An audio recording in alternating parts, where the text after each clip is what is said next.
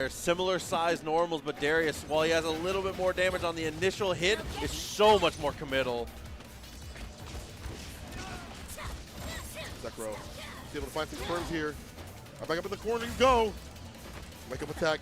Give Sunny some distance. He almost got the jump in. Wonder if 2H, maybe not. Probably wouldn't have worked. Doesn't matter. He's sitting pretty right now. Oh, knocks him super. Oh, wait, that is not info enough. Just barely able to stop it there. Yeah, while that super is high priority, there's no invincibility, so clean up immediately off of that one there. For a lot of level ones, that's a Grand Blues in an hour. To hitbox out. Usually it's good to just dial in the next thing. Most normals will beat other level ones as long as you're in the right spacing. Unless it's Vi on the other side, you don't have to be too scared. Yeah, he's chilling, he's pulling. And pick up 2H. Another heavy one. Almost got that jump L follow-up. S2 anti-air cold stars. We close the distance, looks for the tag, and is able to get the punish with a jab there. Very smart. Forces the break. Utilize. A tag immediately to stop the super from happening, but what an anti-air. Let's give that's probably one of the best, maybe top 3 2Hs in the game. For who? For Yas. Oh, that's the GOAT. All right. I wouldn't say anything definitive. Generation of Miracles level 2H. That guy's unbelievable. Bless that bird. Wait, he said Yasuo 2H top maybe top 3 2H in the game. Is he nuts? We haven't really seen Braum do a majority of the work. It's just been like assist every so often. Is he nuts? Okay, here we go. Charges 2. Oh, misses out on Because they're trying to find all the trying to figure out where they are in the bracket. They're only half paying attention to what the commentators were saying, and then I hear Yasuo 2H top maybe top 3 2Hs in the game. Could have got a little bit more. It's all right though. Zekro goes for the double tag with the freestyle here. Parry actually goes wide. Well, I love to have that defensive into offensive tactic right there. So we sort of fall dash up 5L confidence. Oh, what the hell? Oh, we're unbreakable out here. It's a wall. Into the super, seals the deal. Zekro's only one more character remaining. Sunny's still healthy on the Braum. It'll bar to back up. No unbreakable buff though. Found the low. I don't think it's going to be enough to kill be here. dead. Before the Fury comes. Actually, we get it just in time. Dead. I thought maybe we were going to have time to get the Fury established, but unfortunately, it doesn't quite show up. Sunny, one hit short. Get the finish here, and it's good to see even more Brahms out here successful. Again, another character we don't get to typically see unless it's like I forgot his name, something light. Lightwist. Lightwist. Over in the U.S. Lightwist. Some top 8s. And then you know, like obviously, I'm not sure if he's still playing it, but Slash was playing it. Shouts to the homie. Slash was playing it for a while. In the initial portion, when the game released initially, Slash was like, I'm playing Braum and you can't stop me. Like, that was the vibe. There might be something better, but I love what's in front of me right here. Yeah, that might be a character or two better than Braum. Just maybe. Cool to get to see. And like I said, I'm currently I'm the king of the Braum fan club right now. Yeah. He's not even on my team, but I'm way up on him. I think he's so much better than people think. He once again takes that proper assessor. Yeah, I'm trying to find where we are in the bracket right now. Those are not twisted. But maybe as they progress through the pools, it's a matter of both characters having to interact and work. So yeah. So that Braum gets what the hell? Lord Knight DQ'd? Real quick, a lot of players coming through for that 2H scale. First tournament out for First Attack. First time. I hope we get to see it next year if First Attack comes through again. Which he is there. He is there. Curious. You know, the intention is there, all right? Listen, offline first. That's good, Nevis. Impact, what could be better? First attack, first impact, everything in between. That's all that we need here for sure. It's just been good to see the game translate well offline. Not that I think that I'm surprised to see it, but more just that like the proof of concept is there. The offline mode has been definitely working very well so far, and no real issues when it comes to having duos either. We did have a duo be very successful on the main stage a bit earlier, which was extremely cool to get to see. Really? Yeah, they were. And there was no fighting. You got one thing? Probably. See, I could never. I'd be shocked if it's not a Chris G, Jonathan Tene final. We're playing Juggernaut game 2. Looking at the players who are here, I would be shocked if it's not Chris G and Jonathan Tene in the finals. I won't listen, but I will. Who wins is more up in the air. I'm just saying, like, if it came But I'd be shocked if it's not those two in the finals. Doesn't matter how many hours we spent together or we're friends outside. We're enemies now. We're not cool I'm anymore. throwing, bro. Like, okay, you're not listening to me. It's all. Yeah, it looks like they're doing. Looks like they're doing both the sequels right now. Oh man, I have been saying this all weekend long, and I truly believe it. I'll back it I'll back it forever. Top 8 is tomorrow. Playing Unfortunately, this game solo is really fun. Yeah. You haven't experienced what this game is meant to be. so top 32 and top 8 for Grand Blue both started in 45 minutes. So we'll literally be going back and forth between the two. And then top 8 for 2XKO is tomorrow. So that's where this is currently at. Yeah, let's say like straight you don't know now. No, but truly playing this game as a duo is the best experience for sure. Obviously, singles is competitive and fun. Yeah. But the duos can be competitive too. We've seen. But yeah, it's going to be 10A and Chris G in the finals. We have a duo who has, I believe, made it out of pools in the initial swing. Oh, word. I'm looking at people like the. So it's going to be Ari Timo versus Echo Yasuo. I believe so. Yeah. They're amazing. Like watching them. If we're looking purely based on characters, that means 10A is going to win. But Chris G has gotten to the top of the leaderboard before with Ari Timo, and obviously that's the team I play. So who knows? He can pull back. Maybe he can. Maybe watching it can teach me a thing or two on how the heck you fight against that team using Ari Timo. Or he's just going to spam super into tag, which is also possible. Yasuo optimals and be free. Yeah. It's all Let them good. go with their damage. You come in every so often, get a little bit something here and there. Or just play Juggernaut. Yeah. Oh yeah. I know that Juggernaut got nerfed, and it's definitely less strong than it once was. Yeah. But, you know, it's still a way you could potentially find some success here. I think that Juggernaut is probably the weakest fuse currently, with Sidekick as a close second. But I think both of them still, we don't understand enough to for sure say that they're bad. I don't think. Yeah. That's just me personally, though. Like it's unusable.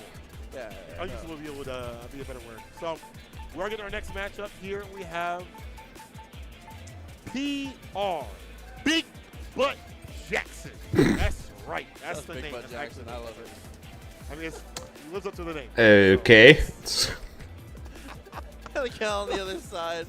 We'll just see how the match comes between. That's a name. It's a winner's side top 32 qualifier right now between these two. Blitzcrank. We're going to get our first instance Blitzcrank of Jinx. Blitzcrank on the screen. Definitely excited to get to see Makes that sense. one. It's going to be the 2x assist. Against Oh, Warwick. Hungry like the wolf? Warwick Echo. What's the echo? What's Oh, I So like he this. were. When it's okay. Oh, sidekick. I'm so glad I about just this. see When I sidekick. play Warwick, I've been playing sidekick. I yeah? actually think it's pretty good. So I'm not gonna say I solo don't think it's Warwick busted, but I definitely basically think this is a very viable versus way to play the Blitz character. Jinx. I think that he has good enough mix on his own that he can burst through between his overhead as well as being able to go for the command throw, all the things out of the demon flip. I don't know. Hubert's kind of proven just how good Warwick Echo is as a duo. So I don't know about this one, but Okay. we're probably going to be seeing a whole lot of overheads. Halfway point, even more so, excuse me, that's 3/4 over that super. That big chunk at the very end. Oh, God. Also light, dive, some damage done. He's at the anti-fireball plate and hold that special as we've seen before. Skate through. Makes a little bit of damage here. Spend it, go to Bloodlust. Oh, don't even need to. Oh, didn't need to, but did anyways. Oh, he is eating PR Big Butt right now for dinner. Oh my God, the gobble down. Sliced up to get the finish here and still has plenty of gauge left over to work with here. Ooh, Doesn't quite get the kill though. Chooses not to Awkward. fear. Definitely respect, but unfortunately now it's going to let Jinx get away. It's going to leave Blitzcrank to potentially come in to finish the deal. Dash up all 5 L's of the command grab. There's the Fury. Fury spent right now. God, Warwick is quick and Fury. Pick up the 5L. So gets up the follow-up to the 2L. And that will definitely do it from here. Spend that extra little bit. Doesn't even have to spend the meter. Still holds on to it now as Jinx is going to come in the 1v1. Fury still taking Oh, with what the an 2H anti-air. Perfection. Not gonna lie, I probably would have just ran forward, did a couple normals into slash into super, and that probably would have just straight up chip killed it falling Fury. But no more Fury, so now we just got to deal with this heading up into overhead. Never mind, forget it. Big back activity. Bonk. Greedy. The dash up overhead. Golly, Big Butt. Yeah, I I think the Warwick should have looked towards the chip kill there. That is minus. It's punishable if it's blocked. So you know, it's a risky situation, but works out. Good flip. As you mentioned, like having that open, you're worried about command grab, the L versus the dive, and also not punishable.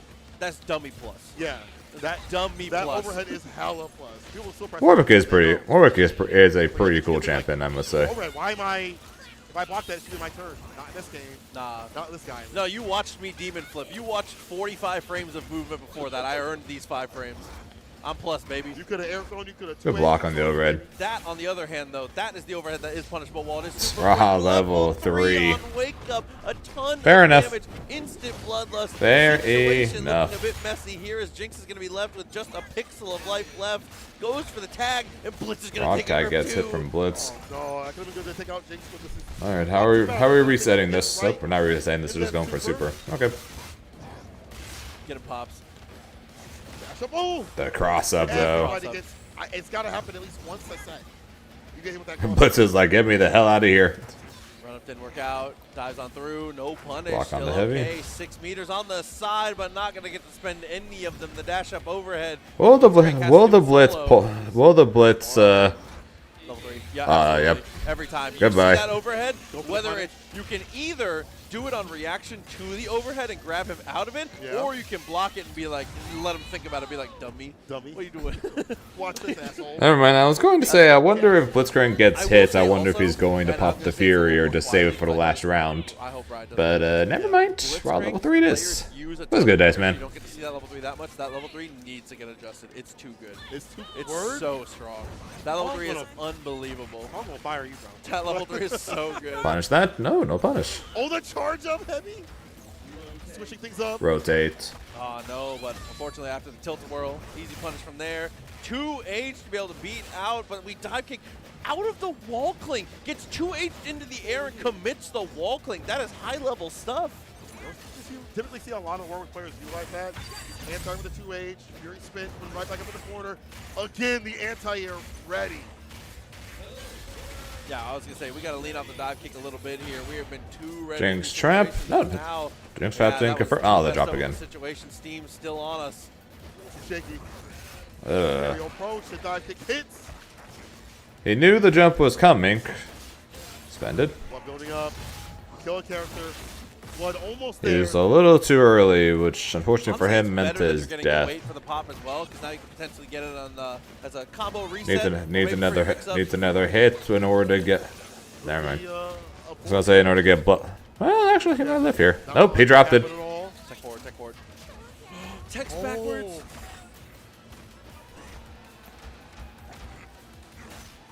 Oh, the stagger. Oh, the drop again. And Jinx is out of here. Out the super attack is managed. Oh no, the dash medium just finds the we love drop combos, don't we? I mean, obviously I would never. I mean, obviously, I never drop my combos. So. Kissing distance. I feel your pain, brother. I feel your pain. Told what an uppercut. Some of the best anti-airs. I feel like it's like a pot thing, you know? Rotate. Maybe. Whoa! Okay. Extend it a little further. Very nice. Hello. Back down to the earth. Spends a super. Alright, do we get the extension this time? Nope. Make for a pretty decent meaty, but unfortunately, isn't able to quite lock it Rush down. down Jinx. Hey, that one. Hey, that running slide attack turn makes it seem like it. Again, the Blitz just getting punished for attempting to get to do. Oh. Back to the corner. Spend it. Yep. How's it getting bloodlust against a robot? That's actually insane. Like, where's that coming from? Oil actually the same effect? I don't know. Okay, you've got Fury, you've got Bloodlust. You just have to be ready to pop it, which he did. But no extensions. Oh my God. No, he dropped it! Oh, you're dead. You're dead. You're dead. I know you got sidekick HP, but it should not matter. Time is going to spend it with the fireworks here. Should be enough. The double 4th of July. Real American, but still gets the win. Big back activities all done as he eats them up. Rip the drops.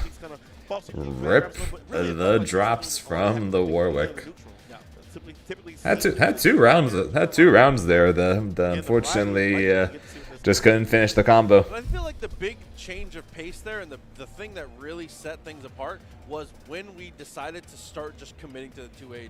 Yeah. Big Butt Jackson just using that 2H very aggressively, Big trying to Butt stop Jackson. all the dive kicks and everything in between. Overhead's not A lot of aggressive angles attempted by our Warwick hero, but unfortunately just couldn't quite get there the way we needed to. I do Still appreciate got seeing the Warwick sidekick coach, 'cause Nor I've been Arch cooking that. and Yeah, Pumper that's it. Jam. Somebody else is on the We same got division. Yeah. WF versus Grand Todokai. Story player out in Puerto Rico in general, you know. And that is it. It looks like. It appears that's going to be. It's going to be 2 more matches on stream before top 32. Neural Arch versus Pumper Jam. WF versus Grand Todokai.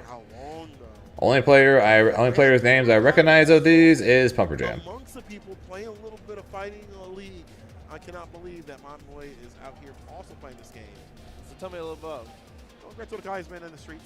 You know, he's been playing a little bit of JP elsewhere. But for here, I don't know what he plays. JP. So what do you think? If you play JP in streets, Kind of wish I went to this tournament. Is he like a lame Portal JP, or is he a cool Portal JP? like setup, you mean like cool Portal, like as in like You interpret that how you want. Is he a cool Portal He's a JP, cool or is he? Portal. Okay. Yeah, he's one of those in a good way. One of Might just be a Jinx those. player, honestly and truly. I mean, it's a character that definitely can. One of can- those. I like the open-ended. Is he cool or no? Is it cool? Or is it one of? Oh man, here we go. Here's departure. No, like he's a no. He's no. like the cool dad, like. It's just a little teleport commando every once in a while, just to Yeah. spice it up, you know, a little Like, seasoning on it. That's yeah. all I need. On some baked chicken. Those are those people. That guy, the Lauries, Respect. the Old Bay. Oh my. Yeah. Yeah, he grown that chicken. So Might yeah, be the he's Jinx. chicken. So maybe the Jinx. I wonder if it's gonna be like Jinx Yas. Took the execution. So it's hard to call because the way he wants to play games is so different depending on the game that he plays Yeah. and the way he sees games too as well. But you're gonna see him in competition regardless. I think that's a tough thing too, is that a lot of players that play these games where you play a single character, a lot of times they are more locked into one play style because they're playing a single character. But in these games, a little more opportunity to be able to roam. As some, like for myself as an example, like I play a lot of zoners, play a lot of grapplers. In this game, you can kind of have the marriage between the two of them. Yeah. But like in Street Fighter, you only see the What grappler, right? are Yeah, we so you going don't to have here? If there's multiple Ooh, another sides Warwick, to your okay. play Warwick style and the type Echo of way again? Yep, you Warwick want Echo. to approach a game, you Oh, get wait a to second. kind of like express all of them in one place. You get to mix Oh, it another up Warwick, too. with the flavors. Warwick Vi, Warwick Echo. Some soda over here, some Sprite over here, We were whatever. 2 Exorcist So wrong, by the freestyle. way. These are. Oh my God. So he's a cool Portal JP is what this has answered for me here, because we have Warwick. Yeah, Warwick. Okay, okay. He's a little more active and aggressive than other JP players. Like when I mean cool Portal, like he'll sit on the portal, he'll maneuver around it too as well. It's cool, and it's cool to see that. So, I guess all the Warwick players decided to come here. I guess, huh? You know, Sonic Fox's character drop. I don't know if they're still playing it right now, but when the scene dropped, it was a nasty. The damage, the mix, opportunity to get Bloodlust too as well with the assist. Yeah, Nice and easy. Character controls space and handles business so effectively here. As we're going to go straight in, crosses up for the crater, gets pushed back to the corner here. WF, we talking about Grand Todokai a ton. WF on the other side, so why don't you talk about me? Kind of handling business pretty well with the Vi so far. Freestyle. Definitely, I think, a good call with Vi. Vi's one of the best characters at forcibly setting up sandwiches, so having that access to double tag is crucial for her. Okay. Good time winder, sure away for a little bit. Dash up, 5M to start. Ooh, no. Punish though. Did not come. Oh, drop through. Hesitation on the execution. Drop into drop. Todokai Good block on the over overhead, though. Push blocks it out. Again, Night kill. not hitting where it needs to. Which is crazy because Time Wonder does everything. Yeah, it really does. It's a, what a good fireball. The super doesn't work. I think you gotta get that second hit without releasing it. I don't even know what's happening right now. Oh, same brain cell there as we both commit to the demon flip. Goes for the medium afterwards here and applies the pressure continually, and with a parry attempt there that was good core vision, and I do like the idea. And sometimes you're gonna go for it. Good idea, it doesn't quite work out. That's gonna happen. Over. Oh, Execution is the way. got the overhead head, but the Echoes just messed it up. Overhead. No! Okay, kill him. Kill him. Why are you not? Raw DP in the super. You're a goblin for that. You're a goblin for that, Grand Soda. Sometimes you just have to do it though. Why are people not taking their Almost kills? with a break. They're still chilling. Fair point. That's both characters though. And he's gonna cut it super short there, straight. Guys, why aren't people taking their kills? Characters double the bloodlust. Know that actually. That's it. Down as 2 would have killed. Why the hell are you doing? Why the hell are you doing? Medium. Back down to earth. Misses out on the ground bounce though. Actually, that demon flip cancel with the second jump can work out pretty well for you here, but the time winder at that spacing, that's a punish every time. 1, 2, 3. What's for comfort? Grand Soda only with that character in his name and will be erased from the annals of history. It is freestyle though, so. Backwards, stuck in the corner, push block, block. smart. Swing and a miss. Oh, we're doing it again. Overhead, There you go, off the DP. You're gonna go to the maximum Warwick here, leaving right Interesting that he's going for that one rather than going for bloodlust. Did avoid until we got clipped once again in another scenario. Bloodlust activates. Pop, damn. Doable. What the? Once again. Oh my. 828. Same brain cell got the hit afterwards, following through effectively now as we're gonna cut to the super, cut it short. Guys, what am I looking at here? Let's get the catch. What am I looking at here? What the hell, man? Not with that upper. What was that? Nice and chill. What was that? Oh, okay. No, every once in a while, you know, 3H. Good confirm. Alright, good. That was a good confirm. For that. They gotta let the animal out every once in a while. Yeah, Come on, bro. Can't be caged. I get you. Unchanged. Heavy into Raka. But high on the side of Grand Soda. And flip, hits both sides, did not confirm, gets a hit again. First gets the hell out of dodge, got him. Commits to the overhead from much too far. Maybe thought they were going to try and continue with the run there. Potentially just missed execution. 1, 2. Oh. Electricity, Try again. 1, 2. Oh, there we go. Oh. Jumps the throw. And messed up. It's been so many hits, but we're going for the triple electric route, and it just hasn't got been him. working out. Oh, but luckily a show of force going to work out there. Got him on the run forward to him. Actually, no, it wasn't two. Actually, no, it wasn't 2 them. Actually, not sure what the flip on that was, Marco. They're dead. Spended. Grab super to finish the job. First game, free dominant. Be able to take away these access points. Gotta love pool matches, right? Warwick by himself. Can't do as much magic, it feels. He's not with Grand Soda hands at the moment. You see some gotta love pools. Stop in terms of what he's doing on his side of things. That freestyle, as you mentioned, also allowing oh wait, hold on, that little stutter step right there works out to open him up. Two important things. One, I think both players need to do a little bit better job of anti-airing this demon flip. I know it's tough, but you have to 2H. That's good, Piggy. You can't establish yourself beating Bloodlust it. activates. Just get a little too messy. Second, for Totokai, Rolled forward and then tried to go for flip. More defensive. Chill a little bit I harder. flip a charge flip. With Echo, you have one of the best layouts And in the the game for playing a little bit more defensively. Okay. Like even here, like throwing the time winder, just reset, back up. Yeah, there you go. There we go. They have. WF's team has to Don't come it? to you.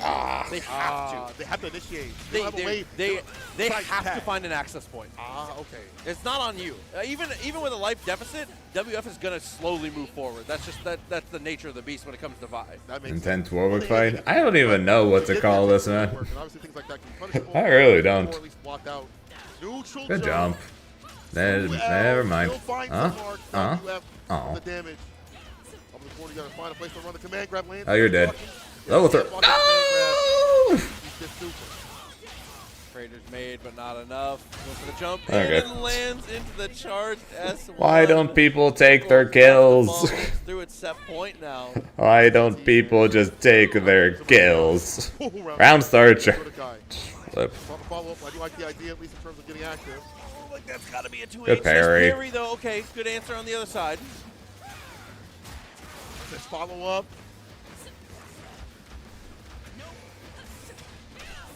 Happy birthday! Happy birthday! Happy birthday!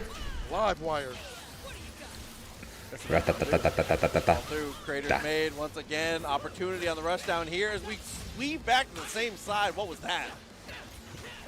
I wanted to assume that was just supposed to be an assist call, because what? Breakdown. Yeah, I believe so.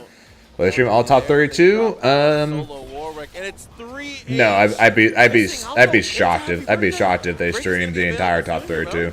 They'll stream some matches of the first rounds of top 32, and then they'll probably stream every match to make top 8. So it's like they'll probably stream a couple of winners round. I will say that Get Up Attack is a lot better than I think people give it credit for. They'll probably stream some of these, and then they'll probably stream some of these, play fighting games. and then they will stream all 4 of these and all 4 of these.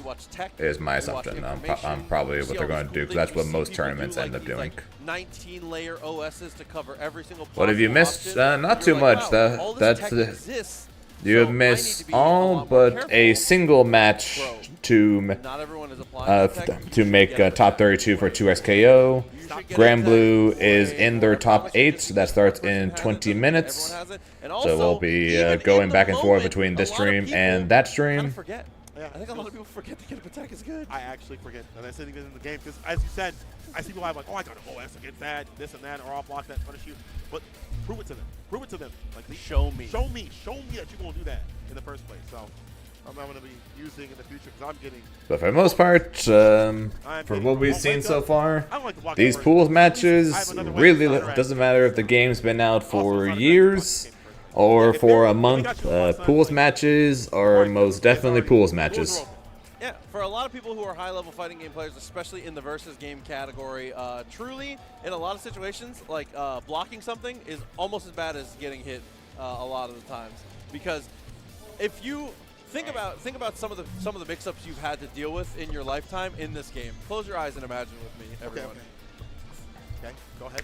So those work on block and when you get knocked down. So I don't even need to get a hit and knock you down for it here. If I freestyle and you block Yasuo, I never watch pools is always hella spaghetti. I mean, you're not wrong. Oh. Don't give me nightmares. It's terrible. In pools, you can get some of the greatest matches ever, to your point to say that, like, based purely on how spaghetti they are, pretty much. You will get the worst of drops, the goofiest of confirms, the strangest of hits. You can get all of that within a single pools match. So it's both awesome to watch and absolutely terrible to watch all at the same time. You're telling people to die. You want to die like a dog, you want to fight like a goat. Yeah, so we're going to get Neural Arch and Pumper Jam as the final. Actually, no, never mind. They added another match. Sunny versus Static Gorilla they added. I guess they realized that they needed at least one more match. So we got Neural Arch versus Pumper Jam and Sunny versus Static Gorilla. Sunny, who lost the Tong. Pumper Jam is up next. Shout out to Tong, by the way, winner's side top 32, and also a salute and F's in chat to Tong, who has to fight Chris G in winner's side top 32. Which is like a set play monster. So this might be. May you rest in peace, Tong. I am so sorry. Mix up. This might be our Alawi player. Oh, maybe.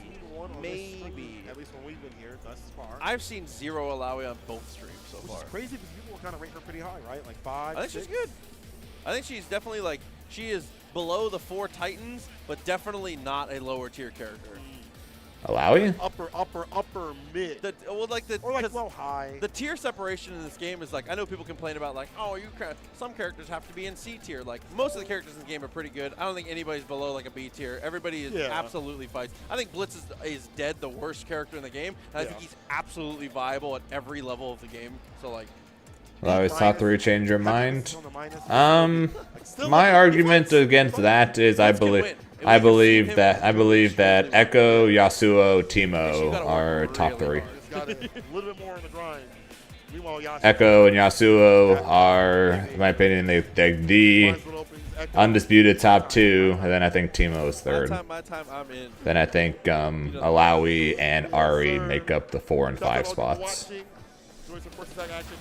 See something you like, clip it, ship it, hit us, uploading as I go. There's a lot to learn for this game, and a lot of people, obviously all of us are, you know, trying to figure out what's going on for the meta and how to play. And the early days for these games are so funny because you get to watch back after like a year or two and be like. So that's my opinion of the top 5. Absolute infants. 100%. Once of the time that always probably happens. got Darius right. Probably got Darius right after that. Darius, Warwick. Everybody watching this as well. Again, appreciate you all for supporting First Attack here, but this is a Trying to remember all the champions off the top of my head. Funnily enough, Darius and Warwick. Oh, I can literally look on the screen here. Then Jinx. Then probably Braum, and then Blitz, then Vi. The best team in the game. Word. For sure. Absolutely. Some of the highest. It's probably where I'm at right now. Truly can handle business at every single stage. Pretty decent. Or Vi them Blitz. It does it all. It does it all. Okay. Pupper Jam. Either way, Vi and Blitz are probably bottom 2. Braum used to be the one to hold that spot, but his buffs are actually pretty nice. Not enough to move him up a ton, but he's I think he's at least better than them now. Ooh, had the S1, actually ends up with the S1 in the air, gets back down to the ground. And shoutouts to oh, what a block. Here after the break. Bait the burst. Gonna bring it back down to the earth. Jinx has slept on though. Potentially. With the spin there. Great use of the retreating guard to be able to escape. The changes to Jinx definitely hurt her. Definitely hurt her though.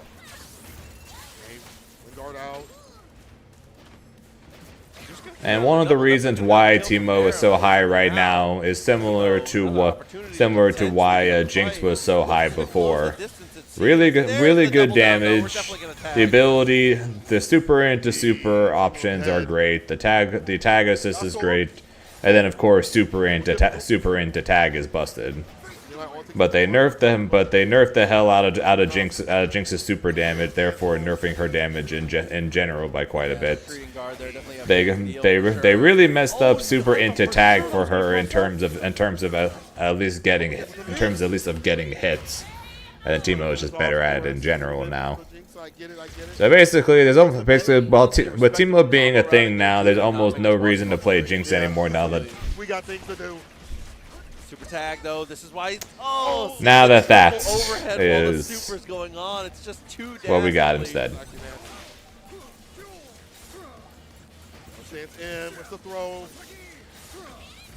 And bait the burst again.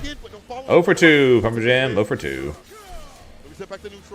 But yeah, I'm not going to say that like I don't think the bottom tier characters are like bottom tier bad at the game or anything like that.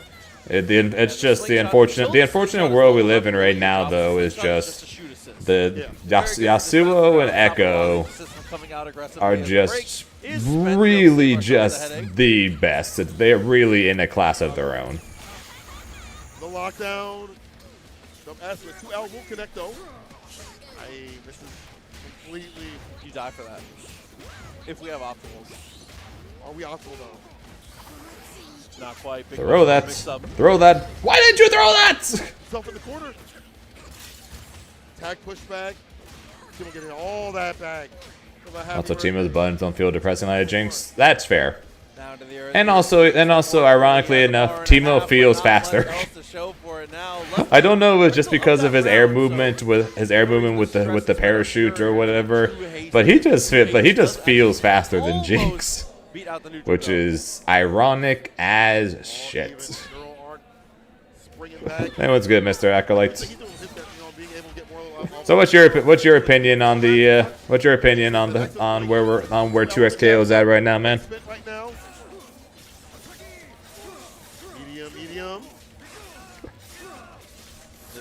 Jinx feels so sluggish. I legitimately would have been playing Jinx from the start of the closed beta if she wasn't so ungodly slow. And honestly, from here it's kind of dashes up to get the punish there, but At that point, Spin. Timo, Oh, you no spin. kind of just chill. Yeah, you vibe a little bit. Play it low and slow. No reason to go anywhere too aggressive here as the mushroom is going to get set up. Damage going to add up in a hurry. Oh, it's going to go invisible. How do you throw an invincible person? Wake up, work with the back throw. Timing on the tag, definitely smart. That was definitely the guy. Twice Like I said, I don't think there's a bad character in the game. Like I said, I think the likes of Blitzcrank and Vi are at the bottom. Jinx and Braum barely above that. But I don't think they're bad. The issue is just, why did you do that? Why did you do that? Why do people in pools love to not kill people? Die to Chip, just ends up losing out to the slingshot. Now Neural Arc continues. It doesn't matter. And blocked. Yep. But unfortunately, we cover everything. But unfortunately, unfortunately, the world we live in right now is just, even though I don't think those bottom characters are bad, we're really living in Echo. Like ever since the closed beta started. And even during like the second alpha, we've really just been living in Echo and Yasuo's world. And even though Echo's Timewinder got nerfed, and then Yasuo's Yasuo got nerfed. I'm gonna keep putting that in quotes because God, it doesn't feel like it. We're really so just living in their world. And it really just seems like if you want to be competitive at this game, you have to play minimum one of the two. It really is starting to feel like that. You have to play one of the two in order to be competitive. That's got to be the most annoying thing as a Jinx player is to have this character just walk underneath. And that just sucks. Like, what the hell? How are you avoiding this? And that just sucks. Unfortunately, it doesn't go your way. Nice instance of the parry there as Puffer Jam's able to avoid. Hey, what's good, Flamey? In follow off the stance has not been hitting like it needs to. No pickups have happened. Not in a while. Okay, like that. Put the win, lock down the fireball approach from happening. Spin it for a little bit more. Oh, I agree. Call for defense. 100%. The game's issue right now is less character balance. But because I know that sounds like the opposite of what I just said. But stay with me on this. I think the game's issue isn't character balance right now, because we can see worlds where we can see Warwick still making it into the top, where we see not really Brahms, but we see Alawi's making the top. We see Ari's. We see these non-Echo Yasuos make it to the top. But because of the fact that there are only 11 characters in the game right now, and then not only are two of the strongest characters in the game, and even with the wind wall, I'm in here. Yeah. And not only are two of the strongest characters in the game just really good, one of them is perfect as a solo character, right? Yasuo. Yasuo literally can do everything himself. He doesn't need help. He likes help, but he does not need help. And then Echo is literally the perfect tag partner for everyone. Best assist in the game, great setups, great Okies, easy access to limit strikes. Basically, he's the best partner for everyone. And Yasuo is basically the best solo character in the game who doesn't need help. So what happens when you make what happens when you make the best two characters in the game, one being the ultimate solo character and one being the ultimate teammate? It's like what happens when you take those two things and then you make them the two best characters in the game? Everyone plays them.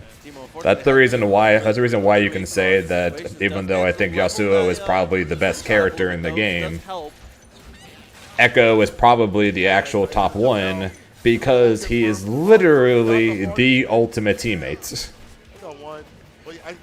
He is the ultimate teammate.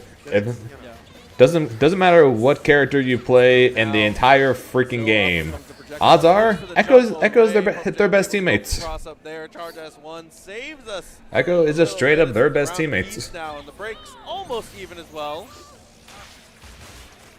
And then of course we can go, and like the only champion really that's at all competing with the big two of this game, pretty much in terms of fighting the meta, is ironically enough Teemo, who ironically enough doesn't really have that great of a matchup into at least Yasuo.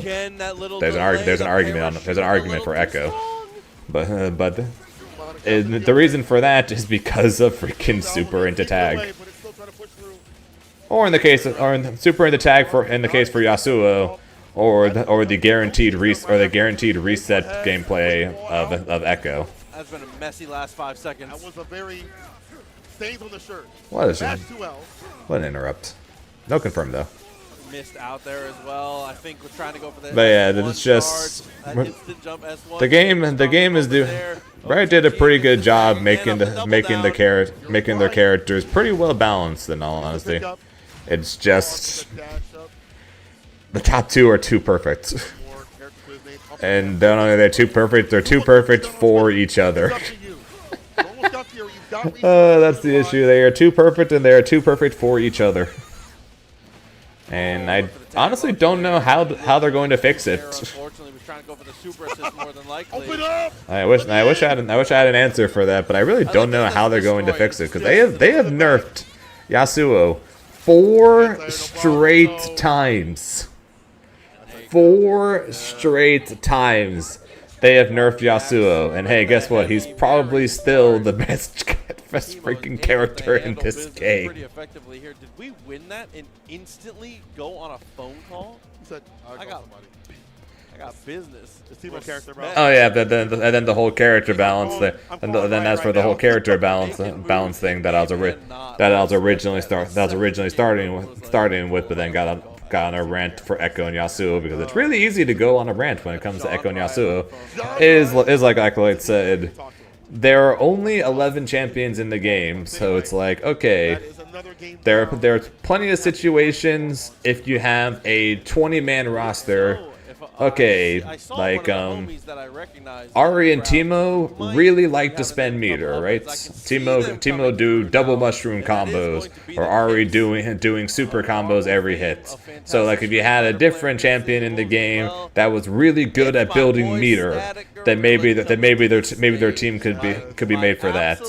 Or there's a character with really good assists, but it's an okay character, then you might be able to play that character with Yasuo or Ari to really set up the mix, or Echo really set up the mix-ups.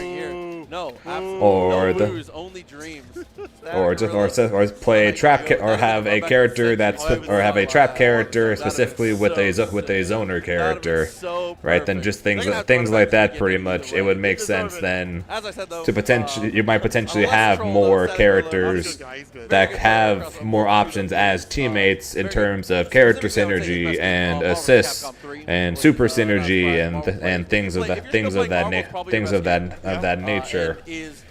But in a roster where there is only 11 characters, and Echo really just is the best character in terms of getting Limit Strike to build meter, best for Oki, best assist in the game, right? It's just like you give Echo all these things, or you make Yasuo the perfect solo character, then at that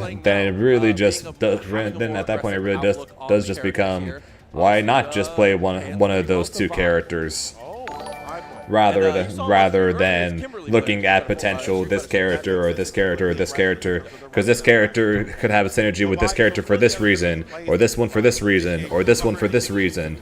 It's like, why play anything else besides Echo? Because Echo just does everything for basically every character. Or in the case of Yasuo, why not play Yasuo with this character? Because no matter what happens, Yasuo will just win. And there lies, and that's basically where the issue lied. Also, Topson, thanks for the follow, appreciate it. My time, your time. True. It's a problem because he is just better backup, being the reason why you only really have one choice for your assist support character. That's the bigger issue long term. If people just have to twist the natural, tell you to Yasuo puts someone in with Echo. Basically, like it's at the point where I'm going to Festival Fights tomorrow. After that, I'm probably going to spend next week trying to refigure out Echo again, because it really does just feel like you're trolling. If you also shout out to my boy Lucar over here, it really does just feel like you're trolling if you aren't playing minimum one of either Yasuo or Echo. And that's basically where the issue is right now. Right now, it really does just feel like you're trolling basically if you aren't playing at least one of the two, either the perfect assist character or the perfect tag character for everybody, or the perfect solo character that will do anything you might need. You need to basically, it almost feels trolled to not be playing at least one of them. Like I said, I'll probably have to consider. Like I said, I'm probably going to start trying out Ahri Echo next week again, and potentially go back and forth between Ahri Echo and Ahri Teemo, depending on the matchup. But if I can, that being said, though, if I can figure out Echo, I'm just better off playing Ahri Echo, because Echo is Echo. He just, like I said, he just does everything. And unfortunately, with Riot saying this is our character release schedule, right? You're kind of just stuck, right? So it's not like, oh, okay, well Riot's probably going to try to get to 20, but 20 really quickly, right? Because there's only 11 right now, and they know that's a small amount. It's like, yes, they know that's a small amount. We all know it's a small amount. But Riot said, we're going to give you 5 characters a year. It's not, we're going to give you 10 characters in the first year so we can load up the roster like what we wanted, and then go to 5 characters. No, it sounds like we're just doing 5 from this point onwards, meaning that we're not getting the next character until late January. And then that'll put us at 12 characters, and then just in case people don't want to be spoiled on what the leaks are, I'm not going to say it. But so that's going to put us at 12, and the next character after that's going to be in April to May, and then that's going to put us at 13, and then by the end of next year we're going to be at like 16. And that's what you would expect a base roster to be for a 2v2, right? Definitely the right call. You would expect 16 to be probably be the base roster total, rather than the end of the first year roster. So unless they tone the hell down Yasuo as a character and Echo as a tag partner, then odds are we're going to be looking at a world where Echo and Yasuo are just going to be on every team for potentially a long time. The double down. Oh no. It's snack time! Snack time only means one thing. Send the poros! Send the poros! How they get mauled by little mini bears, okay? That we're potentially Jesus Christ. Man, look at this cross up attack hit in front because it didn't make a cross up. Rise of momentum. We know what we are. Oh, look at that. The nastiest neutral in the business status. Oh yeah, if this game launched with 16 characters, right? Odds are, if this game launched with 16 characters and we had freaking 2M finds the mark. Ends up getting a reset. Kaylin, Riven, Samira, I know support Lulu, another control mage, Syndra, and Yon. Why not? We'll just put Yasuo's twin and Yon. All right. Random blah Azir. All right, sure. Azir instead, or Set, or Kayn, or any of these champions instead, right? Literally 6 more champions, pretty much of any kind, right? If Yasuo and Echo were still the same, and then we had Azir's puppet characters, and Echo can't, or in the case of Azir, puppet on this side, Azir over here, Yasuo slashes across the screen, call it Echo assist, Azir dashes to his puppet, and then all of a sudden the crazy mix-up get-in tool that he always spams doesn't work. Or Kane's giant scythe smacking Azir with smacking Echo normals, or Echo reaches forward to try and hit something, and then Kayn just smacks him with the scythe. Or Samira's air gun to smack Yasuo when he does the air slash. Or Lulu's support to set up. I made this up when talking to somebody about potential support characters. I was talking with Gaba at ECT about potential support characters, and then one of the ideas was Lulu can work kind of like the MK character, the Banshee character in MK, and can end up locking down assist characters if she hits them with the polymorph. So then all of a sudden Yasuo can't call Echo for a short time, and then like I'm just making all this shit up on the. I was just saying all this shit pretty much just to get to the point of if there is more options, right? If there is more counter picks, or there is more potential duos you can pick, then even if Echo and Yasuo are still top 1 and 2, there's at least potential more counterplay or counterpick teams that could potentially be made in order to fight these characters. But since there is only the 11, and it seems like Yasuo loses to nobody and Echo loses to nobody, then it's like you really have to outplay. Pretty much, you really have to either guess right or outplay these guys in order to be able to win right now, which just sucks. No opening here, so I thought. Break again, both sides on the bar on defense, out offense. Cutting projectiles. Just a cat. Able to bring it back down to the earth. OTG doesn't even go for it here. It's empty low to find the legs. Not really. Wind wall, and Braum shield. But mistimes it. It's a hard. Or just shields in general. League's not exactly about. Most League champions don't tend to completely remove character attacks. Wow. Like that. Had a potential happy birthday. Said, "Nah, I need a reset." Yeah. What if you wanted to play neutral, but then Yasuo went from over here to over here in 0.2 seconds, and then called a 15-frame assist for a left-right mix-up or to keep himself safe. Execution, 2H, the answer, Sunny. And your only answer to it is parrying the 15-frame assist. Was exactly what Sunny needed. Just a little more aggression. You need to be asking the questions a bit more often with this team.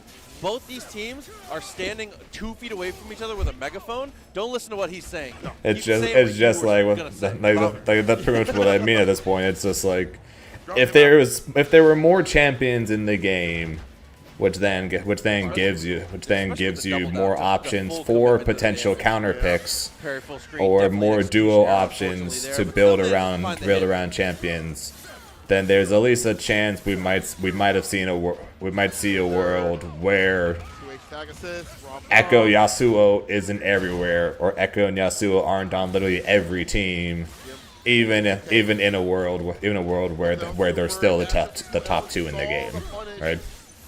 She is red right now. One on the ground. Sunny about to take this character down. Oh, I lied. You have the bar at the very end there. Yeah, just barely. But right now, unfortunately, you see some Darius Elawis, or you see some Timo Aris.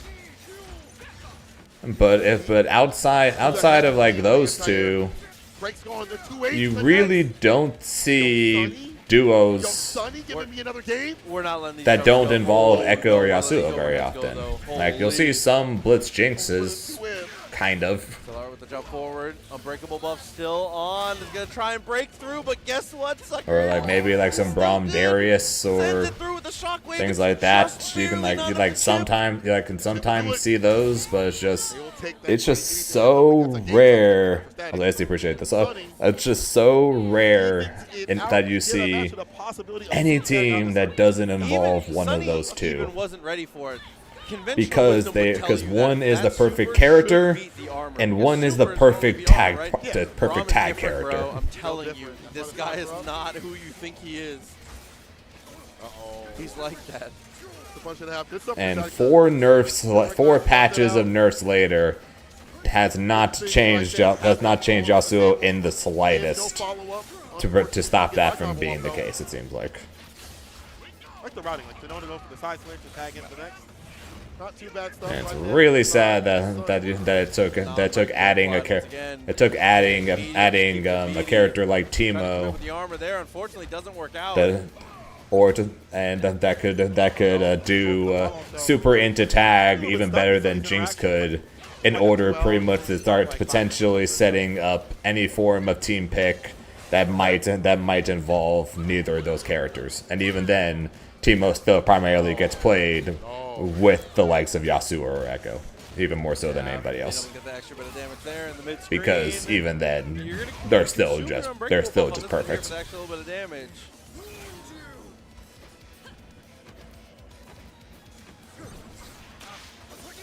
8 sandwich it a little bit. 2H. At least it puts him in the corner. No follow up, but that's fine. I'll be serious. Like I said, I was terrible. I was terrible with Echo. But I'm probably going to, after a Festival of Fights tomorrow, I'm probably going to start trying out Ari Echo again next week, just because. Oh, I legitimately might just have to, right? I'm telling you, bro. Because as Cassie basically just put, if you want to have the best chance, if you want to be serious, if you don't want to troll at a competitive level, then honestly it seems like you have to play one of them. You just straight up and punch. Why aren't you punching? You killed GG there. Okay. Cuts right through Static Umbrella with the reactions and the rebuttal. No receipt right there. Good punch. Set point. Damn. 80 with the hole in the break. Peek. Definitely the right call. Save it out the best you can here. Yasuo v Yasuo. Max range gets the hit. Forced to throw. Well, I'll say this, Shinigami. If Kane did get added to the game, Kane would absolutely wreck Teemo if his 2M was a side swing. That's so hard to pick up. If his 2M was a swing of a side, he would destroy all the mushrooms. Get him attack. As we talked about, rotate. Or if one of his abilities was his W, the ground forward slash, that would also break all the mushrooms. Kane would be like the ultimate counter to Teemo. Forward tosses just because. Turbulent wins for your boy here. As unfortunately we commit. Also, they could technically potentially make it where Kane's E, the move that goes through the move that typically allows him to walk through walls. They could instead. Well, they technically have two options. They could either make it like just a straight up counter or something, but what they could do was they could make it an anti-projectile, so that he could just, like he activates it for the next second or something like that, or however long they want to make it. He runs through projectiles, so it could run through mushrooms, could run through Teemo's darts, kind of like Vi's sway or Yasuo's stance dash, but he just walks or moves like normal. It's not a part of a dash or anything. He literally still moves the same way. He just becomes projectile immune for that short time. Air to air.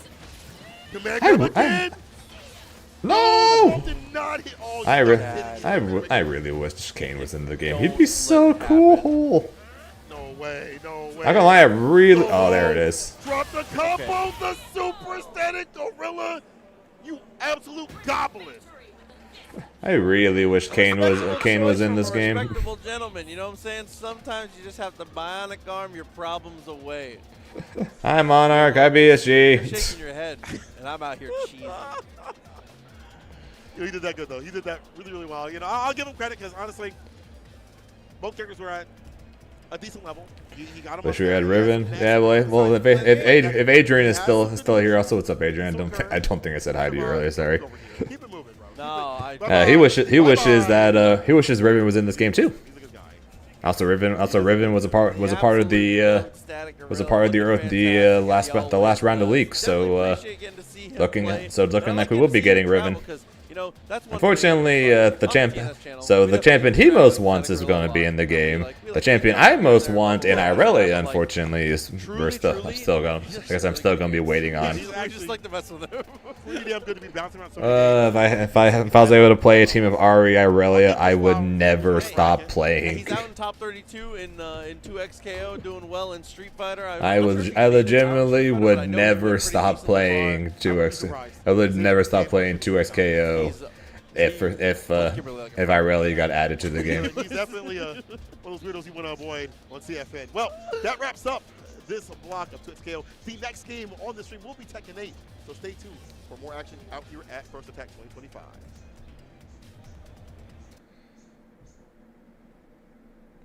Tekken 8 pools. But isn't top 32 supposed to be right now? Today, yeah. Okay, I need to find me a freaking stream schedule apparently.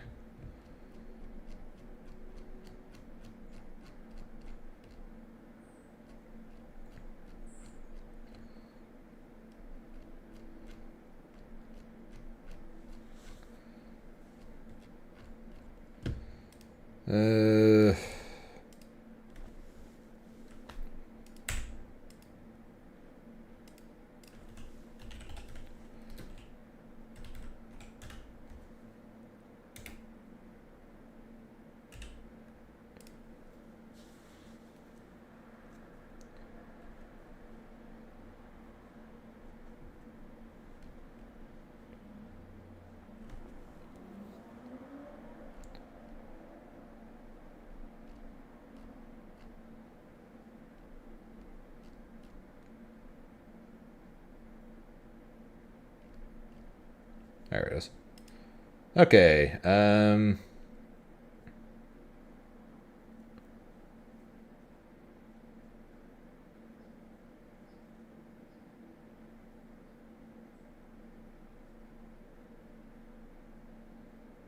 So that's on TNS. Makes sense. Okay, so that's on so Grand Blue's on TNS. 2XKO top 32 is not being streamed. That's interesting. Top 16's tomorrow? What the fuck? What's good, Devex? So apparently they're not streaming top 32 for 2XKO, but they're only going till top 16 of 2XKO, and then top 16 and top 8 are both tomorrow. What the fuck kind of schedule is that? So they cut to top 32, and then they're going to play only a couple of matches from top 32 while not streaming those matches from top 32.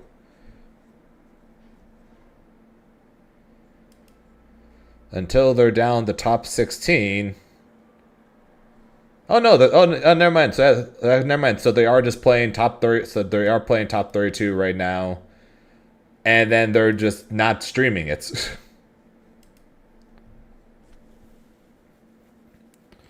Why are they not streaming top 30? That's just weird. That makes me sad. I miss O'Reilly every day. Current really is awesome. Designed for its intended purpose, harvesting shrimps. True, Chrono. Very true.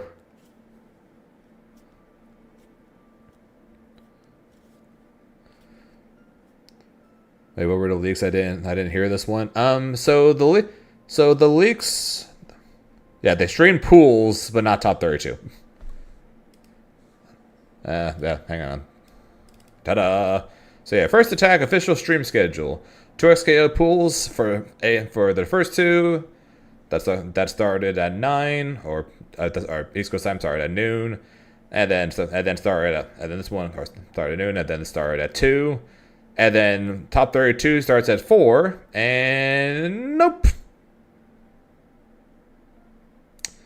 So they are just straight up not streaming top 32. They're going to stream top 16 and top 8 tomorrow, but they are not streaming top 32.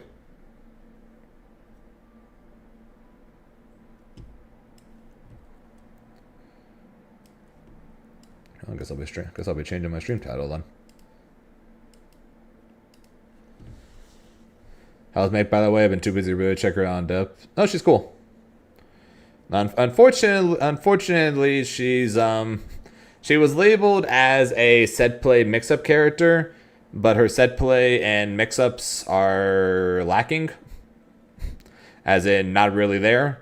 But she's cool though, fast as hell. Her spacing game with her shark is insanely busted.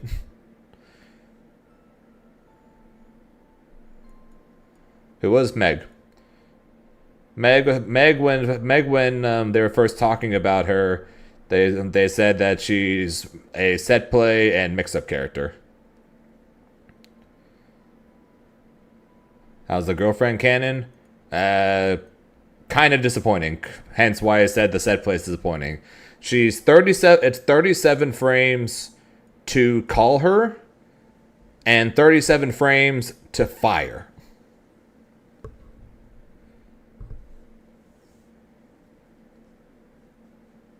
So that's what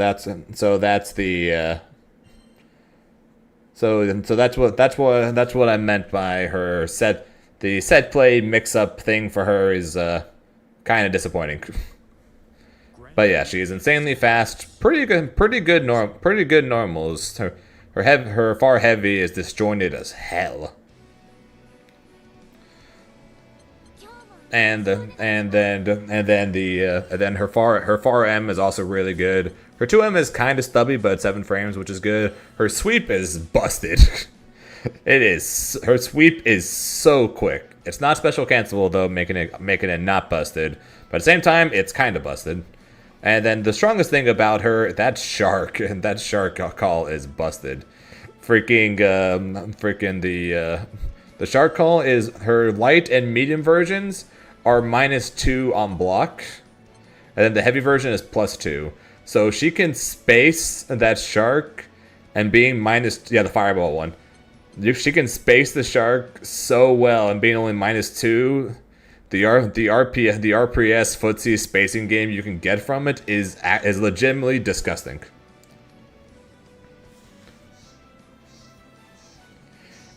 So she's not a set play mix-up character like originally said. She's more of a strike throw spacing based character. More so is what she is. But she is cool. She is cool though. Just unfortunately different than what I was originally hoping for her. For when they first described her.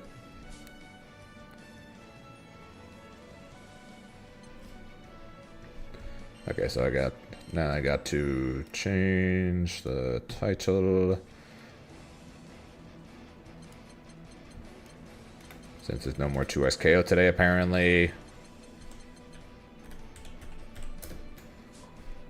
And then we'll go back and play 2xKO after this is over. Oh, and sorry, you're right, sorry. I get my apologies, J Ash. I get distracted really easily. I apologize. Okay, so the unfortunately Azir is not one of them. No. So so the leaks. Those of you guys who don't want to be spoiled for the leaks, mute, and I will give you a thumbs up once I'm done saying so. But okay, so about to start. All right, so for the leaks, someone data mined voice clips or voice lines from inside the game to try to see who the upcoming champions were. And what they found was one's for Caitlyn, which we believe is going to be the next champion, because it's also said that the next champion is going to be a zoner. So Caitlyn is linked to be the next champion, because the voice lines talk about being lined up in that character's crosshairs, so sniper rifles. So her voice line. So she was leaked.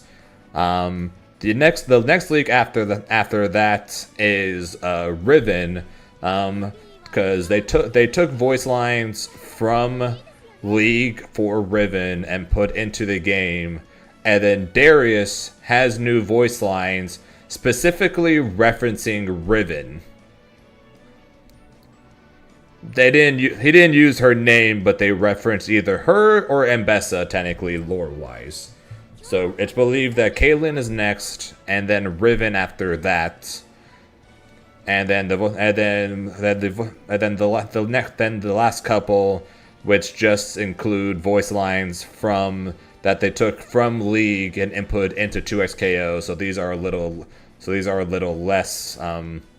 less guaranteed or anything compared to the likes of Caitlyn and Riven.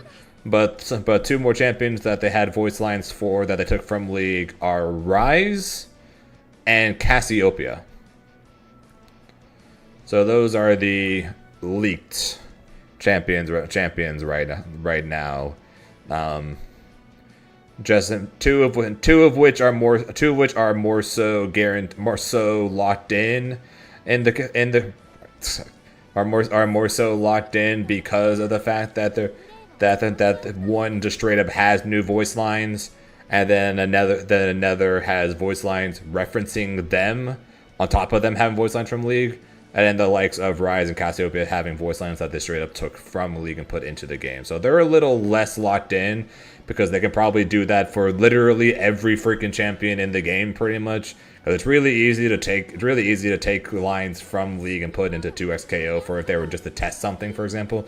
So if anything, those might just mean that they're testing them as possible champions rather than for sure putting them in the game. But in the case of Caitlyn and Riven, Caitlyn already has voice lines in the game, and Riven's got lines from Darius referencing her as a potential teammate. So that makes it seem much more likely that Caitlyn and Riven are the next two champions, and then Rise and Cassiopeia are potential. And I say potential because we don't know for sure or anything on that, because it's literally just lines I took from League. But Rise and Cassiopeia are potential future champions that I guess, if anything, they are potentially considering to be added into the game. Okay. But yeah, so those are the current leaks.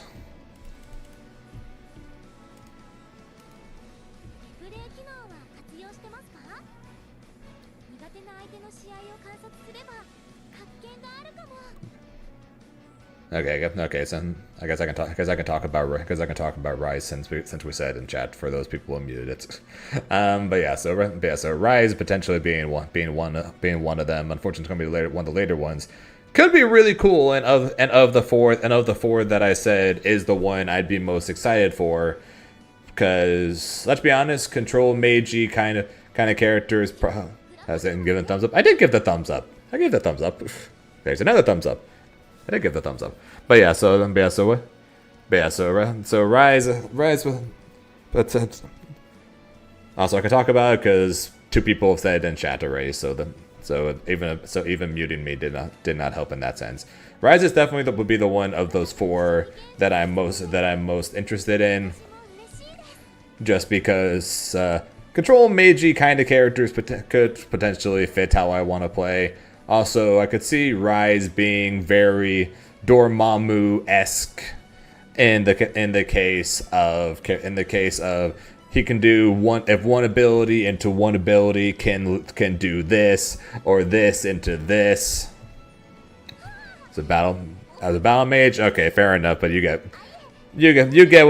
what I mean though. That kind of character though. And yeah, like I said, I can see him very Dormammu-esque because even if you look at previous Rise versions to current Rise version, he always had the ability to basically do, if you do this into this gets better, or this into this it gets better, or this into this or that into that. Now, so it's a lot more streamlined. It's now literally just E into either Q or W, a lot more streamlined compared to previous versions. But so that's a lot more streamlined. But still, Rise has always been the kind of character of who just if you do this first. Then if you do this first, then you get to do this into this into this. Which, and then of course, with his ultimate being a teleport in the current version, he could end up having a teleport for left rights on top of that. So a setup character with a lot of potential to what he can do, and a teleport sounds like someone I'd want to play. So yeah, of the four, I would most look forward to Rise. But unfortunately, he's one of the ones that are definitely not locked in.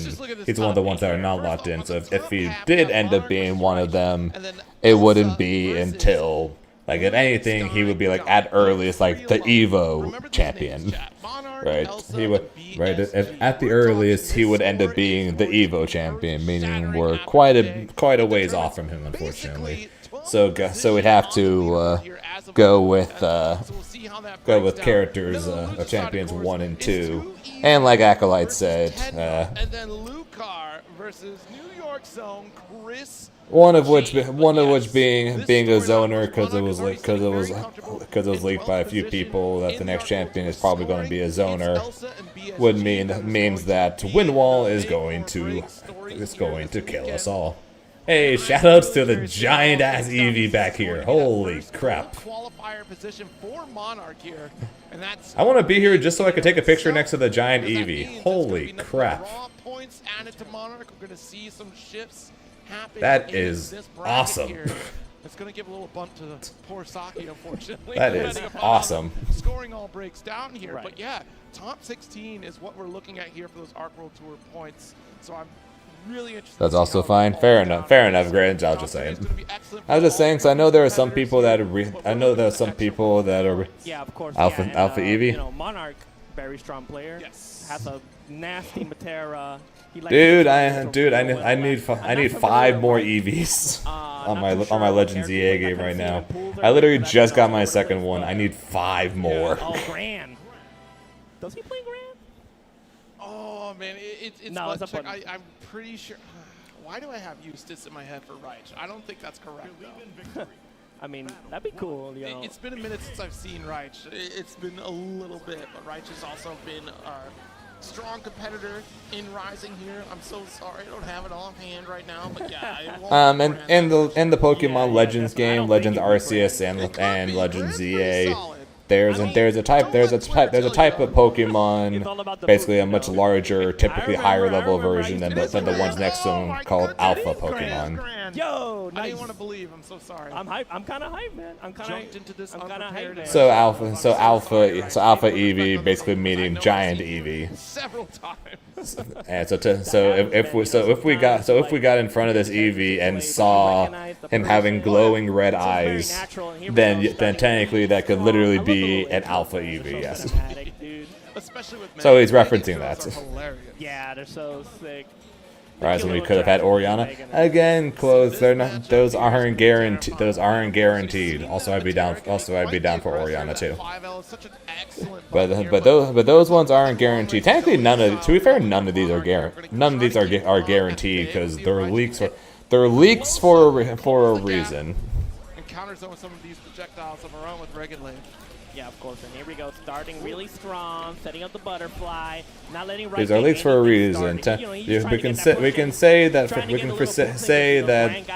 some of them are confirmed because so far all the leaks have been confirmed. The leak for Teemo and then the leak for Warwick were both confirmed, both eventually confirmed.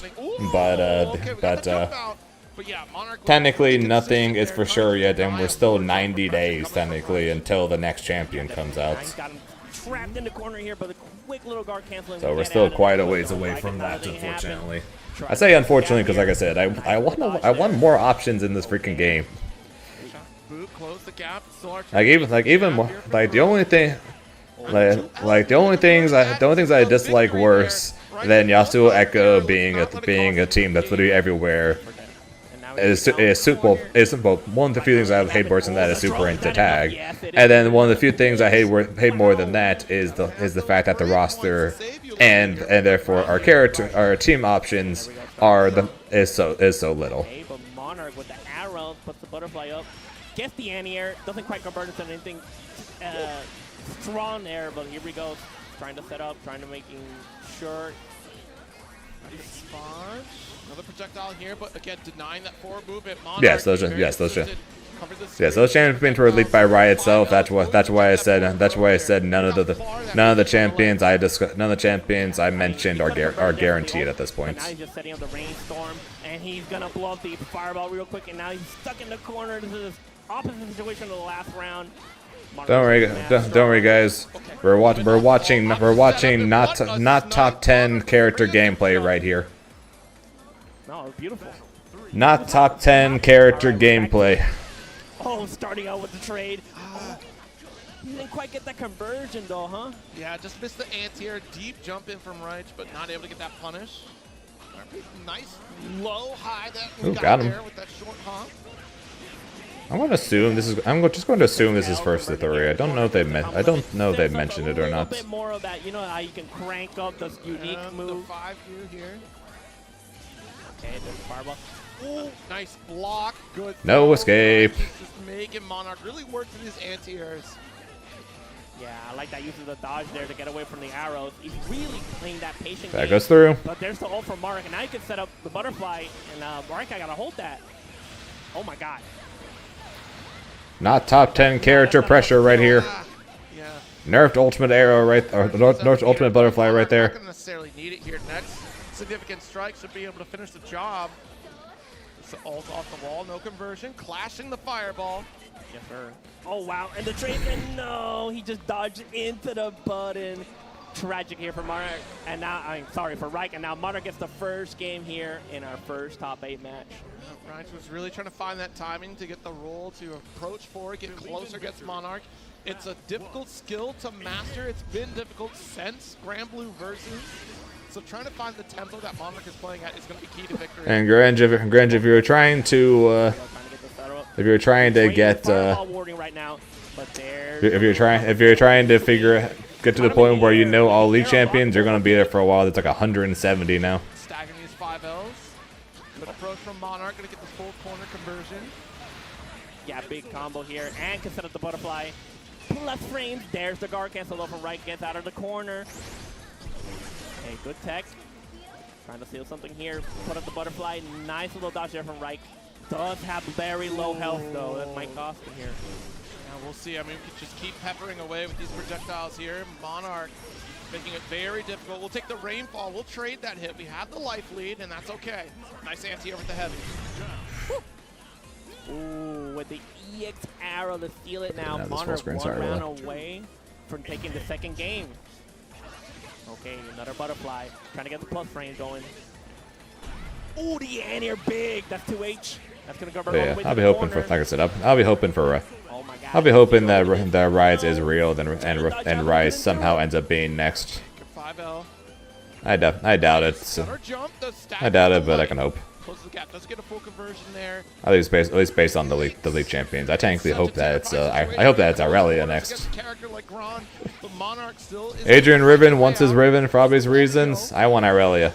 Yeah, now he's trying to, I want to have Ari Aurelia as my team. He's got the flow, man. And there's the ult arrows all over it again. Reich, he's looking really desperate right here. He just can't get anything started. Yes, looking hard. Does get that fireball to push away. Nice neutral jump. Moment of pause. Maybe expecting a BC there. But Monarch not going to give it. Trying to sneak in with JU rather. Okay. And So it's a 2. So it's a 2 or a 3. 2-0 from Monarch's side. Hold on, wait. What do you mean 2-0? So it's a 2 or 3. That's the 3-0. Or was that 3? You're supposed to be first to 3. It's not? Oh, apparently it's not. It's Wait, they're doing 2? I guess it's first to 2 to the finals thing. Really? Yeah.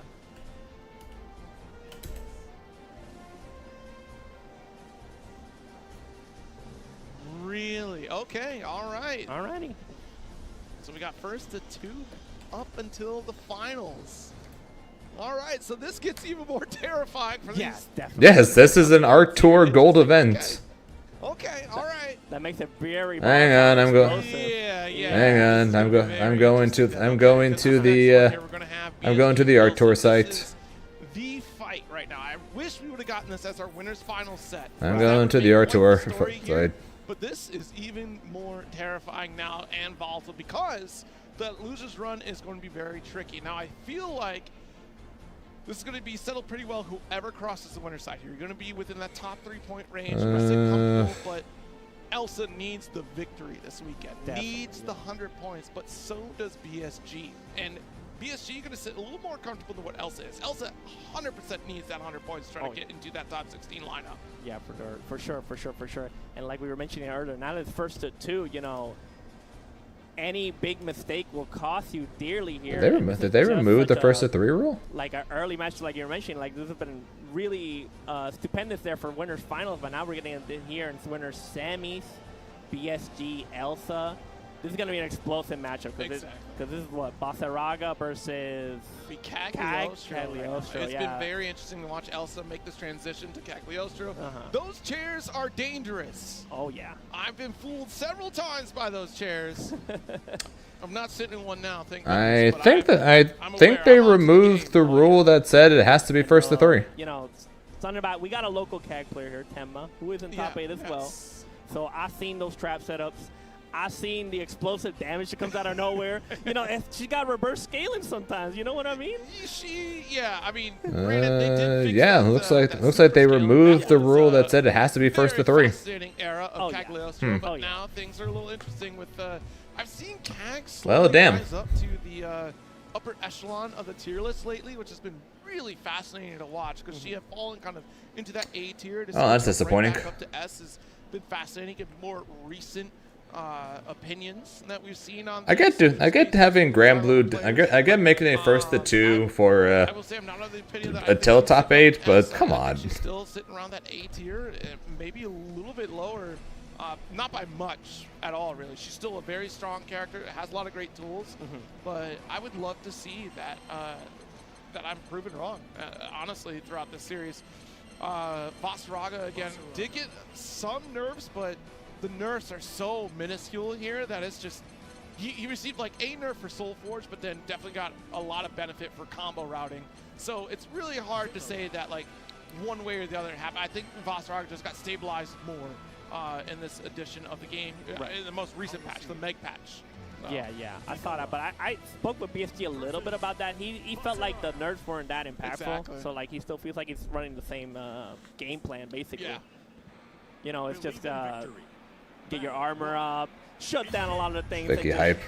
I'd be surprised if she's actually playing. Elsa's actually playing Nicola.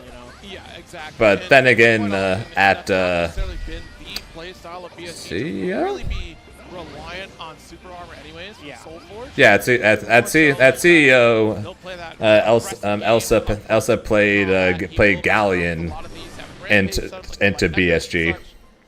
So we'll see if that game plan still holds true, especially against Cagliostro. That's going to be the big factor here. Yup. No. Wait a minute. No. Is that Mikola? Okay. There we go. Okay, we're good. We're good. I mean, she's trolling. We're good. She's trolling. She can be like that. Yes, she can. But I mean, I wouldn't.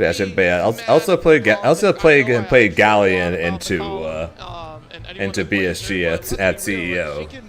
So I could potentially see that, but yeah, no, I'd be shocked if it was Nicola. Mainly because of how her mechanic works. but we've seen a lot of great plays coming from Bakala in recent memory here, and it's still something you have to be very cautious of when you approach in full screen situations. All right, especially BSG when, Elsa. Cannon's working in her favor. We figured the top 3 was going to be BSG, Elsa, and Monarch. So the question is, which 2 are going to be on winner's side? Because whoever wins this tournament is going to be within the cuts to qualify for the ARC Tour, and then the other 2 are going to have to say better luck next We time. ain't trying to get no armor up, bro. We just gotta get in there and blow them up. But I don't think Elsa gonna let that happen, though. Let's see. I'm excited. You excited? I'm excited for this I'm definitely matchup. excited. I'm one of on the edge of my seat, really nervous about this match. Actually, no. Like, this match really sets the tone for Actually, yeah. top 8 here. So no matter what, one of the 3 is going to be within the 8 players for the ARC Tour. Reminiscing of Dragon Ball, but, you know, So that just little like that, just jabby the question. jabby The into question is just going to into the be, frame trap, and now we're already stuck in the which corner. one? PSG gotta do something quick. Alright, so we'll be okay for a little while. We have all the health to kind of just hold down back in this corner. Instinction goes firing off. Whoa, Nice dash 668. conversion, though. Yeah, stomp. so trying to There establish. it is. Shoulder tackle. Yeah, there's the tackle, and now we're here with the corner. Oh my goodness. Trying to get a plus frame. Jesus Christ. Trying to jump out. But PSG not letting have Armor. Armor, Drew. He didn't care. I don't care about your ult trap. I don't need this. Teleport. Waits for the teleport. Barely out of range of the trap. Unfortunately, the ult hex does not do anything here. We're knocked back off of BC. UDP, Brilliant get command off of grab me. Coming from BSG. Brother, that's a jump scare. Stomp, you know, when stomp, you get that stomp. command grab, nice dodge there, but Blue Sky was Got him. ready for it, and the explosive conversion, he takes the first round. Absolutely huge. What a show here from BSG. Really calculated against some of the game plan here from Elsa. Yeah, definitely. Elsa got to adjust here real quickly. PSG, you know, if we let him rock like that, he's going to keep mounting that pressure. And look at that. When he goes into the stance, he's just walking. You got to play that song. Bam, bam, bam, bam, bam. But Elsa ready. Oh, no. Oh, my PSG God. with the tackle, though. You gotta confirm from that. Armor through the trap. Armor through the trap. Good tech, but still going to get pushed out by the 5H coming from Elsa. Yep. That's a little trap, though. It's still just, my God. PSG. With this life lead, not going to take any chip. PSG is ready for the CAG. Holy I'm crap. surprised she does a character swap here after this set, I'll be honest. Oh, but the 5H could be proven wrong here. got him. Can really get this ball rolling. Drop the combo though. Yeah, there we go. We're mashing. But We're mashing. We're getting the hell out of here. Nope, we're not getting the hell out of here. Oh, but we set up the little pressure game. Nice tech from Elsa. We're still back in the neutral, but no, Armor, the though. Almost got him. Teleport. Oops, spend it. Teleport. No, no spend. Not spending it. But not going to use it. Just going to go for Raging Chain off the wall. Yeah, great setup here. Not going to kill the. No, it's not. Combo limit. One last opportunity for Teleport, both sides. P+. Wants to teleport. PSG Spot dodge the rock. Now Chip, we're gonna nope. use the extinction, a strike to finish it. PSG survives round 2 of game 1. Figure she would have gone straight for This SSBA. finals is PSG. Remember, last year BSG finished 3rd. BSG using I think BSG using the Evo water bottle from this last year. But we're a different beast now in this Grand Blue Fantasy versus Rising. Ever since All right, then, Elsa, PSG we sticking with it or are we swapping? And at Nope, this we are point sticking in with time, it. Last year, Elsa was a bracket demon for PSG. This is looking like no longer the case anymore. It's a whole new year.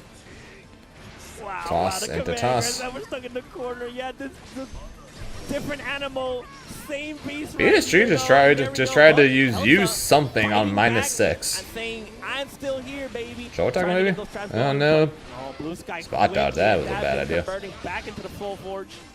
Okay, but Elsa though, she's playing very tricky here, trying to get those frame traps going, but Blue Sky just Far M relentless, into man. U extinction. Got the dash H to pick up. Let's get an install. Good whip Not punish. activated Soul Forge yet, so it's not There's gonna the trap. reduce that meter. Here we Does go. not matter. Reach, not enough. Dance. We're Oh, through this, Elsa. What do you mean? Oh no! And look, he did the little slow walk too. The aura is crazy. Yeah. He's like, I'm a Juju right now. There we go. A lot of EX fireball, but the trap. Well, Hex catching the back dash here. Not breaking a sweat. Late tech will take that little bit of damage here. BSG maybe down a little bit on this health lead, but that can very quickly close. Yeah, definitely. So trying to catch something with the little frames, has a little jabby dash-ins there. Trying to maybe catch BSG off guard, but he's no. Huge shoulder tackle. For everything, loses conversion, gets the soul for jump. All right, shoulder check right. Good whip through. punish. Great challenge from Elsa. She's not going to be scared to be in this corner, but the quick low. 6H. Dash H to get the extension, and there's another Soul Forge install. Oh, wait, 2H. PSG. Not out of it yet, though. Didn't quite get the conversion. Toss and to confirm. Is that enough? That should be dead. SSBA. All right, she's alive. Crazy. Wow. I mean, Yes, he was. Unfortunately for him, though, had to fight Monarch. That would have been absolutely insane. I think if he would have had ultimate shoulder check, we might have been able to follow through. Yeah, but I think he already used it before now. Exactly. So there we go. All right, nice tech there from Elsa. I wonder how long until Elsa goes for a jump teleport. Oh, the trap disappeared. Goes for a jump teleport to punish the throw attacks on these spot dodged. Elsa might be finding a rhythm here. On these spot dodged shoulder tackles. Yeah, for sure. And there's the guard cancel. Super. Is that enough? Oh yes, we don't have Soul Forge here to save us. Okay. Good spot dodge on the heavy into sweep. Blocks the guard cancel. Stomp. Tries to arm out to avoid a potential guard cancel. Spear into spot dodge spear. You gotta play a little lame, you know. Land on the trap though, but no confirm. Teleport puts him in chip range. Spot dodge, nah, the lariat. I mean, the way that BSG has been spot dodging all of these spears has been absolutely insane for defense. But Elsa, He shit on you. Well, damn. 1-1. Definitely. And now we're tied up 1-1. Yes. Dude, here's the thing though. His first Kind of wish Elsa didn't have whatever happened to where she had to miss Thunderstruck. Because Elsa won that, she actually would be in the cut right now, and then it would be a whole different situation for what we would be looking at for the top 3 seeds. And she has this tendency to do that rather than just, I'm going to hyper focus on my defensive options. You are not swapping to Wilness. You are not swapping to Wilness. Okay. There's not going to be a character change for either player. Obviously, Elsa winning, and then PSG being. How my locals go? I ended up not going to the local last night. I was considering it, but then when I kept checking back on the entrance, and there ended up being only 3 entrants for Grand Blue and 4 for 2XKO. I'm guessing at least a decent amount of the players might have ended up going to this tournament first attack. So I end up not going. So instead, I'm going to Festival of Fights tomorrow afternoon instead, and then we'll do Sonic Sunday tomorrow night. Instead. Yeah, we'll see. For sure, definitely. They're about to make new characters OP. Kinda hubba dubba. They may. Wilness is strong. He's not top tier, but he's strong. Meg is probably upper mid to low high. In my too early opinion. I don't think she got enough meter to get the super though. No, not gonna be enough. Get the side slap. Combo limit hits. Nice command grab. BSG has some catching up to do. Oh yeah, definitely. Hey, there we go. Set up the install. Watch them. No, Vasaraga A is better, and B has a better matchup into CAG than Wilness does. So that's what I'll say. In BSG, you're not swapping to Wilness. Sweep removes him. Armored. Gets a conversion, but Great Trade doesn't reach. Oh. You extinction is still just so good. Elsa got to adapt right here, right Elsa now. was looking good there, but let's go. Oh, what a whip punish! That was Elsa, or maybe still is in today's bracket. Oh, let's see the stories. They're being written right now. Zero. Okay, here we go. Putting some rocks out.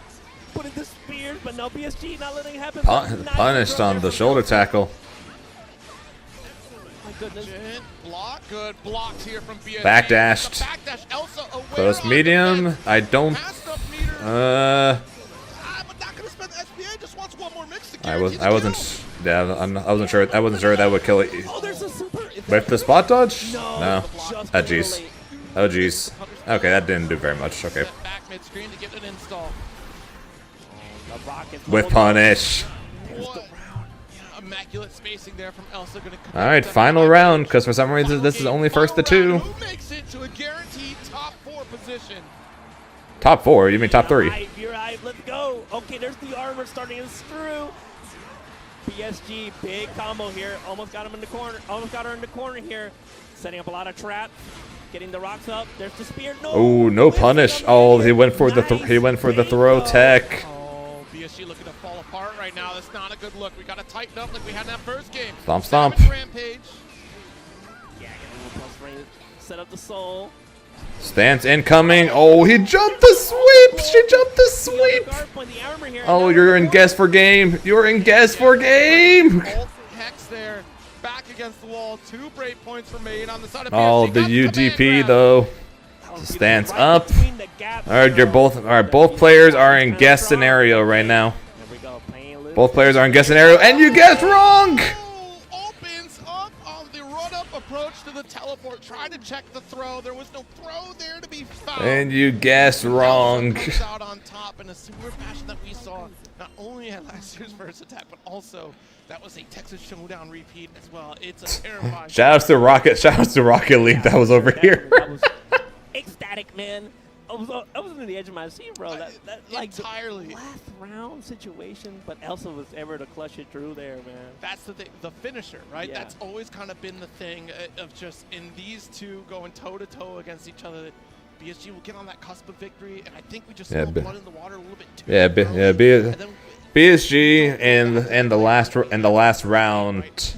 gonna try to walk this off here. I'm not sure exactly why or what happened there, but PSG just fell into the go-to online habit of always teching throw with throw. We have risk right around the Because he basically never fell for the jump teleport throw baits. Basically the entire set until that last round, where not once but twice he tried to tech throw with throw, and then got absolutely crushed for it.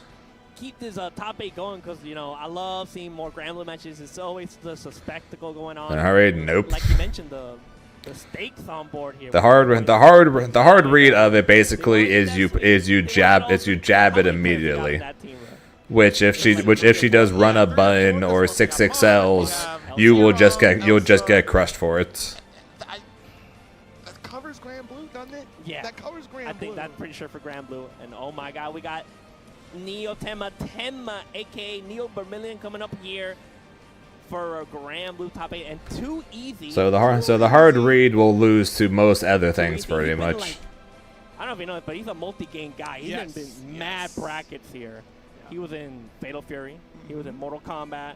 He was in 2XKO, and now he's here in Granblue as well. Yeah, it's too easy. Been a consistent Granblue competitor. I feel like every time they're at an event, they are running the sets here for Granblue. We'll see how that play goes up because I believe we're still on. I believe we're still running Charlotta in this one here, if I'm not mistaken. And of course, Tenma going to be showing off that Cagliostro to get into this one here. No way we got 2 Charlottas. I could be mistaken here because too easy a little bit. Yeah, like just about every World Tour event pretty much has first to 3 top 8s at the least. Like if not first through the entire tournament, but at least first to 3 top 8s. But nope, this one they're just doing first to 2. Players locked in as they get their controller set up here. Thank you all for tuning into First Attack. A gold qualifier here, so 100 points on the line for the victor, and then rest kind of trickle down. Yeah, definitely. It's a great showcase for it. They changed it up a little bit on me. It was great to walk into the main entrance and see all the games right in front. I have absolutely no idea, If I'm being honest. You know, it's just to get a little excited. People will do what they want to do. Yes. What I can say though is that Grand Blue had freaking 17 entrants.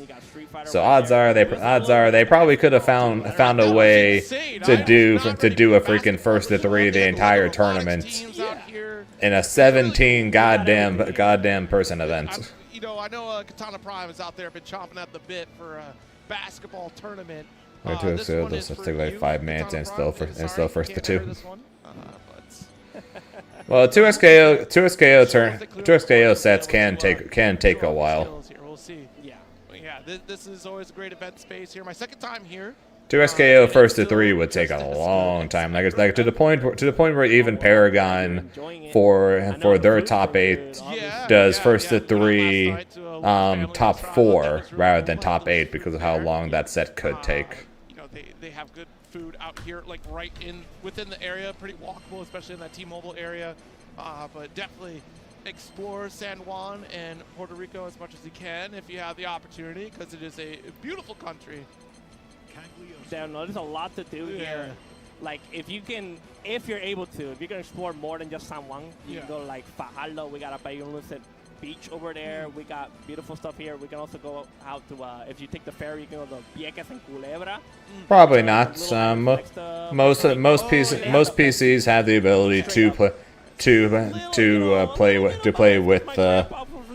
play using PlayStation controllers as long as you wire it into it. There is a lake in Puerto Rico that has. And as for 2 SKO itself, odds are just download the Riot client and download 2 SKO from the Riot client. So probably not too difficult at all for you. Various tropical things that you can check out. And also no galleons. Yeah, definitely. Like, there's just so much to do here. Just like we're having this exciting bracket overall, and I'm just hyped because we all get all these games together, and it's just always a fun time to have everybody here. And it's a pleasure to have you and all these other players showing up, and it's just fantastic. Yeah, man. I would love to see more folks come out to First Attack. It is a glorious event here. Of course, this Arc World Tour qualifier, the second to last gold event, makes it all the more important. And the importance of this event is only going to grow as the years go on. I mean, this has been a long-time event. I remember watching even back in Street Fighter 4 days. Whoa, you go way back. You're OG. I was watching for. To be another CAG. And I'm like, oh, here I am. Dude, yeah, you're just reminding me the Street Fighter 4 days were crazy, man. Yes, it was very grassroots before. It was, yeah, because I remember it almost looked like everybody was just hovering around the setups. It's so different now than what it was. But yeah, Too Easy formerly on the Charlotta, now on 2B. All right, 2B here. Tenma with a Cagliostro. Very strong character. He's been playing Kagi since Vanilla Grand Blue. Oh, yeah, so that consistency is going to be there for sure. Yeah. So he's got that little experience going on. But then 2B, such a, interesting character. She's not playing your traditional Grand Blue. Yeah. She's not playing Grand Blue at all. With normal stuff. Very Dragon Ball-ish. But Tenma quickly adapting. Wow, that round went fast. That was a lot of damage right there. Yeah. She's not playing traditional Grand Blue. Yeah, no, she's not playing Grand Blue at all. Second round, Tenma going back and forth. Right into the trap. So that's the thing in this matchup here. You don't really have to worry about the high-low mix. You do have run-up 2L obviously being an option for 2B, especially if you use her 5U dash, because it comes at you pretty quick. Yeah. You want to try to challenge those low hexes. Too Easy was trying to guarantee the run-up 5M. All right, off the wall, teleport side swap to keep the corner pressure. Oh my god, the text, but there it is. We convert into the event strike, and the first game goes to 10. Well, that was quick. Quick work. Wow. All right, that Kalos are looking mad strong. He's so focused. He's like the Terminator right now. Look at that death stare, bro. I had to finish this job. I had to get one step closer to get more Arc World Tour points. Oh, yeah. You know, Tema, he's just here to disrupt the bracket, if I'm being honest, you know. That's the thing. This bottom half, oh, still got a raging strike off this. This bottom half is no joke as well. This is a stacked top 8. Again, like we have Lucar and Chris G waiting in the works here, but goes for the projectile, just the 5S. Trying to bait out the spear. Will it be fun to see a little bit more of the medium special coming? Mistakes were made. Bootstrap. I was about to ask what mistakes are that, but you finished the sentence. A lot of them. Yeah, nice spot dodge. There it is, right? Got the medium projectile to come through. Staggers the Blight series. Good pickup off 2L. Reset though. No, that reset's gonna cost them dearly. There's the side switch from Tema, and then we get the little draw situation. Bait puts the trap out, but there's a guard cancel for too easy.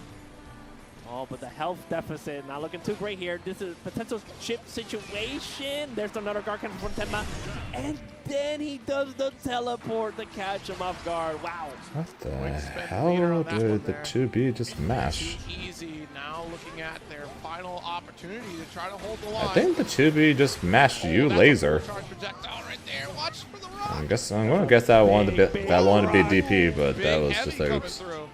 Yeah, the big old counter hit. There's the dodge. Doesn't get anything started though. Why do you bootstrap? Jabs into the conversion here. That's a little guard cancel though. Okay. Try to get a little pressure going. There's another dodge. Yeah. See that? Not gonna get enough feeder. But at least plenty of damage on the table, and does have a strong life lead. Clash. Wonder how long until we toss the giant ass rock. Goes for the gauntlet crash. Not gonna work. Run straight through. Runs straight through. That's the thing. She is so quick, this 2B, especially if you use her 5U.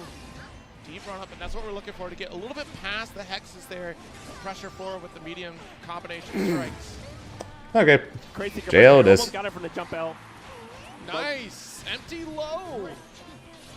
Yeah, that's sneaky, because you don't really expect it too much, and there's the teleport trying to set up something here. Go for the trap. There's the two-way. Doesn't get the big counter hit, though. With punishment, still press the medium. Oh, that's oh, no punish. Ducked too early there.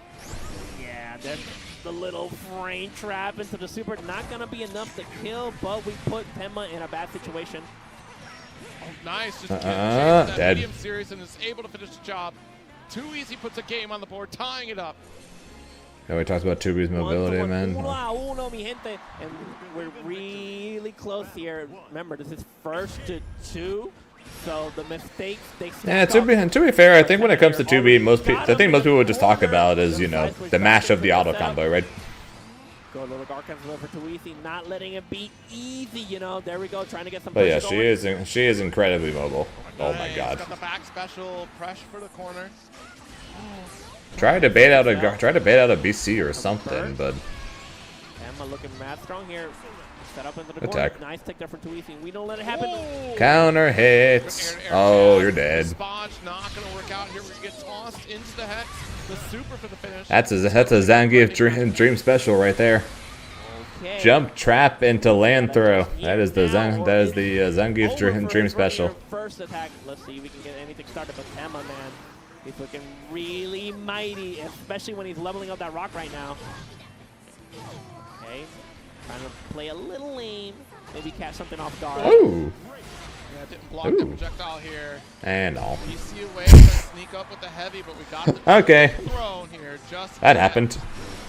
Oh dear. Oh dear. You're not dead, but you are guessing for your life.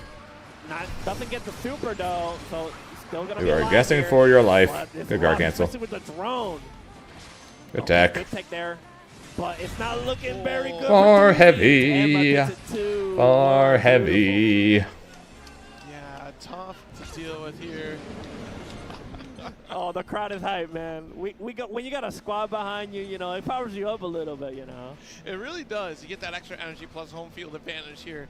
Going for Tenma on this one, and unfortunately. All right, who's ready for the matchup of players who don't really play this game very much anymore? We got my boy Lucar versus the 2SKO player, NY Chris G. Oh yeah. stay tuned for that. Here we go. Lucar hamming it up for the camera. Whoa.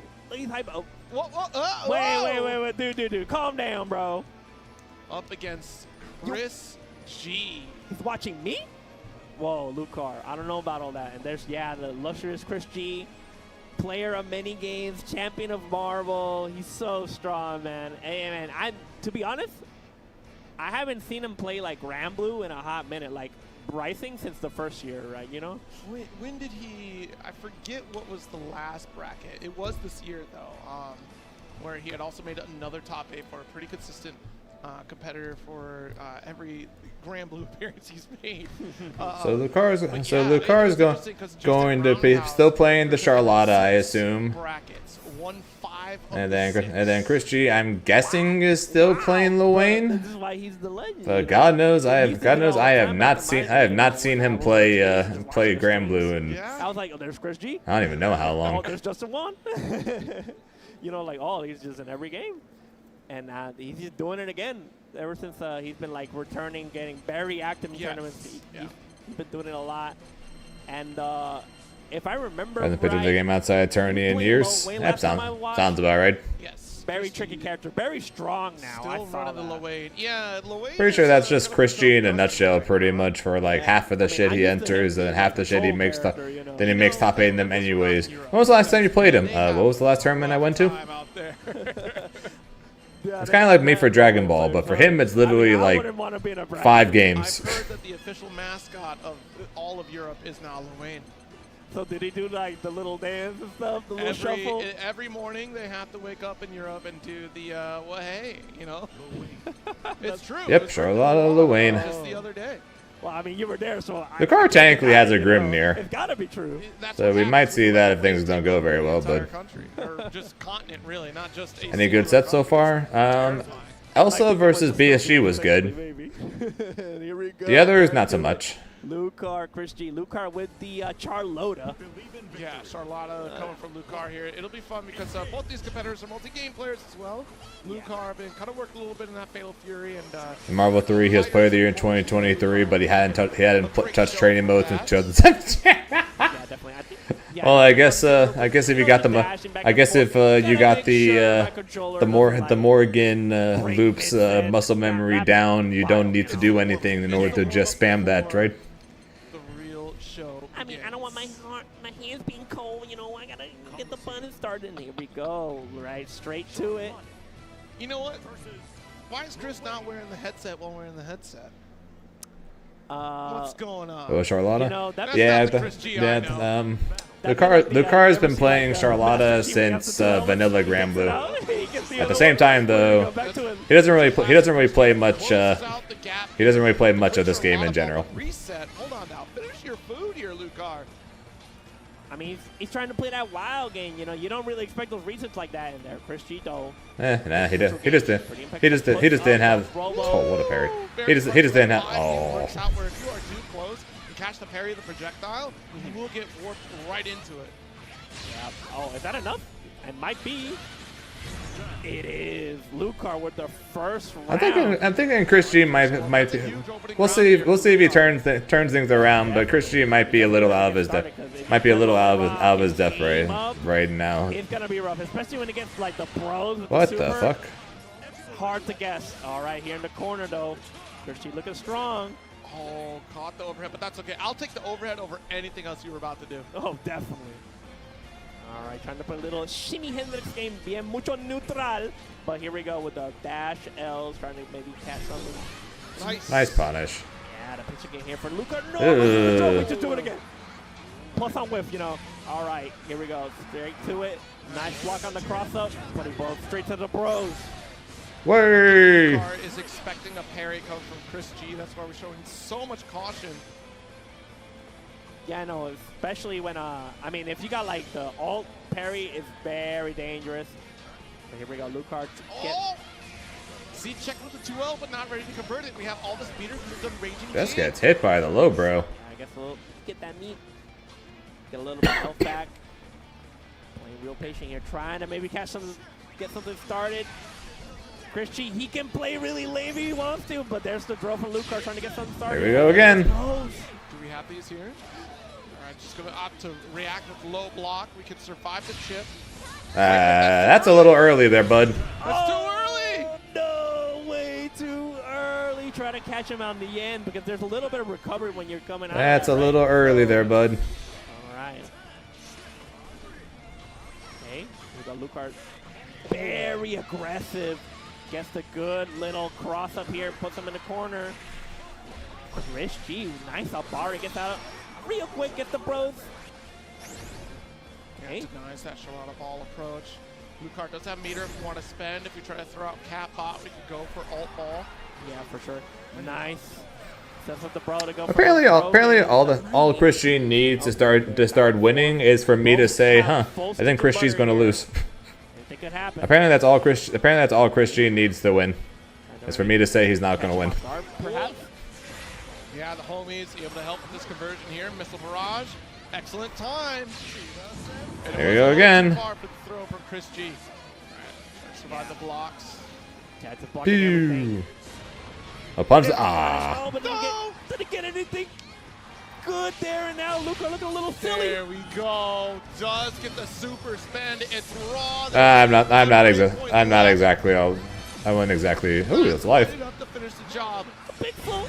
Oh, but the chip with the 100 hands. I don't think it would be very hard for me to beat Chris G in this game with the way he currently is. All right, let me phrase that. I don't think it'd be very hard for me to beat Chris G in his current state in this game. Dude, he's playing so nutty. Primarily because of the fact that he has basically not played this game probably since before the Luane buffs. Trying to get the robot. Here we go. Full conversion. Okay. Bros up.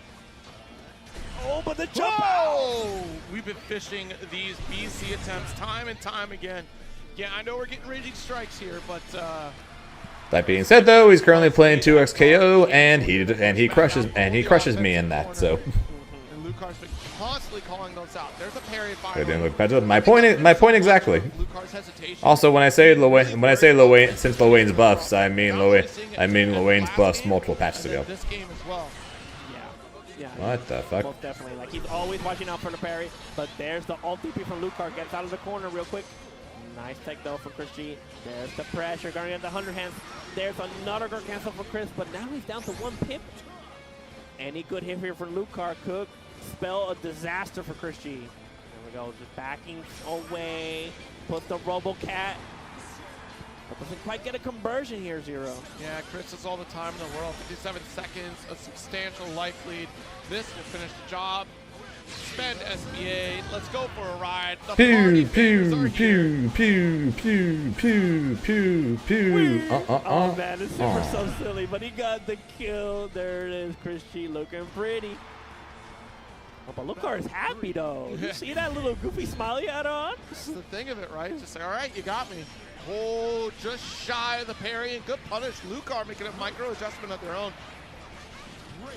Oh, always going for that reset there in the corner, but it's not biting. Chris G's just always ready for that guard. Oh. All right, does get the whiff punish there. It's a long-range poke. BC out. Try to go for the 5L, but Charlotta's a short last. Yeah, short little wasp. And there's the ball straight to it. Nah, doesn't let him get anything started. There's another guard cancel. There's another block on the cross-up. Lucar, one good guess hit away from taking it here, but Chris G immediately with the bro super. Just block it out, man. Go, but no full punish. Why do you keep pressing so early on that punish there, Lucar? Exactly where Chris G would love to be. Or you could have just raging strikes. Could have done medium raging strike and he would have been dead. Instead, you got to guess here. Good tech. Good tech for Lucar. Doesn't let it happen. There's a guard cancel. There's another one. It's the final guard cancel though for Chris G just got so much health. He just got so much health. Oh my god. It was. Dude. Ooh. Oh, you're dead. Oh, you're not dead. It's getting the pressure game going. Oh, the parry. But that's the finish. A game apiece. Tied it up. Oh, they're chugging it up now. They're having a good time here. I'm happy to see that. Let's see. Dude, I'm hyped, man. The battle of the people who don't really play this game. Such a interesting character, dude. Yeah. He just put stuff on the screen and you don't even know what's going on half of the time. He can heal himself, build up his own meter. He plays the game so differently. His comeback mechanic coming from HPA or even off of Yggdrasil. It's difficult if you're not ready. He's a homework character. You got to make sure you do your work. Trying to challenge out some of these interactions. Lucar trying to jab out BC away. Yep. There we go. Oh, there's the overhead. Rather hold that, then get hit like this. There's the ult. Set up the bot. We're in the corner now. Oh my goodness. Nice tech though, but we chase with the dash. The spellcaster. Thanks for the follow. Appreciate it. Chris G looking spicy. Nice. Got the overhead. Trying to jump out. We take out one of the homies. Catch them with the mid. Will you spend it? Nope. Looking clean here. Now back. We reversed the situation. Now I got you in the corner here. Yeah, Chris G's got 100% though, so Chris G's probably just waiting for Lucar to do something so he could then go straight into super and punish him forward. Okay, little pokies back and forth. Oh, nice jab here. 5L. 2H. For the full corner carry, cat bot, but we set the corner situation. One touch is all that Chris G needs to put around on the board. Play the runaway game, good spodge on the ult wheel. And that's the reason why we're seeing Lucar take their time. He got his GP got crossed up. 18 seconds his left. GP got crossed up. Yeah, gotta get something started. And he got. You missed the parry. And maybe trying to, get that parry to avoid that situation. But Chris G, nice usage of the homie setup. There's the throw though, and in the corner. Oh no! So rough for Lucar. Not to convert it. Wait a minute, crossed up. BC away from Chris G. Winger pressure does get that EX holy ladder. Okay, nice spot dodge here. We're gonna keep going though. Bros, Robo, get a little health back, and meter too. Oh my God. Awesome sauce. Not quite gonna get that wall bounce though. Just spend for it. Yeah. Body splash. Good low block. Lucar, you're playing way too slow and safe. Just in general as a Charlotta, and B against a Lil You are playing way too slow and safe against a fucking Lil as Charlotta, dude, and you're dead.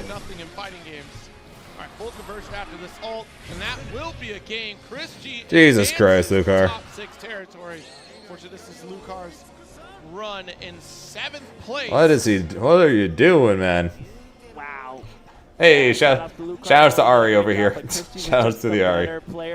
And Spider-Man 2099. Yeah, I feel like some of it too may have been just kind of nerves a little bit again, right? The name is, a pretty powerful name in terms of perception of skill, right? When you hear Chris G, you think, all right, excellent player on no matter what game they touch, especially. He doesn't scare me. The supreme talk dragon in all his glory.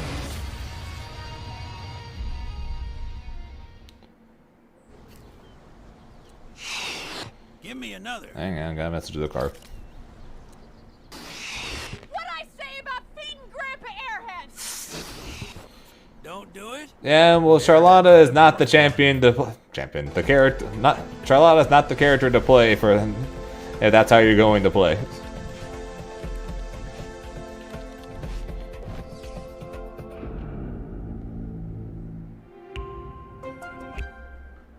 Friendly insurance lizard, first letter G. Geppetto? You just switched to Geico for car insurance? They knew exactly what you needed? Maybe I can help.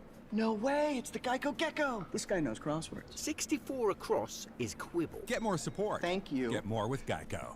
The Monopoly game at McDonald's is back with a chance to Yes, win it prizes is. like That I'll this never Jeep win. Grand Cherokee, a TV, this and this and this and these. Apparently, we're missing the cosplayers. Play in the McDonald's app and get your bag before someone else beats you to it. And now there's a giant Pikachu. Consumer Reports ranks car brands. Apparently, there's a giant Eevee and a giant Pikachu. Reliability surveys, owner satisfaction surveys, and safety ratings from IIHS. And for 2025, Consumer Reports' most reliable automotive brand is Subaru. It's no surprise they also named Subaru the best overall automotive brand. Get 1.9% APR financing for 72 months on new Subaru Outback models. Going on now. You got the seal of approval? Dude, oh yeah. So like basically, think like Yakuza, except it takes place in high school factions. Oh, that sounds high, dude. Oh. Yeah, apparently a guy my dad worked with.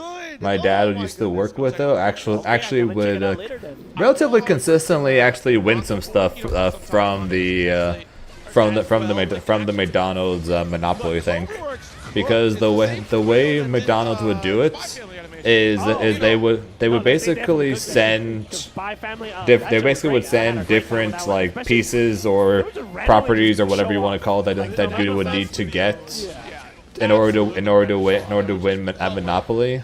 To like different parts of the U.S. So like Southwest gets this one, Northwest, Northeast, South, and Southeast each get different ones.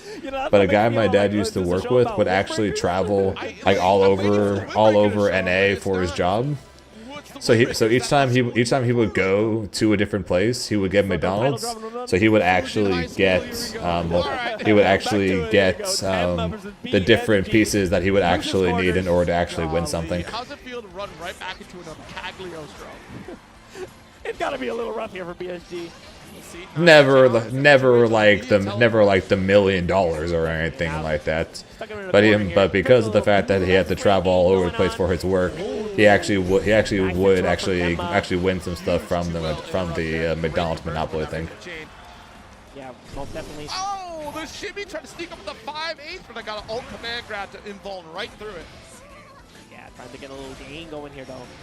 Oh no, the guard, the armor, don't forget about it, man. And there it is, BSG looking so mighty right now.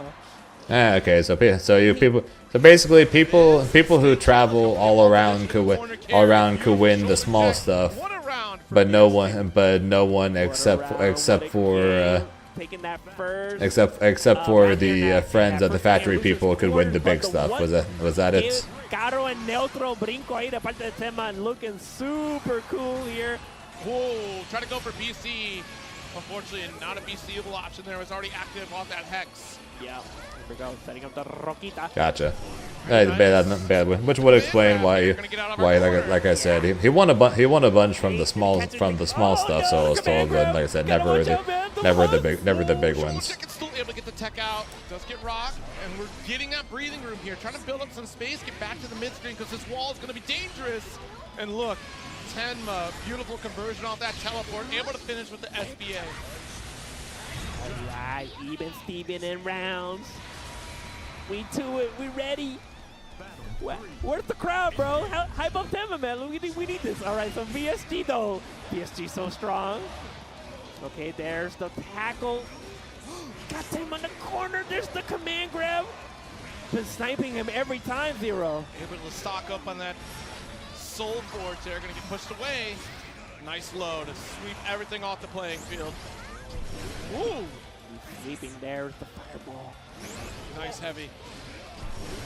This is really rough for Tema here in the corner. BSG, though, so dominant. Oh, just armor through the guard cancel. I don't care about your plays, man. Potential chip situation here.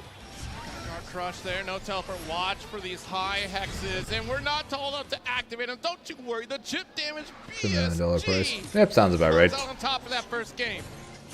I look away to check something for like 1 minute. Look back up, and the entire game is over. Yeah, there's a little bit of a visual disconnect. Unfortunately, it was at the round start. Yeah. It happened at the end of the round there too. So we're gonna make sure that the cable is connected nice and tight before we continue the set. Vega. Quick. Felicia, I think her name is. Psylocke. Dominant first game there from BSG. Don't know who this is. I love the conversion that Tema made out of that corner. Dr. Doom, I believe. Back on that left side of the screen and still had that teleport to get the Davy Jones.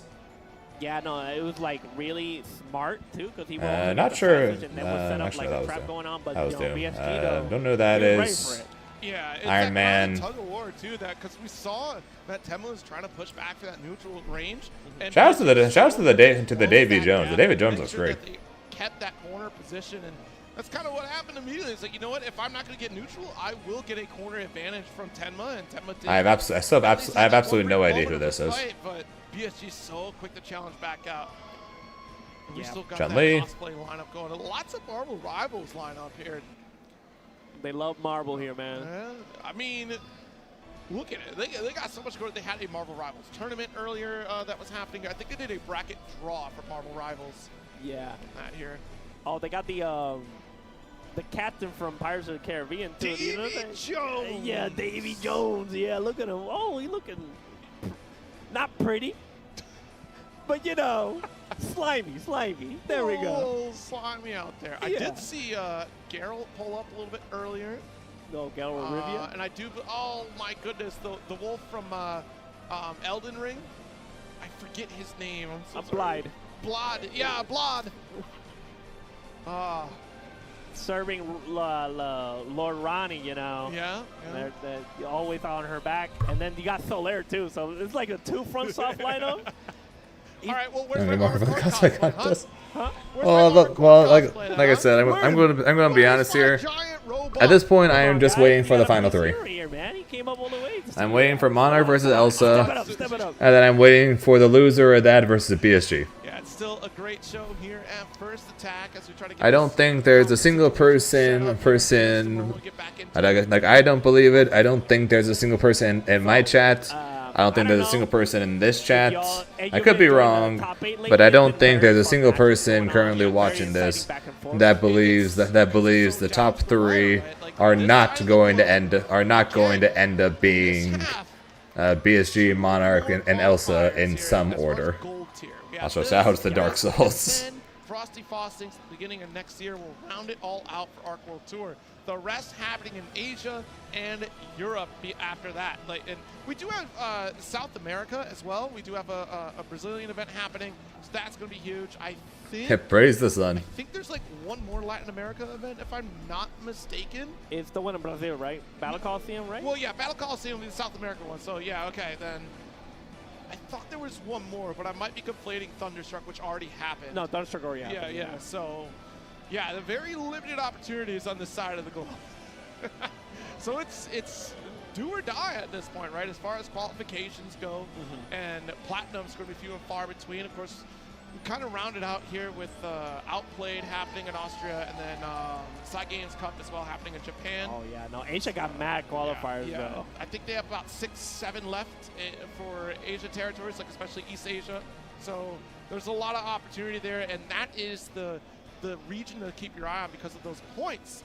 A lot of that crowd is on the bottom half of the list, not quite breaking the top 16, but with those events remaining, that's where all the numbers are really going to shift up. So that's why it's so important for the competitors here, the 3 that we named earlier, BSG, Elsa, and Monarch, to solidify their points today to guarantee their position in the top 16, because it's only going to get more difficult from here, unless if they travel over to Asia to try to steal some of those points. Well, they could do it. They could. It is a possibility. It's just, you know, Asia got the, I don't mean a little biased, but they got some tough competition out there, dude. They have some very strong competition. We've seen that Totoro has really tried to make an attempt at quite a few events, right? We saw the UFA attempt there. We thought for sure that was going to be a strong showing for them to get into that qualifier position. Still doing very strong in the leaderboard here, but yeah.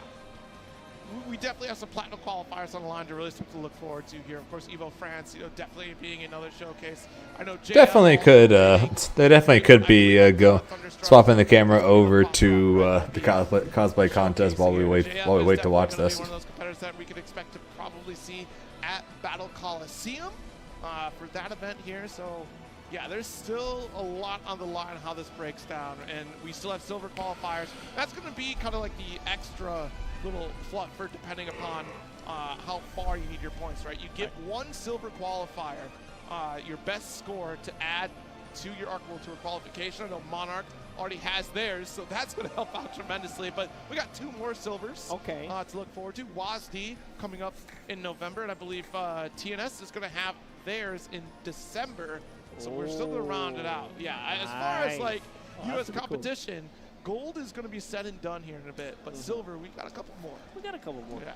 I mean, some of them are like online too, right? Like the silvers? Yeah, the silvers will be the online. Yeah, that's pretty cool. Yeah, you know, just to get a little more points going on. You said you only get one opportunity with the silvers? You get one guarantee. So, like, you can compete in silver as much as you want to, but they're only going to take your best score. Your one best score for the silvers if they're in your region. US got a little blessed out of this one because we have 3 different regions. They're not region locked. I know Guilty Gear has 3 different silver qualifiers for US territory, but they are region locked. So Grand Blue got a little bit of extra blessing for those qualifiers, and we still have so much more to look forward to this year. So yeah, definitely a lot across the board here. And it's also a great opportunity because there are some regions that I think need a little bit more representation. You know, especially Latin America. It's like a big one for me that I want to see more events for that region. Yeah, because you get those hidden killers, you know. Because look, I've been saying they can't it for even come years. out, you know. I've been saying it for years at this point. Brazil is just chock full. Oh yeah. They just don't get the opportunity to come out. It's very difficult. That conversion rate is not easy. It's expensive to travel nowadays. Yeah. And silver qualifiers certainly help. You know, that benefit, right? So we can at least showcase those regions. No, definitely, and we get to see, like, just expose the world to the talent they have down here in Latin America. Absolutely. And now we're getting back to it. From what I'm seeing here, I think the issues are cleared, and we're getting our matches back here in losers quarters. Tenma versus BSG. Let's do it. I'm hyped. Let's get it, man. Okay. So opening gambit, Instinction and Spear, projectile trade. Immediately, we're like, I'm done, I'm tired. I want to get this over. There it is. PSG though, not letting it right. That spear was a fluke, perhaps? Mistimed that spacing. That was supposed to be a teleport punish. Not quite hitting the mark. Off the wall to hula hoop. Oh, and then we got a trap behind you too. A bunch of techs.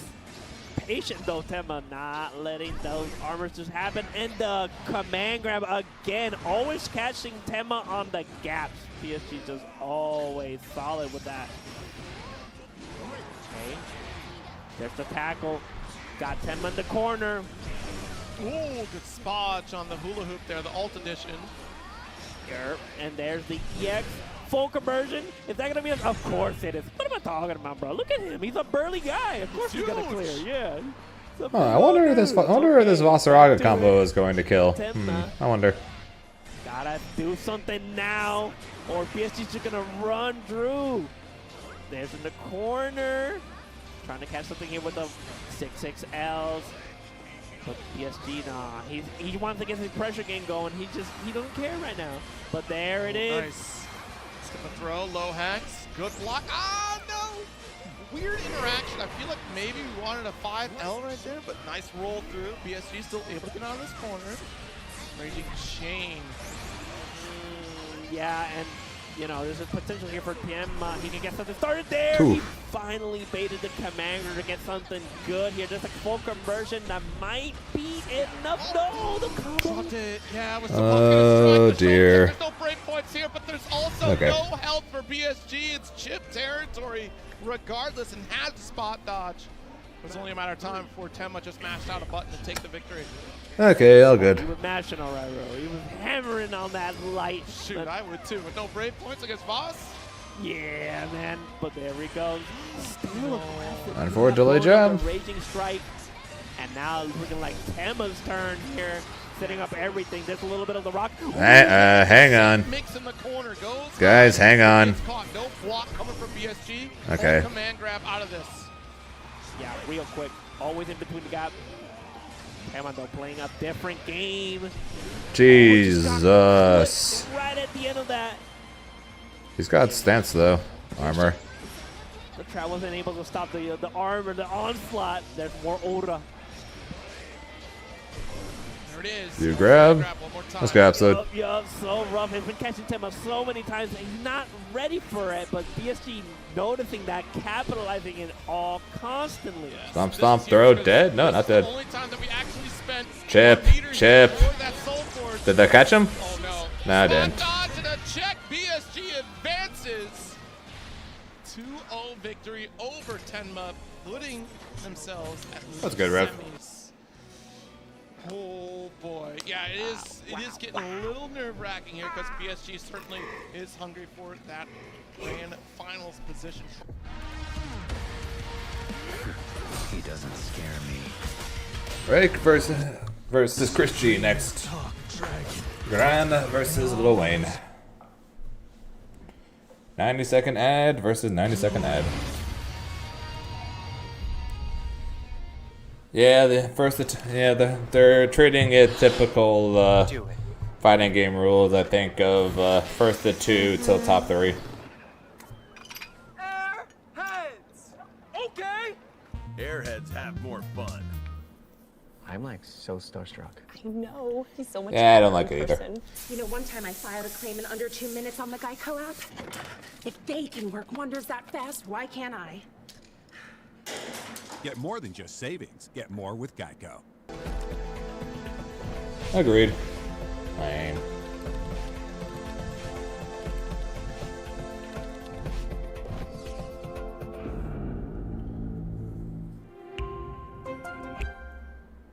The Monopoly game at McDonald's is back with a chance to win prizes like this Jeep Grand Cherokee, a TV, this and this and this and these. There's even $1 million prize. Play in the McDonald's app and get your bag before someone else beats you to it. Ba-da-ba-ba-ba.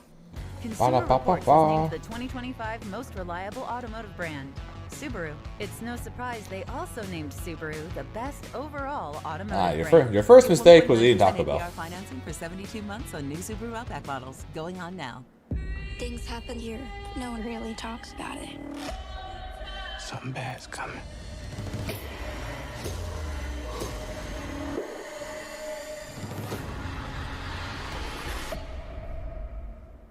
Showcased as periodically, and I think that ground game come from Reich will certainly be just what we're looking for here.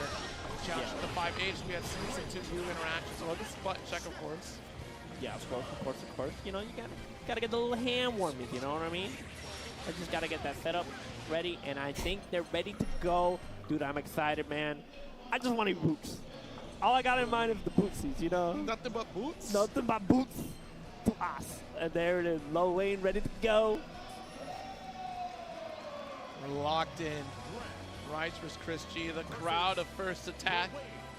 And sitting in the background, Kame looking absolutely malicious in the background there. It's crazy. The villains in the couch? Yeah, all right, hold on. Yeah, you know, I just noticed that. You're right. They're stand up like they're the order, dude. They're like, oh, we came here to get our points, bro. And there it is. We're back to it, though, right? With the Gran. All right. La Botita. Set the 5U ender here. Fireball, and again, just trying to threaten a lot of that space. No 5U opportunities here for Chris G. Trying to deny it as much as we can with all these projectiles. Great corner combo right now for Reich. Yeah, there's the super. Put him in the corner. Oh, immediately into the bro. Pyramid. Yeah. Nice. There. Yeah, just gotta. Oh, no! Didn't react to the overhead. Expected the low there. See, that's that fireball. You gotta watch the low. The low bro will catch you on those fireball startups. Ooh, max range, not able to get caught by the BC. Great spacing from Reich. Yep. Ahí está la botita. Nothing quite enough. There's the tech though, but it's dangerous for Chris G. Every go cancel so far is well, the ultimate Dude, fireball. bone wheel. So it's a strong option here for Lil Wayne, but Reich. Alright, that's the last one. He's got the full stick of butter. He's got ults ready to go. Chris G knowing that. Doesn't risk anything but 4H. Nice. Like I said, it's that great fishing tool, right? That strong neutral button here in the 5H, even in 2U. Staggers, 2L, late tech. I'll take this damage all day, that's fine. Yeah, I know, you got it, man. There's the dash L, full conversion here. Gets a little bit of charge going. Ran into it. Counter hit, raging strike. Ran into it. Yeah, you could have challenged, you just didn't. If you got hit, it's your own fault. Yes. All right, we got the full stick of butter though from right side, but Chris getting that little conversion. Great roll. Yeah, he's ready for it. Just weave in between. And now we're getting claustrophobic here in the corner, but good answer there from Reich. Great JU right there, but still not able to get the finish. Attempts the parry, gets the throw. Taking that first game. All right, now. You know, he's ready for the Lloyd stuff. Chris G not happy with his. Yeah, Chris G's shaking his head about something. I'm curious about what. Straight into the robot. Nice triple attack and a corner carry here with the awesome sauce. Is that actually what it's called? Awesome sauce, yeah. That's crazy. I didn't even know that. Funny. Trying to sneak in with that 2U. All right, hold the line with the 5H. Yep. All right. Trying to maybe finish him. Oh my God, the cross up though. Nice try. Interesting. It's always the homies coming in the clutch. Yup. All right, there it is, off the wall with the awesome sauce. We do have So either he's using his broken stick, and then potentially something happened, or he's using someone else's, and he's not happy with the feeling of it. And there's the kill with the super. Oh my goodness. No way. Es que él fue el lechoncito, esa es la cosa. He had the criollo, dude. That's why he was fiesta. Él tiene la medallita, bro. All right, there we go. Trying to get that chase down, though. Oh, nice. Got the heavy. Yeah, the parry. And still able to jab it out with the light, right? Really feeling out that spacing. Yep. There it is. Good punish with the dash light attack. I got a t-shirt of that. You're welcome, Grand Blue community. That was me. What the heck is that? What the heck is that copy? What the heck is that copy? This copy pasta there, episode. He's gonna have to do that several more times if he wants to take this round here. Oh, getting a little bit of health back with the eats, the unique. Okay. Oh, Mario Party. Oh, great, a goddess. Look, if Righteous has been playing Gron and nothing but, I think you got this. Look at this. We can just block it out. That's fine. I have all. Oh no! Oh, the little pillars at the end. And we're oh, the 2H. The light awesome sauce though, messing up the combo, but there's a throw. Final opportunity. We trying to bait out the DPs. I'm not there, but we got the throw right. I have no idea what happened there. Finished last game. They're having a great time, man. Oh, he did. He did too. They played a Mario Party game earlier, so they were guessing the little in-betweens, but now back to it right, though. One more round to take this set, and Chris G is looking dire for him here in the corner. Oh, there's the parry. After the charge here. He did two SKO throws, so he got run up Raging Strike. Call it, and there it is. Attack here. Oh, I know that pain. I did that. I've done that a lot. I did that a lot yesterday. Shane, we don't have enough meter, but oh no! Oh,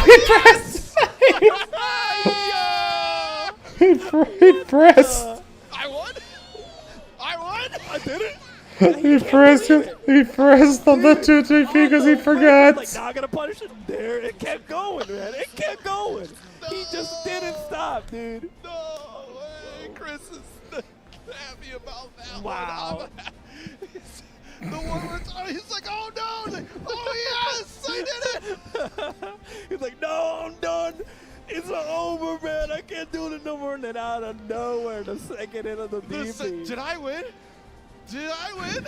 I won? We won? Yo, I did it! Let's go! Oh my goodness, what a way to round out and lock in a top 4 position here.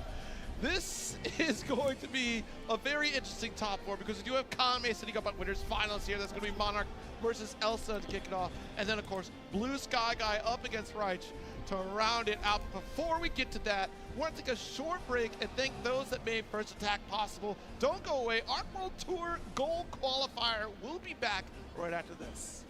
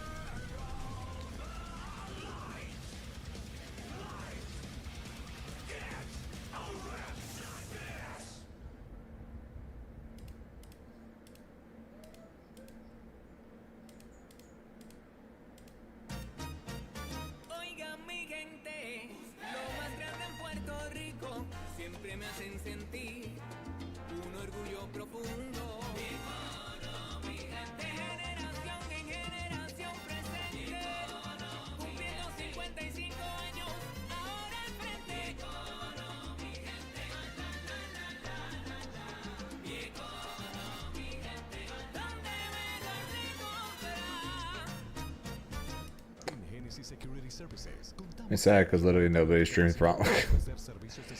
So, Art, how many times have you said? I think you said that at least 10 separate times.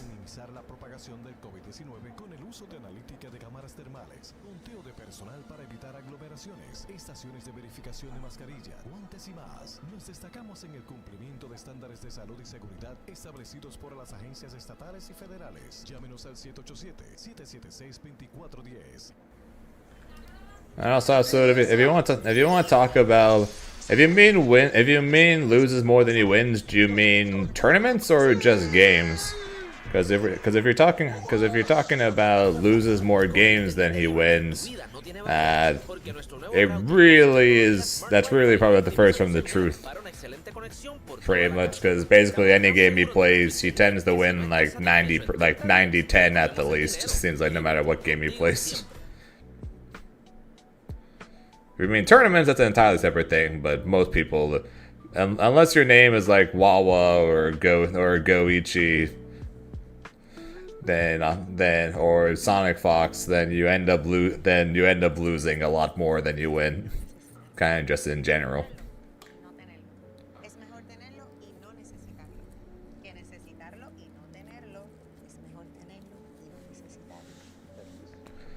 They also echo out of the streets. Yeah, we might be waiting for a while on that, unless Riot announces a new balance patch. This was an emergency balance patch made specifically to nerf Yasuo and Echo.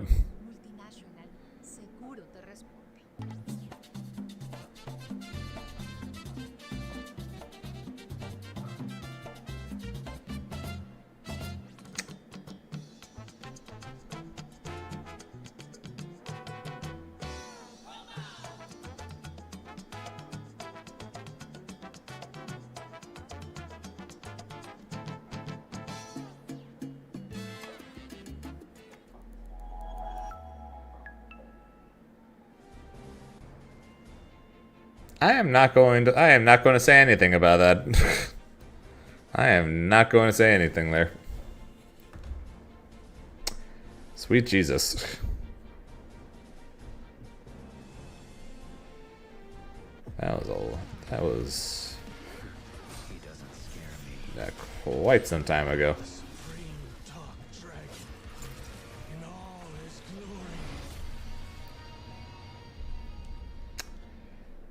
Damn. haven't heard that get brought up for a while. Under 2 minutes on the Geico app. If they can work wonders that fast, why can't I? Clearly, we need for Braum for less sad.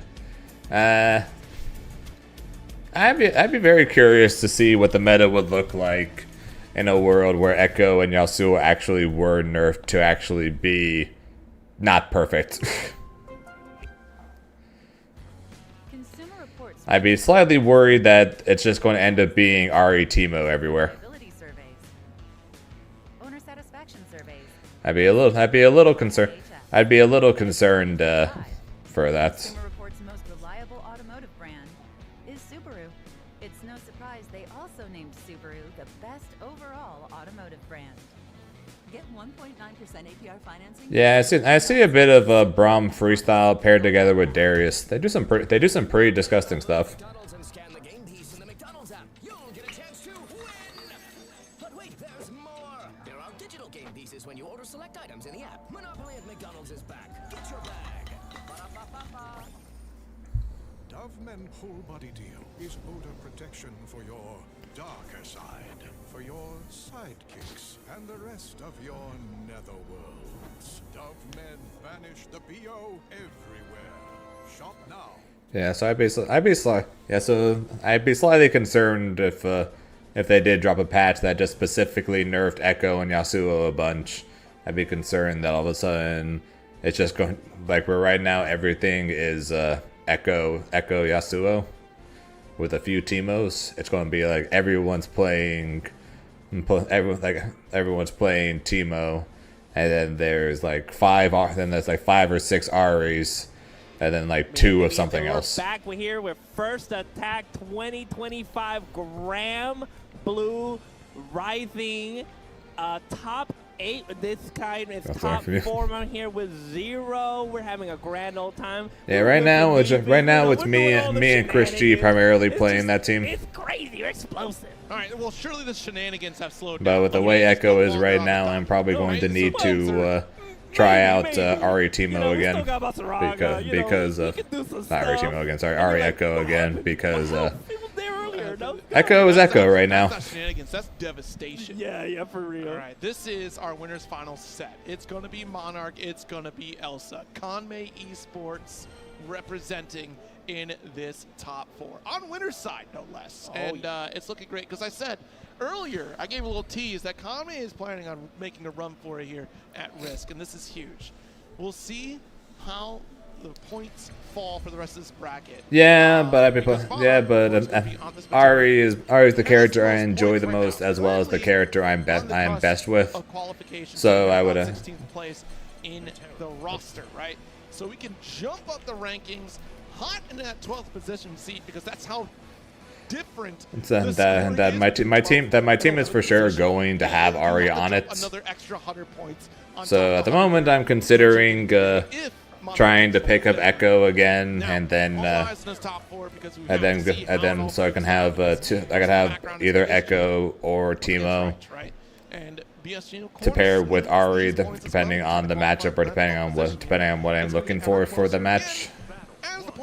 So probably after tomorrow's tournament, I'm probably going to try and pick up Echo again, because honestly is at the point probably where if you're not playing either Echo or Yasuo, you're planning on competing, you're probably trolling a little bit. So yeah, you know, she's not that bad now.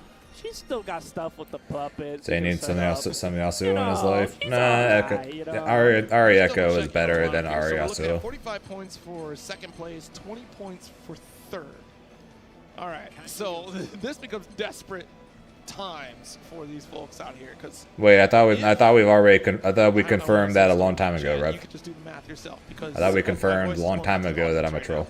I don't want to apply any more pressure than already is on these competitors in this top 4 That's so bad with so few characters. Simple, yeah, simple. The top 2 characters in the game right now, one of which is the perfect character that doesn't need help and becomes insane with help, and then the other one is the character that literally the best tag character in the entire game. That's the top 1 and top 2 right now. And there it is. Yeah, so Monarch here fighting to see if they can advance into this grand finals. Yas Teemo is fine as long as you abuse tag super, which is what you see people like Diaphone and Hook doing. But me playing Ari Teemo and not using super tag is definitely me trolling. She has to take it all to sit comfortably in the top 16 qualification to make a return to ARC World Tour Finals. Yeah, very small chance and very low likelihood of me not being a troll. So no matter what game I'm playing. From the corner, but Elsa still gonna get this teleport. Oh yeah, and there's the flippy dippy into the EX Fulcrum merchant. Flippy dippy. She's looking mighty strong, but Monarch immediately with the interrupt, trying to maybe capitalize on that. Jumping out there, he is. This is his most optimal position. He's trying to zone out, just lame it a little bit, but Elsa immediately not letting that happen, you know. Oh yeah, I'm not a 100% troll. I'm definitely a troll. I'm just not 100% a troll. Just not 100% troll. Another 50% in the tank here to save for one last kill combo. She is trapped. Much like Monarch has been doing for these last few games. Oh, tried to snipe with an ult spear, but great shot from Monarch. There's the butterfly setting up plus range. This is where Monarch wants to be. Absolutely, but still, a single spear could change it all. Goes for the ult trap, and look at this! Ultimate butterfly. Let's keep chipping away at the health. Monarch is going to sit comfortable at this range. Oh, good spot. You did not do you. Slide into the DMs with throw. That should be me. There it is. Nice slide into the DM. Yeah, and there we go. Straight to it. Monarch. Hey, I made grand finals with Gogeta 4 of a tournament. Get that. Also gonna get stuck by Dash Light, and look how far 5L goes to get a nice little push of extra damage there. Yeah, definitely. Now trapping the corner, but So my Gogeta 4 wasn't that bad. Not letting it happen. The anti-air, so smart, so strong. We're gonna set up the pressure. Oh my God, the blocking. We're gonna do it infinitely, man. Backing off. There's the spear. Doesn't get anything started. Try to catch with the frame trap. 5H going to shimmy Hendrix. I see you there. Okay, we do get the roll. Closing the gap, able to BC for corner. Elsa just outside a health lead here. There it is. The throw bait is successful. Elsa can spend SBA Trap. and take the round. Super dead. There it is. Yeah, now they're tied up for rounds, like you were mentioning earlier, Zero. And dude, this is really. Oh, that's true. I don't know. I primarily use Gogeta as a movement character rather than a Monka character. Back special to push for Then there's you Butterfly. Technically. Nice. Yeah. It's a little trap hole. Yeah, ideally we're not going to go for throw because you don't want to waste that. Technically they did. There we go. Oh, what the a mash. 5L raging Not chain. bad though. Just left the corner, Gary. Wait a Well, minute. she thinks she is. I think. Never mind, she is. That's it. Nice finish from Elsa, maximizing the combo limit. And which is why I said I said technically, Petrua. That's why I said technically yes. Now it is. Yeah, now it is for sure. Yeah. Because technically it's nerfed. It's not Still busted as all hell, but it's technically You get a nerfed. little bit more breeder to analyze your matches here. Okay. Butterfly setting up. Oh no. Technically nerfed. Exactly. Technically nerfed. Tab on it too. Yeah, definitely. Now there's the butterfly. Butterfly, rainstorm. There is. What can Elsa do here? Right? There's the spear. That's what they can do. Oh my goodness, That was Elsa. expensive. We spent 2 ults for that. I mean, you get the corner, you get the advantage. I think it might be a little bit worth it, but no, you know, Monarch though, their defense so strong. Oh, the throw bait again, but not able to get the JH conversion. Good fadeaway shot from Monarch here. 2 butterflies to set up. First block stun here. Second one to chip away. That's a hailstorm. Oh, Got him. Did not get him. Didn't convert into anything, and now Elsa's still living. Oh, don't let Elsa take advantage of that hex. No, for sure, not at all. Okay, spear, good spodge here from Monarch. Oh, watch it. Oh, did not get him. Didn't convert into anything. Chip. Like Chip. Monarch's round Chip. here. Oh, it's chip Chip. We just need a special to connect, but a spodge from Elsa with enough resources to Oh, you're finish the dead. round by You the are skin dead. of her teeth. By golly, she did it. Took a day round with no health left. Incredible. Here we go. Starting really strong here, Monarch. Oh. Okay. Good jab, calling out that teleport. Yep. Immediate answer. Elsa says we need 3 Cagliostros in the Arc Finals. We already got Space, and Zangief Dream appears to be someone who's going to qualify. So Elsa says we need 3 Cags. Oh, what a throw! We need 3 Cags in the finals. Into the corner. Oh, it's trying to catch the dash in, but no, Elsa ready. Are they doing it again? There's no way. Nah. Oh, whip throw. Monarch ready to pull the trigger. Round up. Round up, guns up. Here we go. Round tied up. Elsa setting up the rocks now. There's the spear to interrupt in between the arrows. Oh, but the slide from Monarch so sneaky. Setting up the Mariposa here in the mid-screen, but now they're stuck in the corner. Elsa quickly adapting. Oh, she's so strong. Okay, here, good respect on these spears. Mucho hex, Guido! There it is with the guard cancel. Mariposita out there. Didn't get anything started though. Oh, wait. con la flechita. Watch out, man. Elsa didn't get anything started here. Tried to maybe dash in to get some coverage, but Monarch, though, such an onside with the zoning game. Oh, Scary here does get the ult shot. About even on health, but these Brave points looking a little worse for wear for Monarch right now, and Elsa can absolutely take advantage of it. Most definitely. There's the Hex. That's an ult butterfly. Yeah, I had to hold that a little bit, but because of the Hex, they couldn't literally capitalize there. Nice. Got her anti-air butterfly to finish it. Monarch tying it up. 1-1. Empate. Tied up, mi gente. It's looking real cool now. And still first to 3, so there is time to adapt. Now we're back to that OG first to 2 situation here. No. Dude, imagine. I don't know. Right, hold on. Well, I mean, from this point onward, right? We're game up a piece. Yep, there we go. All right. Rock to deny it. There we go. Got a backdash to avoid that to you. And a backdash to avoid the throw. Elsa with the smoothness. Oh, yeah. There's the EX. That was Meg when you tried her. She seems good. She seems good. She's unfortunately more of a strike throw spacing based character than a set play mixed character like she was originally announced, which is why I'm probably not going to be playing her. But she's cool though. Because unfortunately the way she was described, unfortunately, ended up not being what she ended up being. And then we clear out with a backdash, avoiding the raging strike. If she was what she was described as, I definitely would be playing her. Oh yeah. That's unfortunate. Oh yeah, I was clean. And I love the fact that Monarch is taking that couple steps back here to deny the jump. So back to the drawing board of waiting for Elsa to then inevitably say nope, not playing Elsa. To then inevitably just end up playing Grimnir and Eustace at Worlds instead. The raging strike. Yeah, it was supposed to be a BC attempt right there, Rev. But Monarch took a leap of faith instead. Nice. Oh, trying to get the whip punish. You still got the lockdown behind it to support that expenditure. Yeah, that's so smart. The layers, man. If we peel back, Oops, there's always something behind there. And but Elsa, you look at that. She's what a mash. But Monarch immediately catching them with the mash into the rage, and there it is. Dirk angles the Monarch 2-1. Elsa's going back to character select. Oh, they gotta think about it. Yeah, they're little breeders. Wait a minute. There's something missing here. Hold on. What?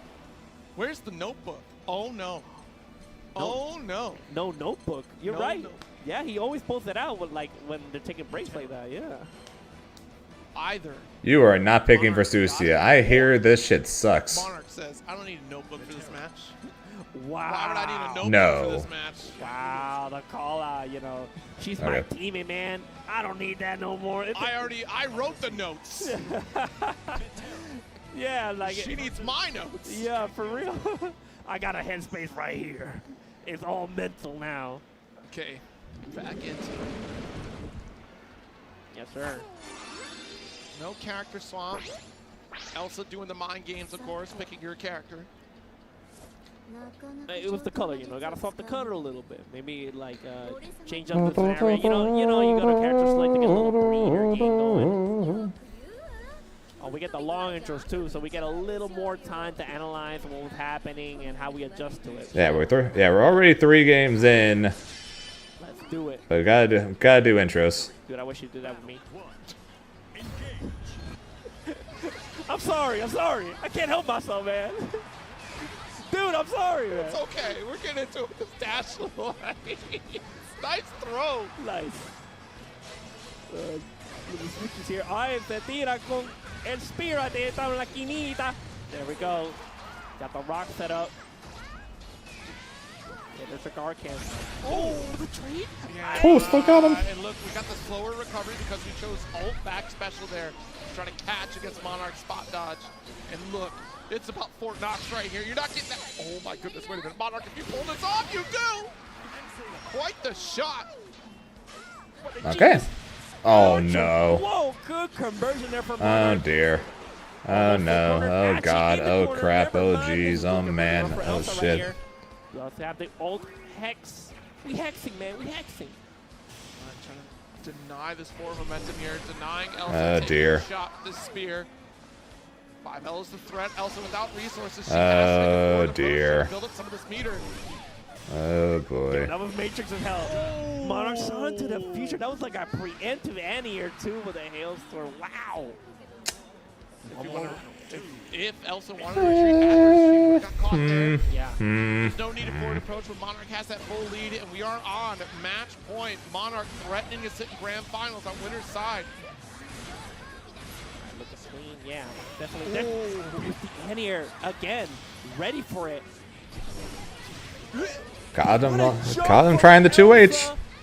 And now she gets to have her party game going here. All right, we can set something up. No BC, there it is. Great patience from Monarch. Yeah, definitely. Trying to get some coverage going though. Lost the sweep, didn't. No punish though. Not gonna get punished out. There's the ult shot to him. Not a full conversion. Oh no. Does get a Oh no. these butterflies. Oh no. Okay, the last butterfly went away. We're gonna set up rainfall and a butterfly. There it is. Just keep whittling away. Keeping Elsa locked in this corner. Not top 10 character, by the way. Not top 10 character. Or we can go for a challenge. BC doesn't work, but the 5H. Elsa finds an escape route. Oh my god, that far L. Elsa needs to get something started, but Monarch's defense is so potent. Oh, got him. You're dead. Dead. And that clears it. The round goes to Elsa. Wow, she's still in it. She's still in it. That she Hurry up, Elsa. Hey. Right, catching it with an arrow. Good tech. Interrupting with the button. Oh, called out that spot dodge. Beautiful stuff there, Elsa. Looking so potent, but Monarch, nah, he's not quitting, bro. We jumping out the corner. Oh no. Alt spear not going to come through here on this one. Butterfly to lockdown. A little bit too far. Perhaps, maybe. There we go. Anti-air, but not a conversion. Oh, no. Just a little weird interaction there. But, you know, Monarch still happening, still in the corner, still dominating here. And Elsa needs to get. Oh my god, dude. Still full screen rainfall to come through. It's so dead. Suffocating, man. Caught him into the air, and there, Monarch taking it 3-1. Monarch, absolute dominant performance here, sitting in grand finals, guaranteeing themselves 100 to 45 or 42 points. 45. It's 45, Jitsu. Finish today. Oh, not Jitsu, sorry, 0. It's 45-0. Advancing ever higher up in the ranking, sitting beyond. So Monarch making it to the finals guarantees the. Actually, no, it doesn't guarantee. It doesn't guarantee. If BSG wins, loses semis, wins, loses finals, and beats Monarch twice to win the whole tournament, BSG technically will pass Monarch. That's a classic matchup. I used to see that a lot in Vanilla. And Monarch would be in 9th place on the leaderboard. Aggressive back in Vanilla, that's for sure. yeah, definitely. Crazy out here. Wow, look at that. Ooh, hi guys, how you doing? So either BSG wins this tournament, or Monarch is guaranteed to either be 7th or 8th on the leaderboard. We don't want to end up with just 12 extra points. That would be devastating. We're trying to. This is a gold. That lion's share because this is indeed a gold. If we cannot close this out, that is the key factor here for BSG. Yeah, most definitely. As far as competition goes, I think the next event for BSG will be Frosty Faustings, right? So, that being said, like, this is your second to last shot compared to. I mean, of course, you could try to go for silver events to add that extra, point scoring to your run. But yeah, being in the position that you're in right now, no stress. At 124 points, we're not trying to end up with those 12 because that 12 is only going to get you just barely above where Monarch is currently sitting, which means you do sit in top 16 for consideration.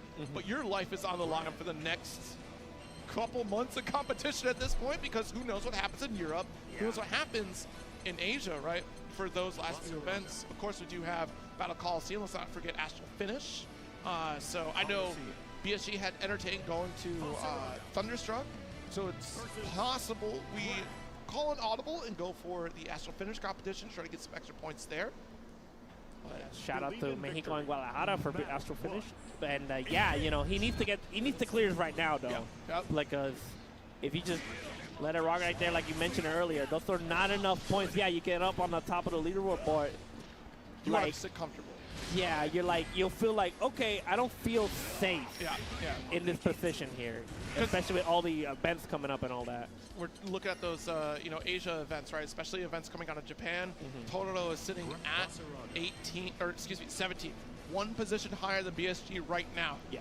Which means those two are going to be fighting neck and neck for these next few events here, and you want to get far away from Totoro because you know Totoro is going to go to Psy Games Cup and put on a show for sure. I mean, who could say how those points will fall, depending upon the competition that you see out there, but Totoro needs that. You know Totoro going to be fighting tooth and nail for those last few points. Oh, yeah. All right, so BSG, here and now in the present, up against Riot. It's going to be a fun matchup here. You know what I like about BSG's style, though? He's always getting in there. He's always trying to get that thing started. But his defense, though, doesn't lack either, too, because he's a very reactionary player, too. Absolutely. Guard crush here. Yeah. Oh, just shy. Like an inch away. Oh, waking up with the fireball. Armor Drew. Ooh. What a jump. That was almost costly. Yeah, absolutely. Does get the shoulder check. EX off the wall. BC away. Get off of me. Vaish needs some room. Get off me. Whoa. Try to maybe catch in something. Doesn't get in it. There's nice throw from right. Oh, the stagger into the Rekka. Waking up with the command grab. He was getting Temin with that all the time, too. In between the gap. Challenge. Counter dash light. Okay. Oh, what a command grab. We're so close to victory for this first round. BSG will absolutely spend and will walk it down with the armor from Savage Rampage. There it is. Walking down the aisle. Beautiful stuff. Oh! What was that DP? Had to be fireball input, right? For definitely, yeah. There's just no way. You just interrupt. Okay, I'll just do it. Oh, but full conversion here from BSG. Oh, no. Because he was too tired to win. That was Damn, that was so much damage. Okay, there's the break counter back from BSG. What do we see? I didn't enter because originally I couldn't leave the house this weekend. Man. They're battlers. Oh, there's the good DP. Damn, nice DP in between the gap, but BSG ready again with more armor. To you. Whoa, whoa, whoa! Don't you jump at me! Wow, that was quick work. Yeah, that was a couple of grab in the skies. Yeah. Where are you going, bro? All right, game up, and this is first to two. Yeah, this one's first to two. This is the last first to two set here in our top four and our bracket in general. So. Is finish the job. I think Blue Sky Guy is very comfortable in this matchup here. Oh yeah. Has nothing to fear. There's another command grab. Instinction off the wall again. Opting for a reset potentially, but there's the tech right, trying to get something started. Shut down the startup of that Soul Forge there. No armor for you. We'll have to try to get another setup opportunity, which we will get one here. Yeah, potentially. There's another one. This is Gran's worst enemy. Oh, what? Oh, missed the punish. Yeah, just a little late on it. Try to go for a throw. You know, the safety option, right? Okay. La botita. Oh, but waking up with the command. That's it. Get off it. You can't be pressuring me. Not with meter. No. I'm ready for everything, brother. Putting in the command grab. Trying to seal it with the tackles, dude. BSG is so aggressive here. He's fearless. Sure is. Like, he doesn't care about your options right now, man. Wow. All right, another Rampage here. Got the corner position. Extra movement here with the medium. Yep. Looking so strong. Nice spot dodge. Oh, missed this charge on the Soul Forge. We got an ult commander. It doesn't matter. BSG feels very, very comfortable if you can't tell. Rice trying everything they can to try to challenge these Vasaraga, and it seems like a little bit of matchup familiarity here because we're cycling through every option we have. Oh yeah, definitely. There is command grab here again. Another one. Set up into the armor. Caught him on the toes, You gotta watch out. Back was turned. Unfortunately, had to get out of the Savage Rampage stance. And that will do. BSG 2-0. Gonna get the run back against Elsa.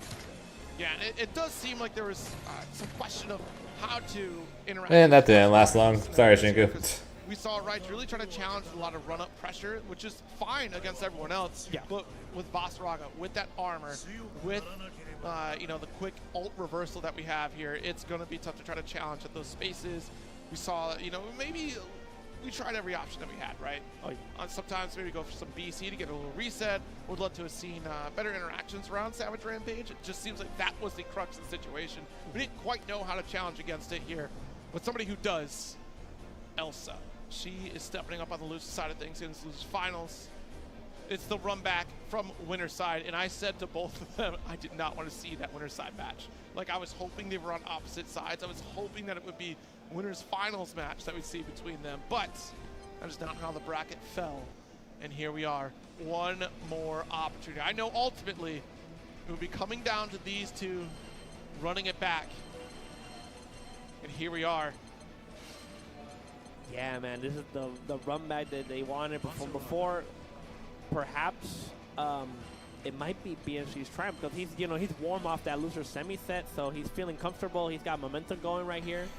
But Elsa, you know, tomorrow, yes. So I have a tournament tomorrow afternoon, but we'll do Sonic Sunday tomorrow evening once I'm back. Against Elsa, you know. This is the bracket demon. Yes, I would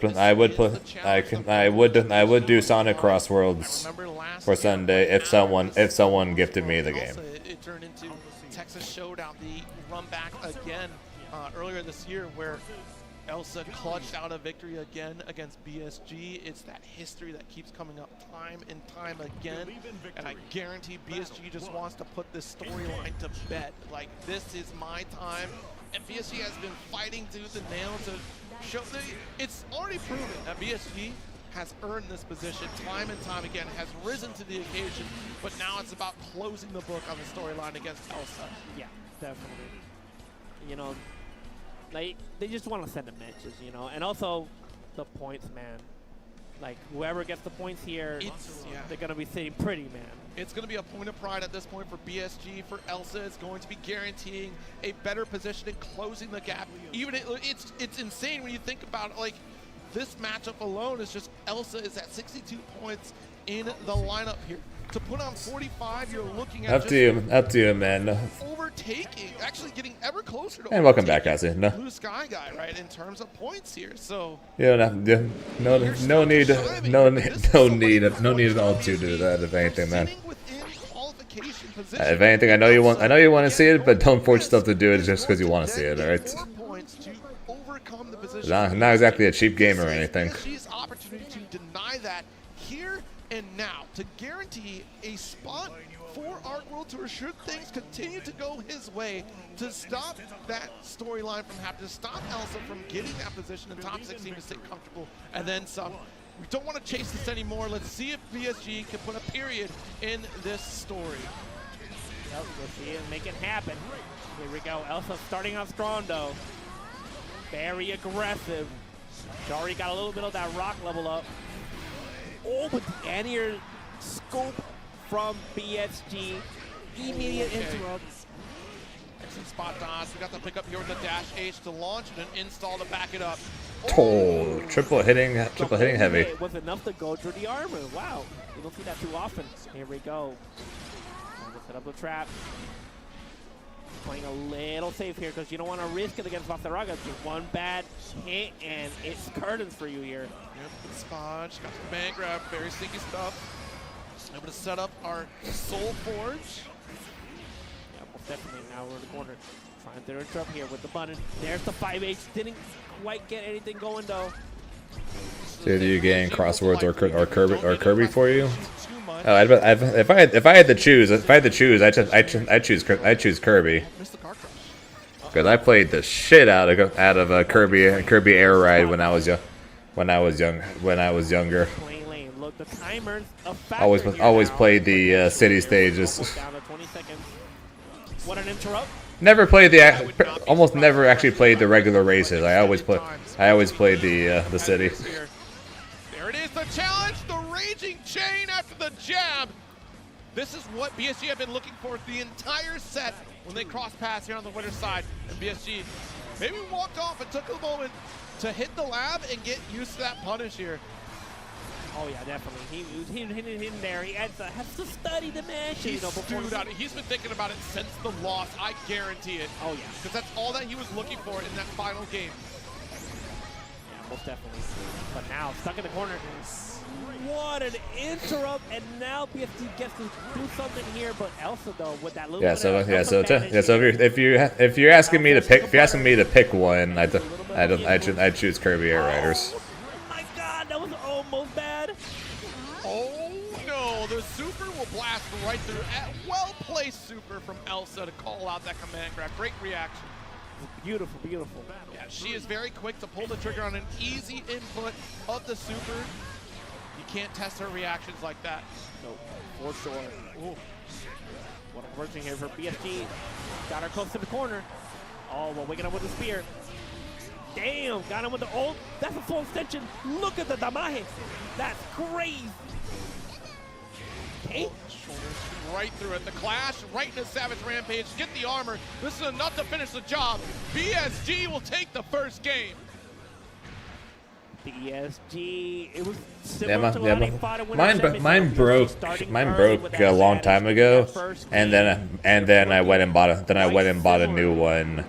Back in 2011, 2012, something like that. Then that one still works to this day. How much do you think I would struggle going from Beatrix to Zoe? Good spot. We've been waiting for that probably not a. I don't want to say a ton. You'll probably struggle at first because Zoe is a very different character compared to a shoulder like Beatrix. But for the most part, most characters in this game are pretty simple to pick up. So you'll struggle for a bit, but odds are you'd be fine after a little while. Yeah, just ignoring it completely. There's the cog. Good follow up here. BSG though down on these brave points. There's a catch-up opportunity here for Elsa if she can find an opening. Oh my goodness, it was supposed to be there, but BSG's so quick to react to that ult command grab. Oh my god, it's been working so hard. It's like the strongest reversal right now in this entire top 8. Nice. Savage Rampage. That was a big commitment because if it was teleport opposite side, whew. Oh yeah, that would have been rough for BSG because he had no brave counters anymore at that point, and that would have been full damage. But here we go. Teleport. Chasing down. There's the draw. El agarre. Oh, but we walk it out with the break counter. Iya. El carro en neutro. You're starting to understand why I keep occasionally playing Avatar, huh? Elsa, quick to interrupt. BSG de nuevo goes to command grab. So strong, Zero. Good teleport. 5H, the hula hoop. Not quite far enough to get our challenge. Oh, we are going to go right through it. The triple attack will get blasted. That looks silly. What's up, Wubu? Avatar gets mentioned. Wubu shows up immediately. Off the wall. Hey, as far as we go. There it is again. We changed up our timing. BSG is BSG's up 2-0. Anti-air converting that to big damage, converting the victory. 2-0 lead. One more game here for BSG to take the losers finals and reverse the situation from the semis match they played. Elsa, yeah, she's just, checking out her notes, seeing what to do here. This is the thing, that has changed everything. That is the one thing out of that last set that BSG kept getting caught by, those teleports from Elsa. The quick challenge here. Now, Elsa, she does have a couple characters in her arsenal that she can bring to the forefront here. We could go Matera, but we're not. We could go to Galleon, but we're not. It's nothing but Cagliostro the rest of the way. And BSG already coming out strong with the Hula. This is it, right? Let's not get ahead of ourselves, because last time we were there, like you said, already had our tournament point opportunity. 2-0 lead. We got to finish the job, though. Yep. This is where BSG has to prove himself. It's closing the set. That's usually when Elsa has triumphed. What a draw here, though. Back draw incident. This is looking rough. There's a Kamamama grab. A commando. Pressure. Look at those plus frames. Also, she's finally blocking on that one here. Nice. Not going to lie. Use the ult hex. We got the armor on top of it. Full conversion. BSG is relentless right now. And he sets up. And you gotta hold that, the savage in between.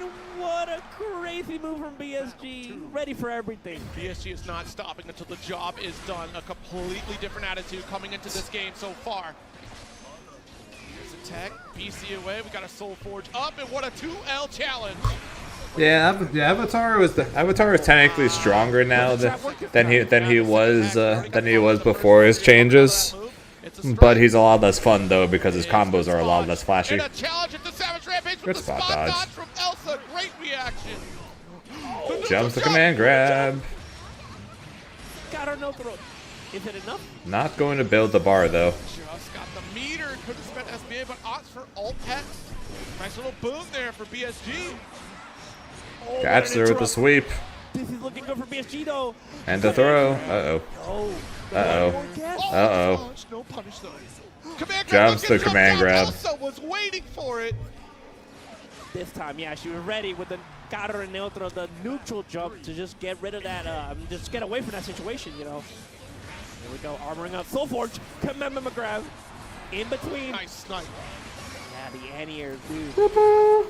It's a sniper, the archer here.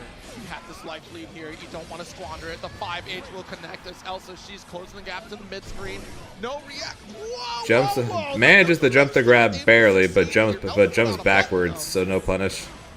Covered just in the nick of time. Yeah, for sure. Here we go. Break. But this is looking great for Elsa. Was heavy. Conversion with the ult. We got in the corner. We gotta breathe through this here, BSG. I think we're bot dodges. victory before we've already achieved it. That was too far away. Was too far away for just a raw raging strike. So gotta guess. Gotta guess. Yeah, potential here. Sweep gets rid of the traps. Still doable. Putting down a trap. Oh, still doable. Oh no.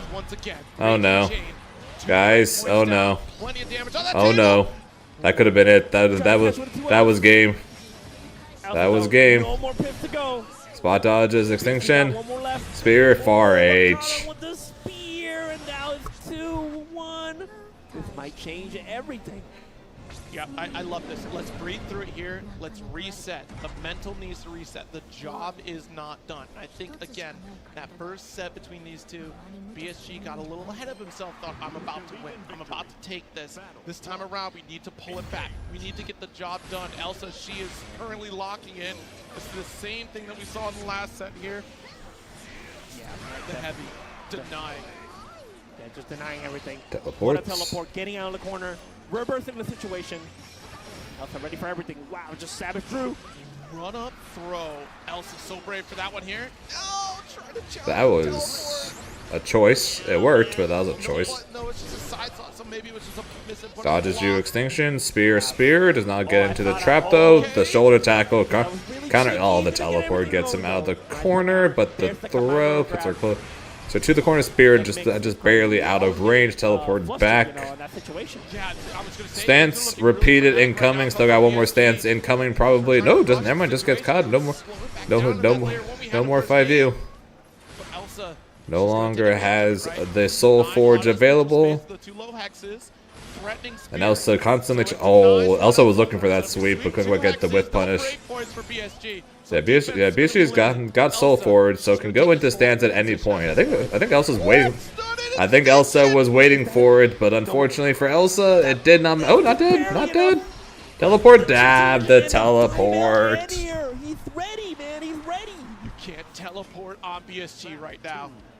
Oh man. All right, so match point again for this losers finals. For sure, guys. Back and forth break counters. Once again, BSG. With a dash light. Jumps the grab again. Looking pretty strong here, the Patenza. All right. Sweep spear. Just outrange the spear, but gets hit by the ult spear. Still got Soul Forge though. Looking for ultimate something to come out. There it is. So quick to react to these neutral jumps. I don't think dead, but I would spend it if I were her. They have not dead, but you are guessing. You are guessing, or pretty damn close to Chip. Yep, there's Chip. Just jumped it again. Okay. Okay. Okay. The five. I thought the 5U. I thought the JU somehow was going to lead to something. I'm with you on that one, man. This is an exciting asset. And now we're here to stuck in the Space corner. the lariat. Grab was too short. If he keeps doing those crazy Teleport and to confirm into rock. Tries the shimmy but gets jabbed. Plus on whiff gets punished. Also whiffing on the spear. So many spot dodges from both the players right now. Stomp, stomp. What's the high? The snipe. Soul Forge is ticking. Soul Forge is ticking. Soul Forge is still ticking. Soul Forge is ticking. Soul Forge is gone. Never mind. Gets it back. Oh. No one expects the second spear. Nobody. There's an ult set up. Get the rock. Should be around level 3 right One now. BP left. Just gets hit by Far H. She did try to do something. Probably you extinct. My guess you extinction. My guess says he tried to do his U projectile, but then got smacked out of it by the Far H. Time for game 5. Are we going to get the Monarch versus Elsa rematch, or is BSG going to take down Elsa and take his shot at the Queen of Arrows? Elsa reference before getting up here has certainly paid off because she is now reacting. And BSG is feeling it now. She's getting used to the tendencies of BSG is feeling it now. Elsa has a lot of nears on her fight stick. Goddamn. For sure. Also, Giant Pikachu and Giant Eevee. We got the Alpha Eevee and the Alpha Pikachu. When BSG is going to draw those reversals, she's timing it in such a way where it looks like it's going to be a gap, and then she just jumps. You know, that's the part. That's what makes it She's in BSG's head at this point. Like, that is all there is to it. It's just everything. She's got the book in Cagliostro. Cagliostro reading the script. She's reading it. El guion. Okay, there's the command grab. It would not surprise me if we see a lot more quick command grabs at least to start from this round for BSG. Oh, the punish on the close shoulder tackle hits. Okay, with the full conversion. My teleports trap into trap into you extinction. The full conversion. Nice stuff from BSG. Gets the setup. Whiffs the sweep. Whiffs the sweep. Jumps the command grab again, but fails the conversion. Charge to H. Charge up. Charge high. Cannot take a throw. Cannot take a throw. Cannot take a throw. Manages to get out with the jump though. BSG can't take a hit from anything. Oh, why are you pressing? Why are you pressing there? Run back set against Monarch. You're not doing this again. This might be happening. You are not doing this again. Same thing happened in winter semis when they fought. Same thing happened in winners finals when they fought. BSG when it came down to the final game started to forget everything he knew about fighting against CAG, and then started either pressing or starting to tech throw with throw on the CAG teleport pressure, and he's doing it again. 3 straight times he's doing it again. So if anything, his defense is not there right now because he is falling for it, so he's got to keep that. How did that all confirm? How did that all convert? What the hell was that? Who comes out on top? Wow. Now this is a set. Neither of them can block right now, so it seems like whoever puts the other in pressure, it seems like it's going to be the winner. Which right now is looking good for BSG because BSG just got his stance into sweep. There it is. Still got Soul Forge also with the red. Oh, the JU! The JU! And that reset! Because Elsa just splashed. No. No. No. Like this. Not No. like this. What happened? No. Controller disconnect. Oh no. Oh no. No. Not in the final round, dude. The monitor turned off? Oh, the monitor turned off? What? No. Oh, the monitor turned off again. No. The monitor turned off again. Oh my god. Oh my goodness. The monitor turned off for the second time. Have to repeat the game, but like they would have to repeat the game, but you'd have to maintain the round scoring. Dude. You had to, They had, oh my god, dude. It was just final game, final round. Yeah. So it's... And BSG had the hit. Had her in the corner.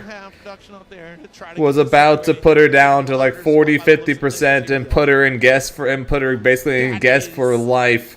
Atrocious. That is so bad for BSG. That is so bad for BSG. But it's a nightmare for BSG. Yeah. Yeah, because BSG was looking good to win that round and go to Grands. I would have to imagine we reset just so we have one final round. Oh my god, dude. That's true. Which changes everything. What even do it as a what happened?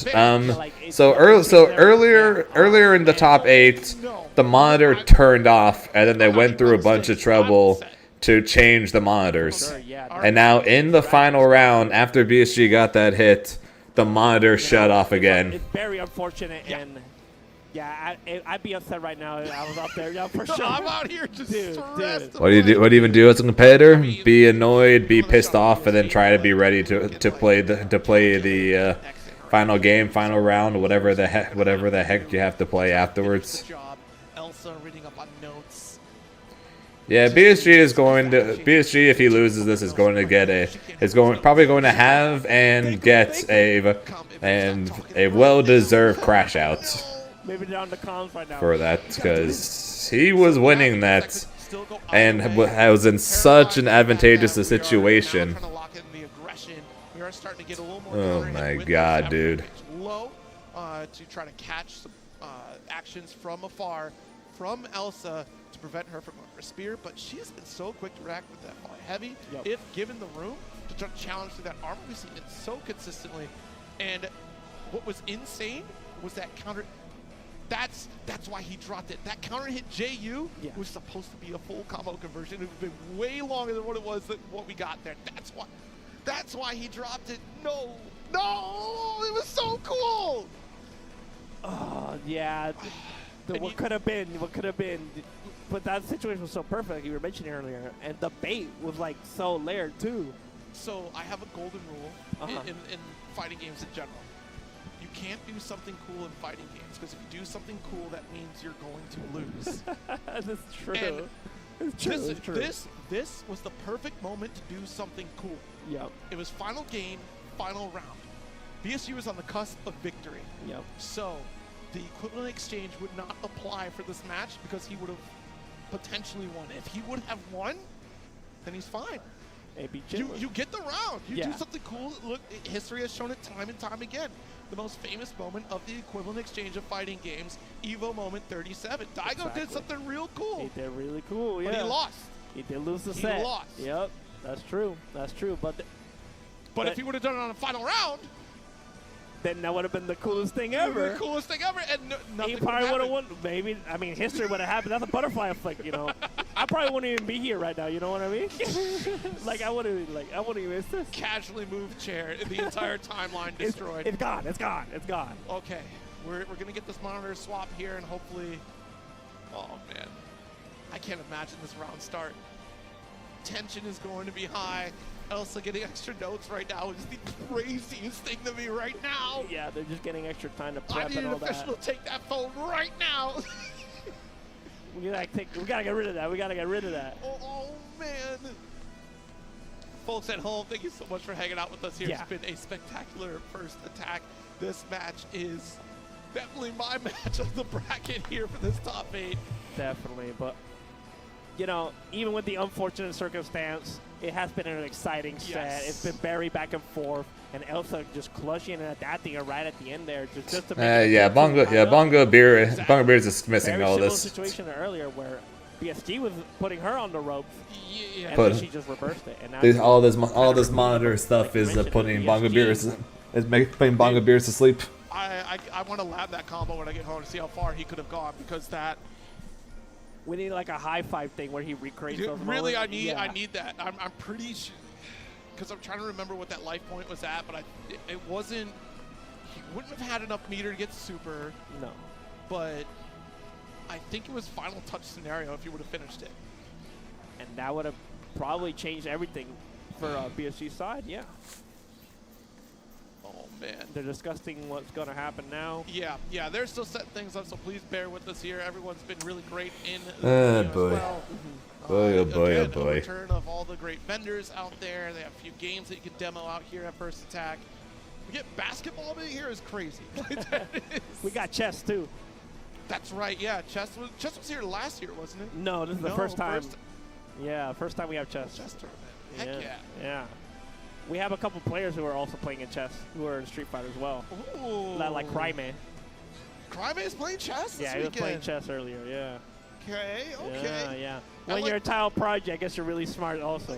See, like, me personally, I like to play fighting game players at chess, because you really get to see that their thought process in a fighting game does really kind of personify in chess a little Yeah, bit. but there's Fortnite, NBA, Rocket League, chess.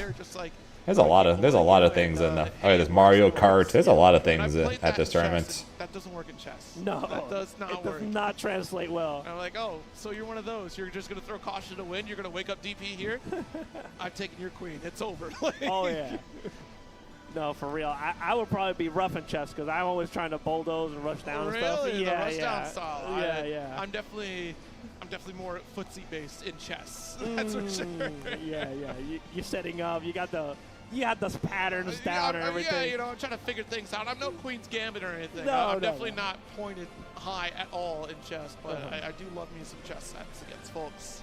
It'll always be fun here. Yeah, for sure. Yeah, I mean, they do have the card game tournaments going on as well. Are they doing both Pokemon and Magic, or is it just Magic this weekend? They also have Yu-Gi-Oh! Tomorrow as well. Yes. And Beyblade is here again, making another return. Yeah. I see they got Rocket League going on, and they also did the bracket poll for Marvel Rivals. That's true. So, I mean, it was the top 6 from our qualifiers, because there was like a whole series of events. And I don't know if you saw, but they were like, it had the same name as the Marvel Infinite series with the Stones Battle for the Stones. Oh, that's right. That was Battle. I remember Bono talking about that. Yeah, the Stone Battle for Marvel Rivals. Really cool. Yeah. I think they're replacing the monitor to try to make it where it's not going to happen again. Here, Marvel Rivals here in First Attack. Yeah. So that was really hype. And there's just a lot of things going on right now. Silly absolute. It's not a rating. It's not a move. That's a series on Netflix. Silly absolute. You don't know anything about chess. That's just a series on Netflix. I mean, silly absolute. Again, that combo was everything. Yeah. I'm joking, obviously. Like, you're not even sure, like, what do you do? What do you go from there? Like, do you just reset, or do you just go back to the rounds and stuff? But it's not going to be the same game, because the mental's not there. Especially now that they're both standing up, like, they have to discuss the scenario here. Like, that's... Yeah. And what's crazy is, would it have killed? I wanted... Because if it was a combo that would have killed, that is then ultimately everything. And you have to try to argue that point of, I was going to drop that combo. Yeah. There was no way I was dropping. I was not going to... Yeah, he wasn't going to drop that. He had to set up and everything. If it was a kill combo, that would have been crazy. Dude. It would have been crazy. Dude. I'm anxious. I got to know what's going to happen. I got to know.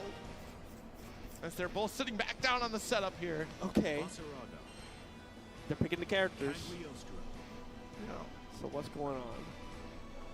Oh man! Again, thank you all for bearing with us here. Yeah, at for home, real. 'cause this is Shoutouts, man. This is important. I don't think I've definitely stressed this a lot throughout this rep, but Oh, this match right here It's very is important. It matters so much for the leaderboard. It matters so much for the point totals. You know, they gotta make this count. Yeah. This is the storyline for PSG. I just.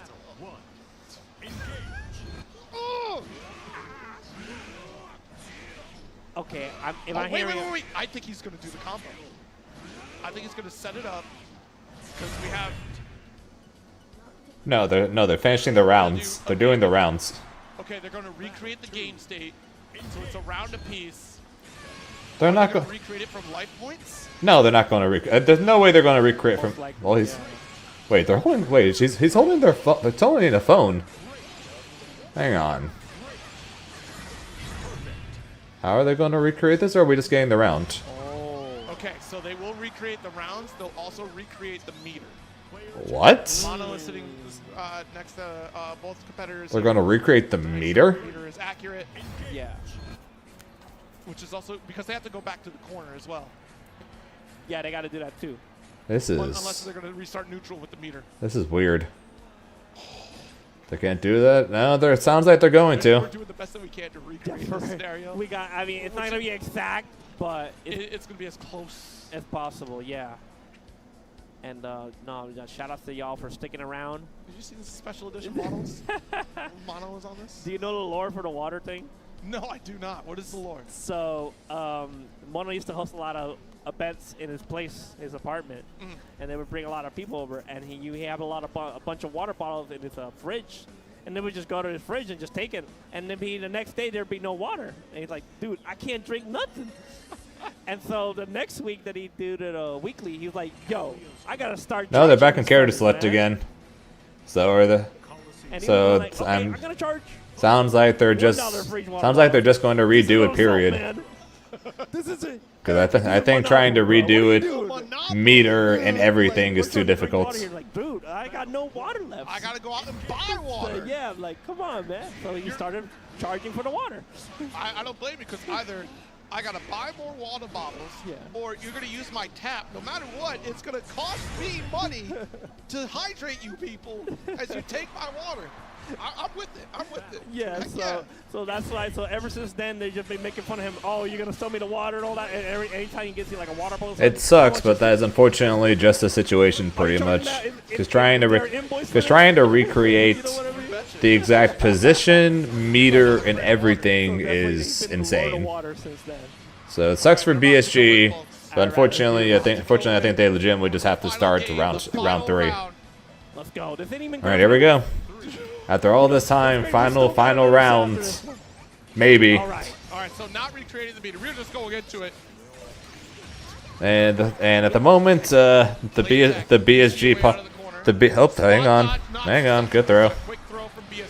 No offense to Elsa, but after what happened, I want BSG to win here. Because BSG 100% deserved it. Needs one more hit. One more hit. Bot dodge dead. It's over! BSG finally closes the book on the Elsa storyline. Will advance to grand finals. 100% BSG. 100% BSG. Elsa clearly isn't happy. But BSG was winning that and probably would have won that final round anyways. So yes, shit sucks for Elsa, don't get me wrong, but 100% BSG was in the winning situation there, and could Elsa have brought it back? Yes, but it definitely looked like it was going to be a BSG victory either way. But yeah, that just really sucks though. It really feels like an anime, dude. All those situations have been happening. Wow. They are fated to constantly clash here in the skies of Grand Blue. Third place for Elsa. A small handful of points, but she will be back for risk. Also, would have brought it back? Oh, it's possible. Like I said, it's walking away with 20 points. It puts her up a few it's definitely possible that she could have, but it definitely was looking most likely that that Elsa was going to win. So that's big. That's big. Yeah. So, but not quite what she wanted, you know. Certainly not. Well, the BSG was going to win. So in the window of qualification for Arc World Tour Finals. So I feel bad for Elsa, but I definitely would have felt worse for BSG if after all that BSG ended up losing. BSG is in consideration for qualifying top 16 of Arc World Tour Finals. Whoa. History has been made there. Now, as far as Monarch goes, minimum 45 points, right? Or we get that guaranteed 100. It depends upon how this matchup goes. Yeah. We'll be jumping up in a few positions here, just underneath Saki for 12, if we get the 45 points. If we get the 100, then we overtake Saki. So, gotta do it. Monarch, regardless, raises. Yeah, one of these two will be in current qualification for the finals. One of these two will do it. The other one, no matter what, is going to be one place out. That was a beautiful set too. So that's what they're currently playing for at the moment. Whoever wins, if BSG, whoever wins will be in 7th place on the leaderboard for points. Saki will be in 8th, and then whoever gets 2nd will be in 9th, right below Saki, for the spot at the finals. The zoning game, the arrows. Es el indio, no la flecha in this case. So potent. They're doing a little checkaroonies real quick. They gotta warm their hands. Oh, of course. Definitely, you know. This is another step forward here for BSG. Again, not the way that we wanted to close it out, but ultimately all the better in terms of our score here. Because again, all that's left for BSG is Frosty Faustings. All 3 of these competitors in top 3 will be in attendance. So that changes because it is a platinum qualifier that gets them another opportunity to grab some more points. Mind you, Monarch here is the only one with the highest amount of points from a platinum qualifier. That's why Monarch is so high up in the standing, but still, that's an opportunity to grab another set of points at Frosty Faustings or get that immediate qualification. I mean, if you remember last year, Monarch actually won Frosty Faustings and got them that last-minute qualification for Arc World Tour Finals. Coming out of nowhere, shocking us here, the veteran of Grand Blue from Lancelot, now on to Matera.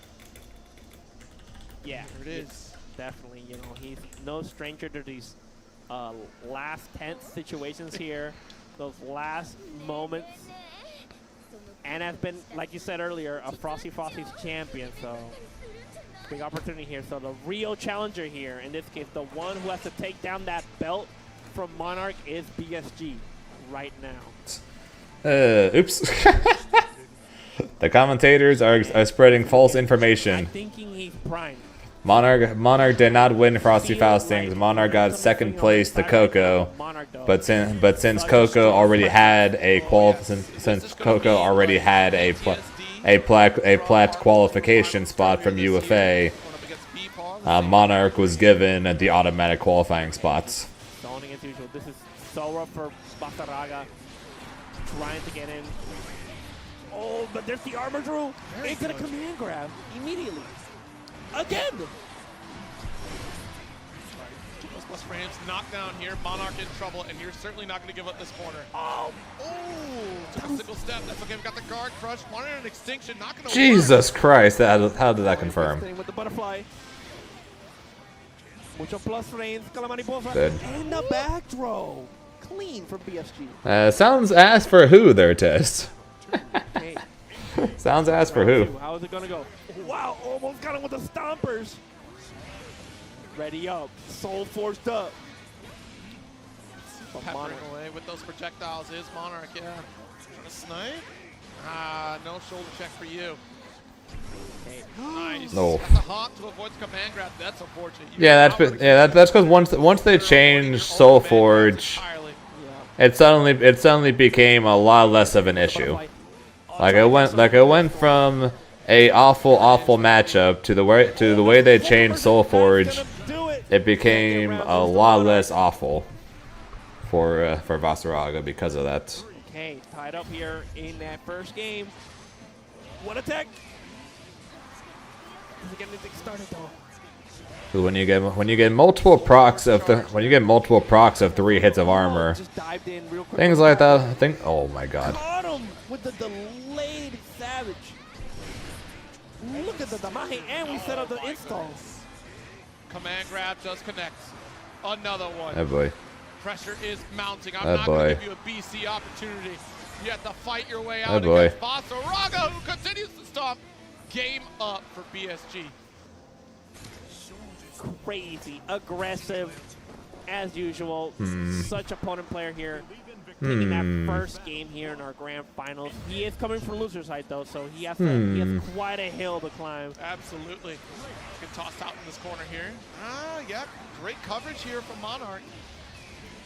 Nope, he cannot BC there. What a jump in. He literally was forced to guess in that situation because he could not BC. If he tried to jump the throw, and he didn't go for throw, he would have died. And then if he blocked the attack to then guard cancel afterwards, and he went for the throw, he would have died. It is ult extinction, corner carry, nice low. Oh, finish the round here. BSG will. Yeah, for sure. There he is taking that round. Like I said earlier, that momentum swinging. Like he's So is Monarch going to add Vasaraga to Matera's losing? What happened now? Oh no. I look away. We go back to the pause screen. What happened? What happened? Monitor shut off again. No way. Okay, wait. Oh, I think he said monitor shut off. Monitor shut off. Oh my god, dude. Oh my god. What's going on? At least it was round start, right? Like it was just round start. Yeah, but it happened again. Boy. My goodness. Dude. Grand finals. Boy, am I glad I did not go to this. Damn. That's crazy. Alright, if anything, if it's not... Boy, am I glad I'm not in this top 8 right now. I mean, that would be... Holy crap. Because they already saw the monitor. It can't be the monitor, right? Or it could be the cable. It could We've be. eliminated one thing. Yeah. We swapped out the monitor, and it's still happening, so it's either the cable or it's console. And at least this happened at a round start scenario here. Granted, it was a round up for BSG. Yeah, but like in between again, and you don't even know if it's gonna happen again. Like remember, like you're just getting something started, and then I don't know where your monitor goes away. Dude, I'd be frustrated too. Like, and this is not an easy matchup. Like this is again, the mental endurance required to survive as Vasaraga against Matera is pivotal. Like it is so important to maintain throughout this entire set, especially when you're down an entire set because you're coming from loser side here. Yeah. Tragic stuff. Yeah, I mean, this is one game up here.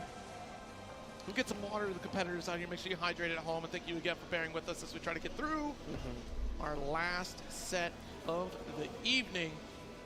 Right after this, I believe is jumping into Mortal Kombat 1, if I'm not mistaken. Oh, we're definitely not. Well, we're definitely not watching that. After this. So,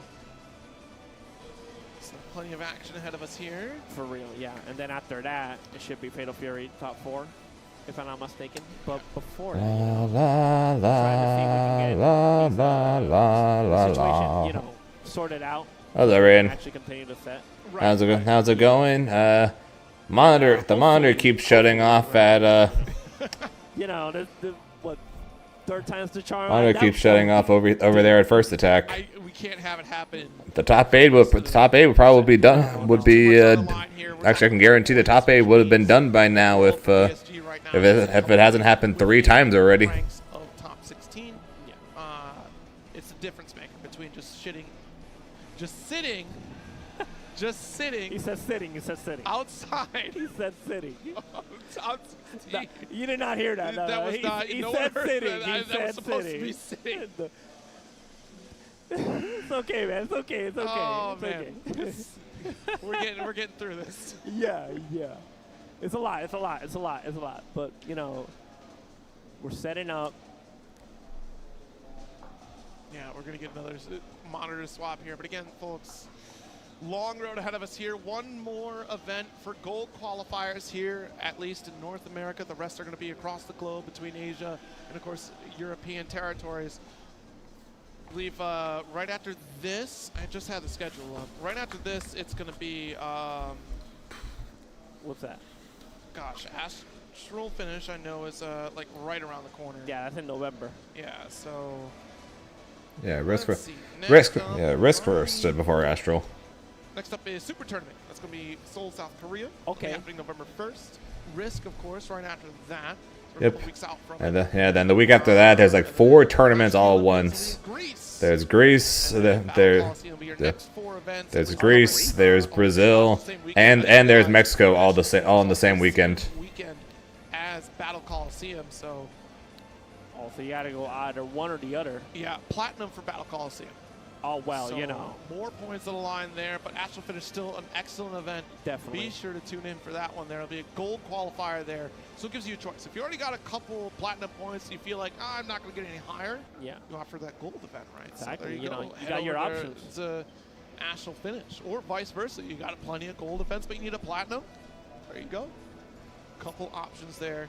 Definitely going to help you out. But beyond that, we're looking at B Pro Cup, Tiger Uppercut. We're getting down to it here. Last few opportunities for players to get points to get that qualification to ARC World Tour Finals. And I can't wait to see how that competition goes down. Yeah, I mean, you know, they're discussing it right now what's going to happen.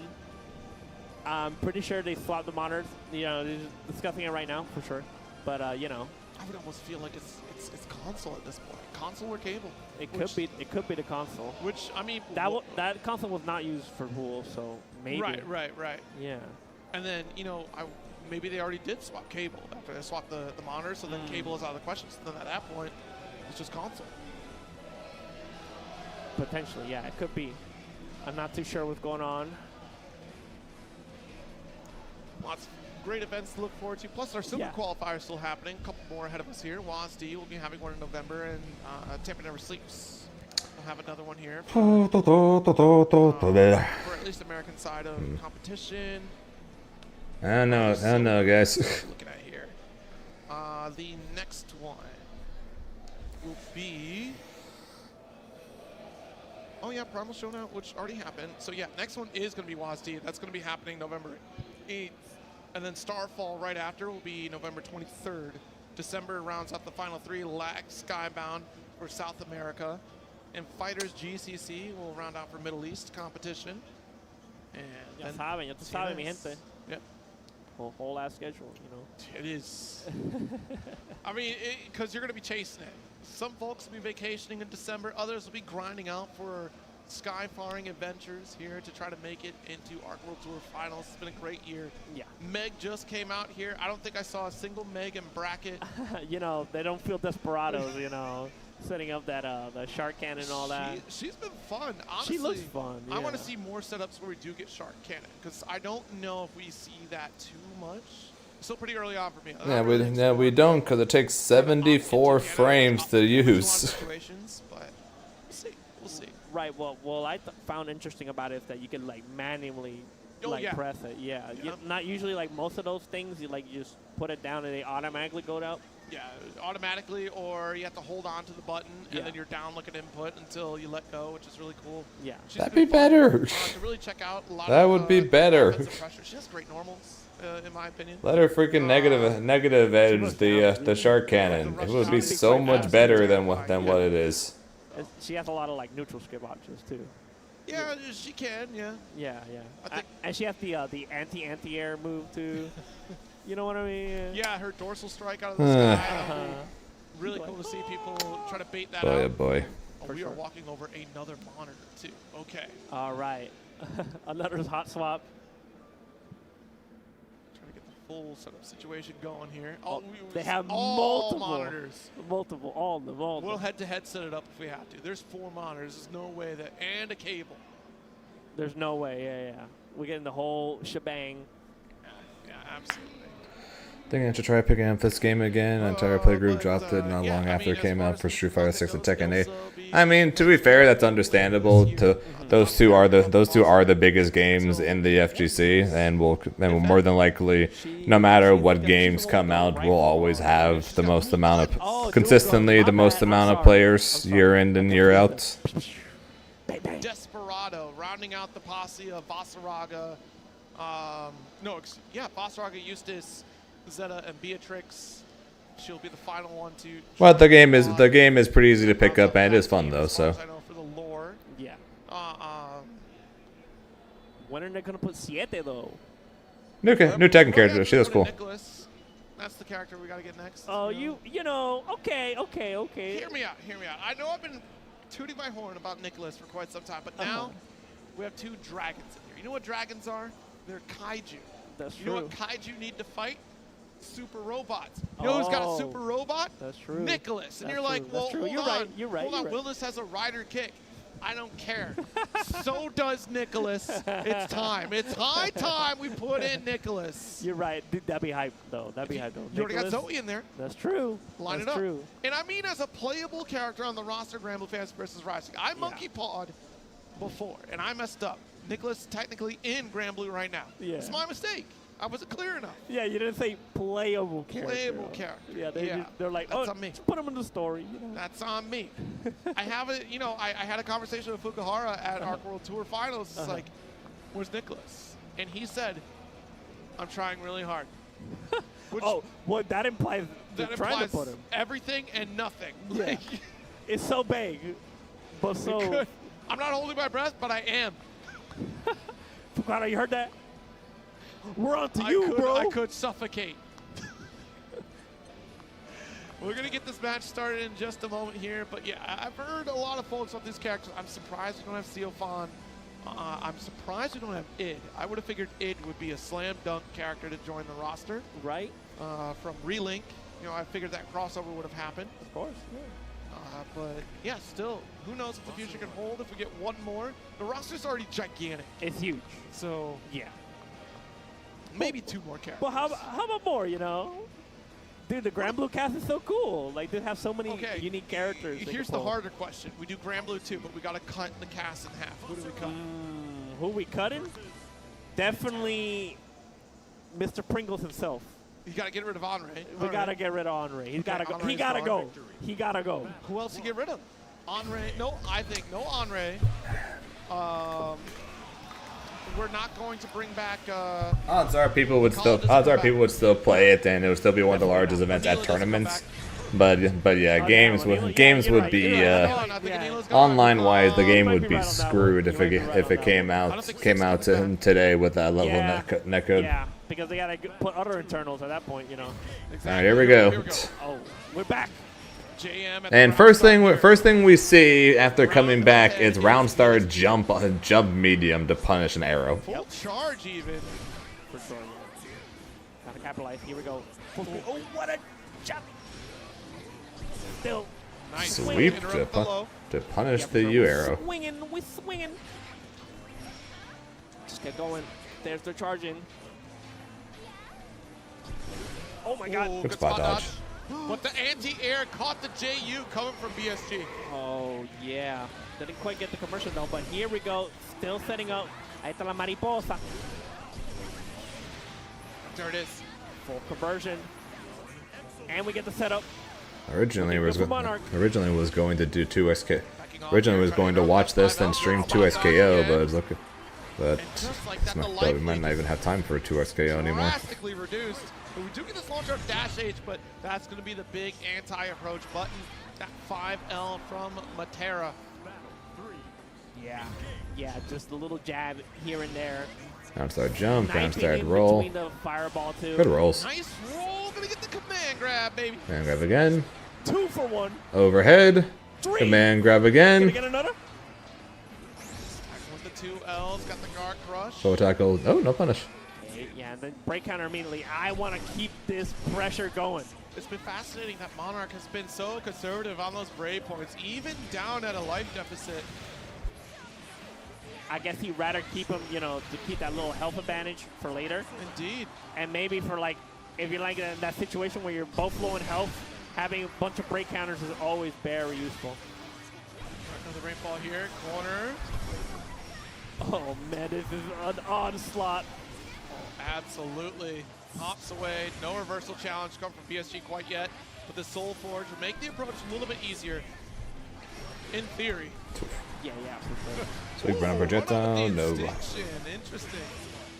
You arrow, or you butterfly, throw, you butterfly gone, but chip. One more. Chip not there yet, chip's still not there yet, chip not there yet, chip not there yet. Get hit, you're dead. BSG want to pick up on the ult instinction. 2-0 lead for BSG. No, not good. Oh man, and down went the last of BSG's water. The bracket. Dude. Does Monarch allow for it to happen? That's the thing, you know. Hold on a second. There's a penguin in the crowd. Where did the penguin get back here? That's a traveling penguin, mind you. A very traveling penguin, you know. They're not as far as I'm aware, they're not native in Puerto Rico. Oh, they definitely They were true. Puerto Rico. Yeah, I felt like, you know, this ain't a wintry place. All right, but look at this. Buttermilk gone. Substantial lead from BSG. Goes for SBA. Wow, the rare boss frog SBA. Doggo? Yeah, I got it. I have 2 dogs trapped in my office. I got 2 dogs trapped in my office with me. BSG too locked in right now. Way too locked in. He's in demon time. All right, hold on, but look at these dash lights. BSG constantly trying to take that turn back, but Monarch keeps interrupting here. Trying to establish that corner one more time here. Not trying to set up for butterfly yet. They're fine being in my office. They're just not fine being trapped in my office. Oh, another counter hit off the wall. Oh, what a command grab. Fade away with the JM. Sweep. Trying to bait out a throw attempt. Savage. Oh, jeez. Spot dodge again. Good block. BSG looking to reset. Needs the final hit. Oh, got him. There's that reversal super. This little challenge here. Still has a lot of work to do, though. But wasn't good enough to get the kill. But now Mark That should be, though. with the combo, Right. and he seals it. There goes the second round. This is looking like a very quick reset. Not so much now. Happen, or BSG's gonna take it over you. We'll see, though. BSG's looking good. BSG's looking real good right now, though. Blocking the rainfall here. Great patience. Armor. Soul Forge right through. Oh, the triple hit of the arrow that time. Yeah, for sure. Keep going. Whoa, Good spot dodge. Big jump install there. Good snipe. Yeah, for sure. H. Now you're in the corner here. What, as Monarch, what do you do to challenge all this? Well, with the 5L for sure. Far L, far arrow, arrow stop. Oh. Off the wall. Big damage opportunity for BSG. Jesus. Look at that damage. Yeah, just shy of the super. Monarch. I don't think he can take anything anymore. And BSG will get the reset. A 3-0 for Monarch. Oh my God. Show doggo cam. Bracket reset. BSG one more set to take the tournament. But Monarch though. Gotta think about it. It's contemplating, man. It's kind of a big deal. Yeah. Because BSG has not taken a gold event before. Has not taken a major before, as far as I recall. No, he's always been close. Yeah, always in the Theo was top second. He got second to Theo. Yeah, that's right. Yeah. He was always so close. This is his chance, though. All right, don't jinx it. Don't jinx it. Well, I'm just, You guys are internet famous now. One more set pop up here. That's true. Let's not lose this mental. The cool part about about this camera is it's a lot easier to move than my old one. Yeah, for real. Where's the notebook? Sorry. Inside. Downloaded it. I heard that Kame Esports is now equipped with the full cybernetics division and basically has installed the entire hard drive for Monarch here to know all the notes. This Matera champ might actually be asked shout-out quotes. Whoa, but the draw here. back to it. We are what we are seeing though is the Voss nerfs really didn't do very much. I think that's what we're learning from this is the Voss nerfs really didn't do very much. Good jump. Out there from Monarch to avoid the command grab. Monarch just can't. Oh, both of them are gone. Oh, you're dead. That's the conversion. BSG's gonna take this round. My goodness, the momentum here. It's swinging hard on BSG's side, man. Chase down with the shoulder and no jump back for Monarch. All right, not going to pressure yet. Waiting for the butterfly to come off the field before we make a move. There it goes. The hop. Open up. That's just stupid accurate. No, for sure. And there's the tackle. What attack? Savage in between again. There's a 2U clipping in between the frame trap there. All right, there's the butterfly. I love that BSG is constantly pushing for this corner, opting to just keep pushing forward. It's My push God. forward combat from BSG. We'll get the My extinction and shoulder God, attack. dude. Butterflies at me. Is that? No. It's unkillable. We set up for the Oh my situation God! here. Chip, Now- chip, chip, chip, chip, chip. Another one. Still chip, still chip. Not willing to get chipped Oh, out hang here. on, still chip. Oh, trying to back Doesn't up. matter. Because What a that was comeback! such a gamble from BSG. Out of all the things you could do, backdashing in this They're game, back again. They're back in especially in a Guessing Tank. situation, is Oh, wait, that means so one's going to. terrifying against the throw. Yeah. Now here's the command grab. Plus range. Wow! What a Deep hop. with the hop, yeah. Just throwing out arrows in between. There's the ultimate. Full conversion here, puts them in the corner. Yeah, I think BSG got a little too greedy there, trying for the chip kill. Right through the instinction here. Yeah, just straight up ignoring. He had like an 80% to 0.1 to 0.1 HP lead. Launcher with the dash H. And I think he got greedy. Straight into the break counter. Blasting right through And the full forward. that choice might literally cost him here. We ain't full. It went from him being up. Hang on. Work from BSG. Respecting the butterfly. Oh my God, the chip on the butterfly. Not quite the chip territory, but 5L is the threat. Oh my goodness. Yeah, the rush attempt in order to win that first game for BSG literally just cost them. He went from basically a guaranteed I'm going to be up 1-0 to now down 1-0 instead because of that decision. We'll see if that comes to bite him, but right now it's looking like more of the same. Right now we're seeing more of the same. He went through the Mind Palace. Ooh, good spot dodge again. Monarch commanding so much in this round. Yeah, re-extending. The full conversion. Mariposa. Okay. We keep doing it. One more butterfly. Ooh, got crushed there. Chase down, yeah. Another guard cancel. If I remember, catch on here. Otra mariposa. As you're heavy. Oh, I thought the butterfly was going to catch him. Oh, nice. Beautiful. Yeah, we love to see Yeah, it. one choice. Like I said, one choice to go all in on the chip kill, and all of a sudden we're seeing an entirely different game. We're seeing an entirely different game. Oh, nice. Have to get the anti-air. Yeah, for sure. There's a sniper. Wow. Crossed up. Not a good look here. BSG going to get charged for that. Heavily, yeah. What? An evade from the grab. Not sure what happened. The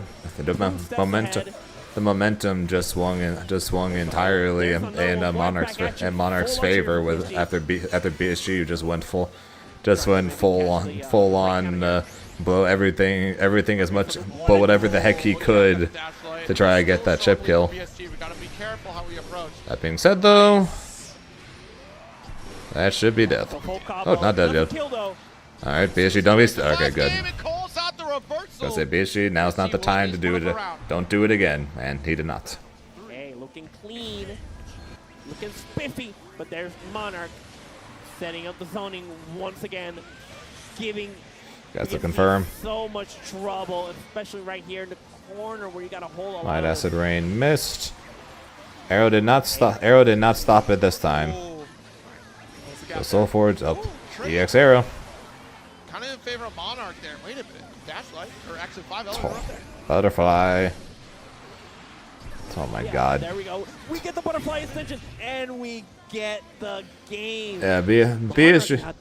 Yeah, BSG. I don't know. Again, And you can just see how nerve-wracking it can be. something changed when BSG made the choice to go full. I'm going to spam everything to try and get this chip kill and loss. Because now all of a sudden he's basically still doing the same thing. He's still going full charge forward, right? But where before. Navigate that screen space to try to close the gap, and Spider-Man 2099 just posing at the end. from the projectiles of Matera. Yeah, if we get the full screen scenario, But yeah, so basically the difference now though is BSG went from he's going all in, right? He went from I'm either going, if I have Soul Forge, I'm going to stance through, and if I don't have Soul Forge, I'm going to roll through. That's the way he did. That's the way he did the first set, and that's the way he did, and that's the way he started the second one. The second one, but now for some reason he's no longer doing stance to dodge or roll through. Now he's just eating it. All of it. Like that. He's just eating all of it. For sure. Monarch. 1 round away from taking And it's so weird. He went from playing it so well to suddenly now he's just running into every arrow. He's stancing. He's going for Soul Forge when he can't go for it. He's just eating arrows rather than rolling through it. He has just completely lost track of how he won the first set. And now he's just he should have died for that. Now he's just doing literally anything he can possibly think of to get him out of this situation. But it doesn't matter. But it does not matter anymore. He was, like I said, he just got to the point where he didn't know what to do, how to do it. He didn't know what to do, how to do it. He was just going to press anything and everything he can to try to get out, and you just can't do that. And you just can't do that against someone like Monarch. Really set the pace for Monarch for the rest of the match. And again, the job is not. No, you got command ground throwing your pressure. That's kind of my point for Given. But he seemed that's like once that comeback happened in the second round, and then he ended up losing that first game, he just completely seemed to forget what he was doing and decided to just go full on. I am just going to press things to press things. I am not going to roll the arrows anymore. I'm not going to look for a spot to get him to get Soul Forge. So I'm just going to Soul Forge and then just hope it works. I'm just going to run forward and hope it works. He just seemed to just forget what he was doing. Until overkill the slot process. Yeah, he just forgot how he won the first set. He was rolling all the arrows. He was jumping a lot more. He almost never jumped after that round. He pretty much stopped jumping. He stopped looking for safer spots for Soul Forge. He stopped rolling the arrows. He was just he just seemed to forget everything that worked in the first 3 games in 1 round. It's still just a blast, and again, this is a fantastic event. First Attack, I hope, continues to be a regular stop for the Arc World Tour competition. Fucking Gage ran out. Some switch got flipped on him after that round. I don't know what it is or what happened. But after that comeback, and then he lost. And then the third game was okay. The third round was okay. He just lost it. But after that, he just seemed to just forget everything. were at this point last year. And Frosty Foss is going to be big. That's true. Risk going to be just That would be Shooketh. Well, he definitely was Shooketh, and he played like he was Shooketh. Yeah, the whole lineup.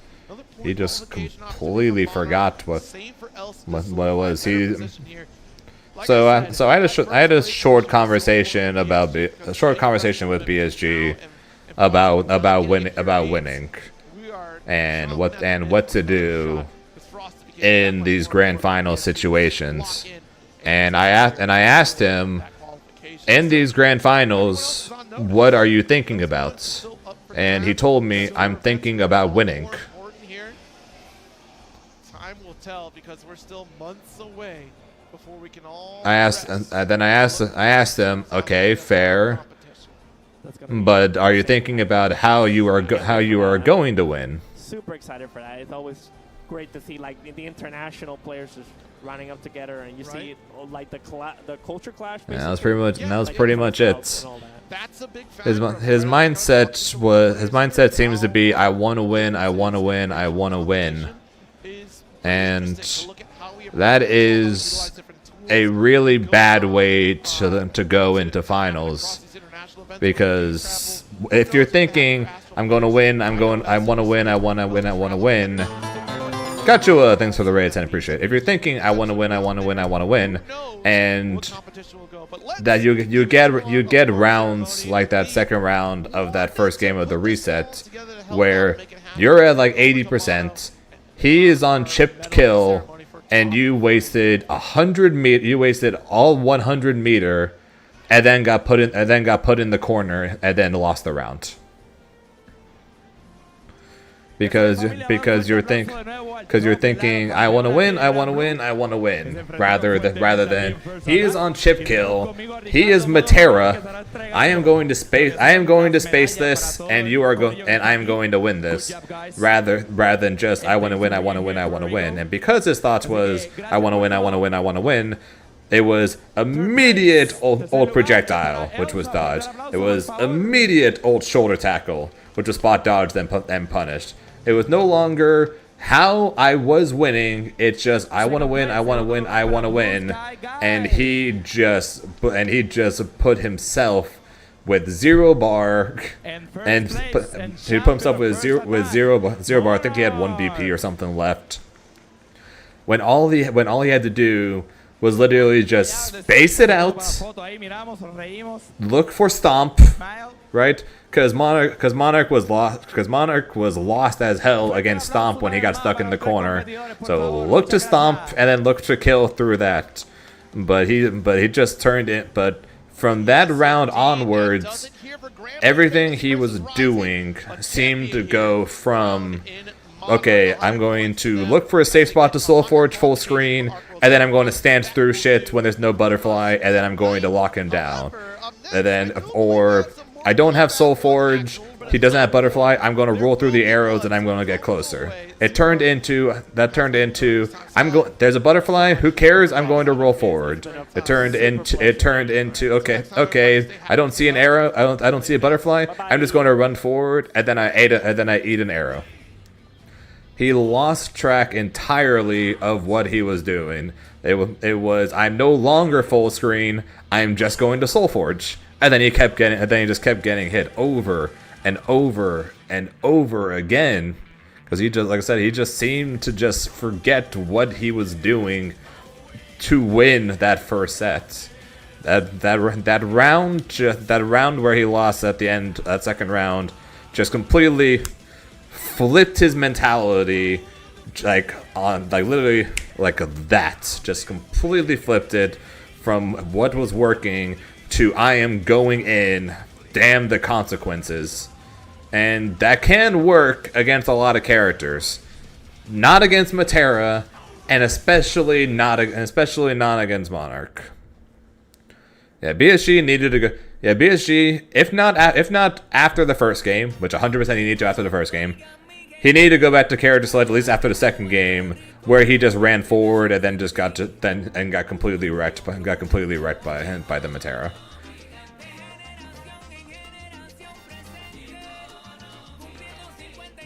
Oh, I'm not backseating these things I'm not backseating him or anything by saying all this. This is just, and also I could also be entirely wrong by saying this. This is just what I believe happened, or what I think I saw happened, and while I was watching that sets. But yes, in general, when something like that happens, you should at least consider going back to character select and then taking a breather. I'm like so starstruck. I know. He's so much taller. Because it kind of Yeah, because you're taking too long. You know, one time I filed a claim in under yeah, because the flip flop just hit him. Yeah. The flip flop hit him so hard. Wonders that fast. Why can't I?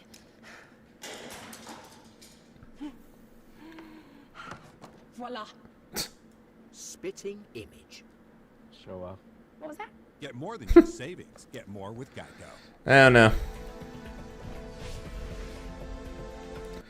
That's just what I think I saw and what I think happened. But also I'm pretty you're gone. But have a good night, Rev. Oh yeah, that was just that was a little hard to watch.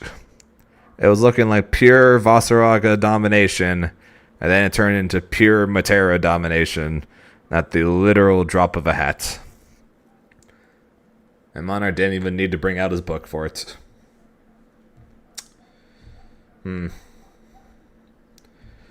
don't know. That was like I said, no.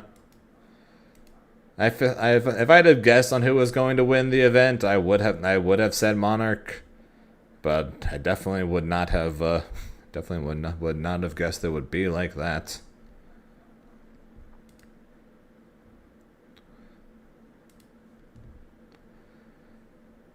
Technical issues didn't help either. The technical issues happened after game one of the first set, right? That wasn't after the reset. That was after the first set, right? Or that was during the first set.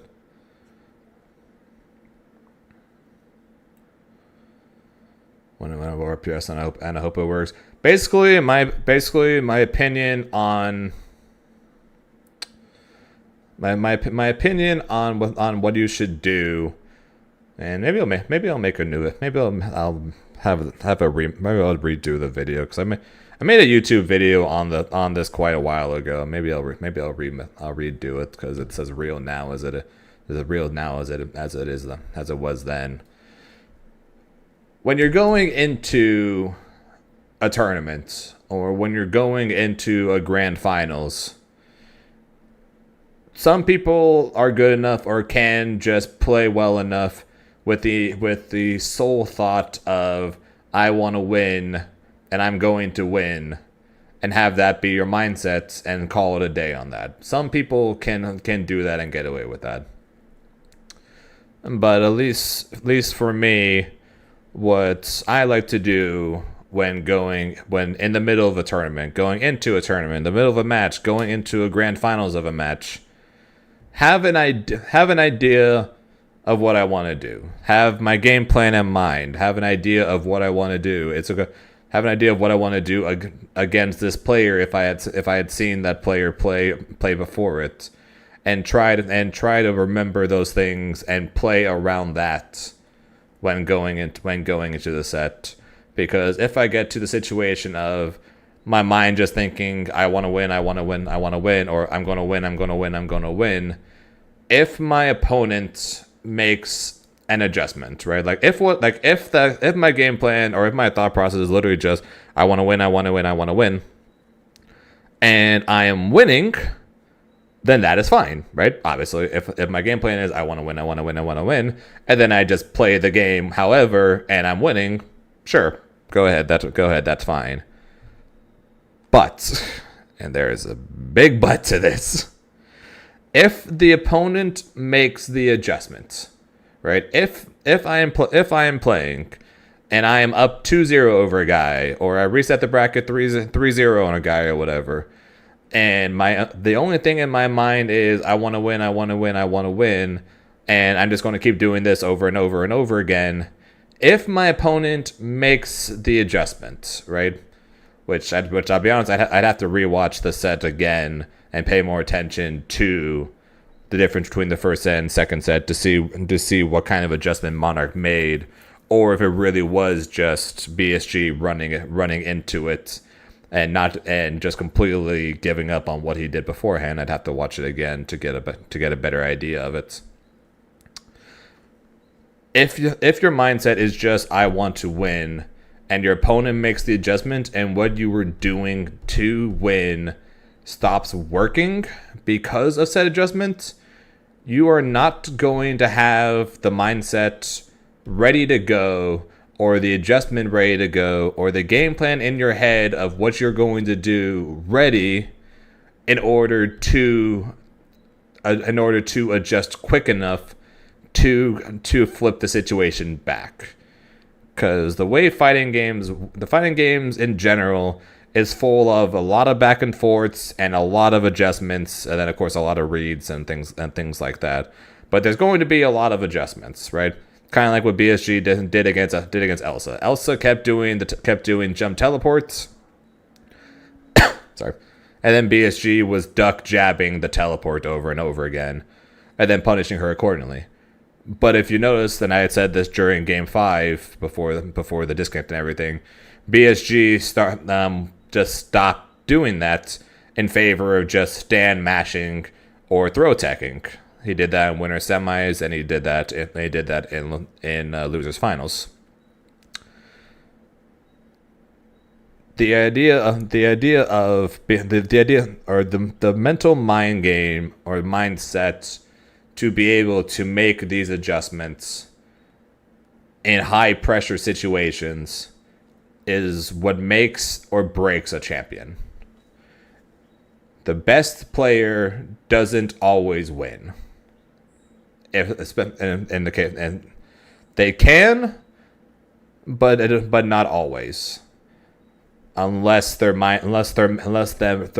mentality is just as good as their skills at the game. That's why there are some players that win every time. In the case of Goichi during the days of Dragon Ball, or Wawa during his years of dominance. Gudan's back in the day of early Tekken. But if you look at most games, like today, nobody wins everything. Like Street Fighter, like Lashar is like the closest person to that, and he's only winning a couple of tournaments out of every 10, for instance. Like, nicely done, QB. So adjustments happen a lot, but if you're not mentally equipped or mentally ready to make them in a situation where you are about to lose, or where you could potentially lose, can and will cost you at the highest level. Because at the highest level, you have to account and you have to know your opponent is going to make the adjustment. And if you're unable to make the adjustment back, you are not going to beat them. It is as simple as that. They are going to make the adjustment, and unless you can do it back, you will never beat them.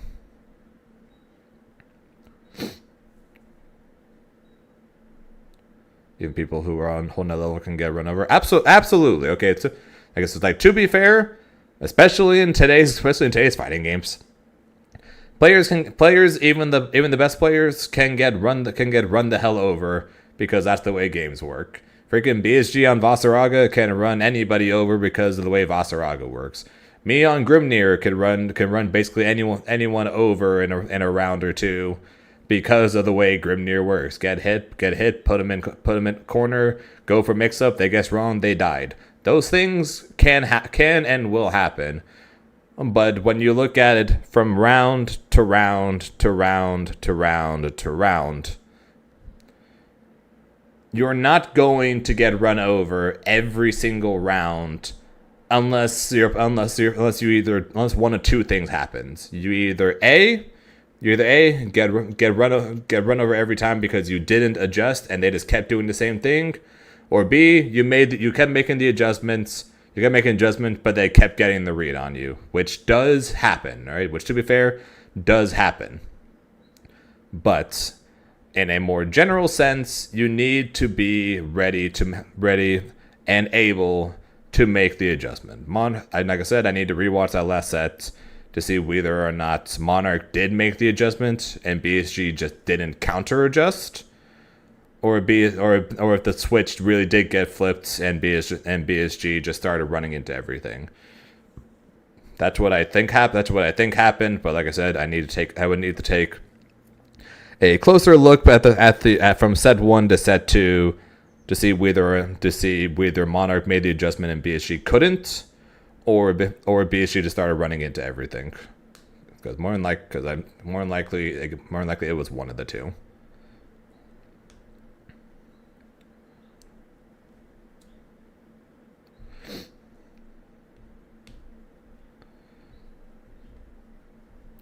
Neutral one, yeah. You have to respond to me or die. So they're or do that and they adjust, then I can make them pay for adjusting. Well, the thing is they're going to adjust, and then you counter adjust, right? It's a situation of, if what you're doing is working, unless you really want to call them out for it, you keep doing what's working until they make you do something different, right? That's what I kept saying for what happened at Evo France with Usagi. Usagi pretty much was never forced to adjust. She kept doing the same thing, and her opponents just didn't know how to deal with it, so she never had to adjust. What she just did was run them over by doing the same two things, and her opponents just did not know what to do about it. And there are going to be characters that will do things in neutral, and you have to respond to it. Matera is one of them, for instance. Vasaraga, once he has Soulforge, is one of them. You gotta make the call against some characters, because doing nothing is worse. But the adjustment for things like that is thinking about how I got into that situation. So in the case of Vasaraga, like if I was fighting against Vasaraga as Grimnir, I'm put in the corner, or I'm put in the corner. He's got Soulforge, and then I just get run over because I don't really have anything against it. Okay, so my adjustment isn't, okay, next time I get put in the corner against Soulforge, I'm going to jump because he really likes to sweep, or he really likes to throw. It's nothing like that. It's nothing like that. It's more so adjusting the situation of how did I get. Basically, it's kind of like those meme videos. Yeah, that's me. I bet you're wondering how I got here right like this. It's basically that. And it's a situation of, okay, so that's how I got here like this. All right, how do I not get here like this? And that's more so the adjustment. That's more so would be the adjustment to look at. I was playing Beatrix yesterday, and one opponent did reaction SBA to me. So I tried to do space to make their SBA whiff, and when I try that, they dash sweep instead.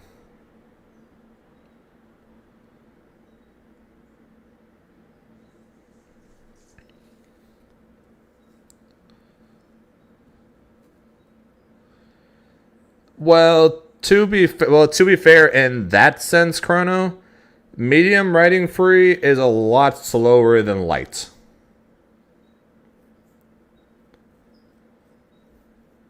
So it is easier to see medium compared to light. And depending on if you were spacing it more specifically for that, ignoring the whole light and medium riding free thing, if you were specifically spacing it more to set up a situation where it would miss, they can also notice you are doing that. That's the thing. You can make your adjustments as well, but if the adjustments that you make to what they did is very noticeable, like in the case of spreading out your buttons more, or they're doing like I said, the longer medium or compared to light riding free. Then people are able to see. Those are the situations where people can see the adjustments, rather than just deciding to make them. If that makes sense.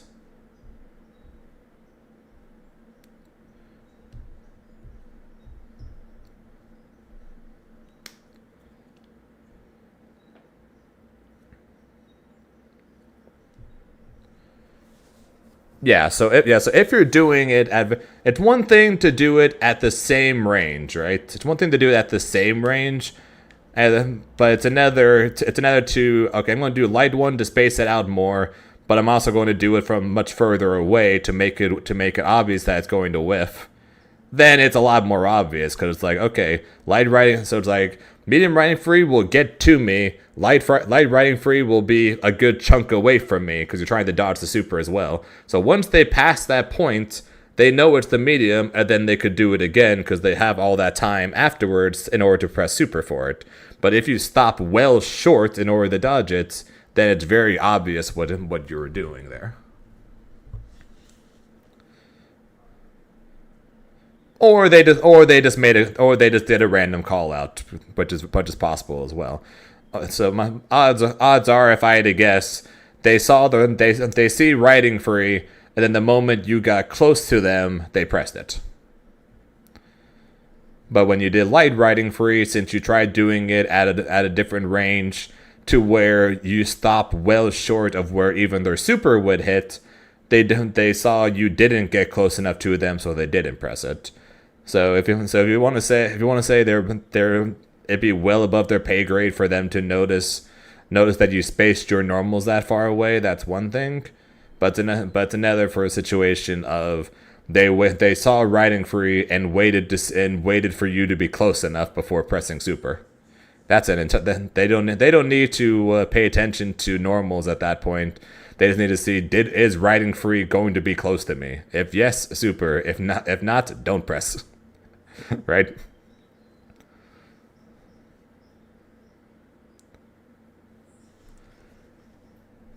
But yeah, so that's my little. That's the main thing. That tangent went on for longer than I was planning. But yeah, that's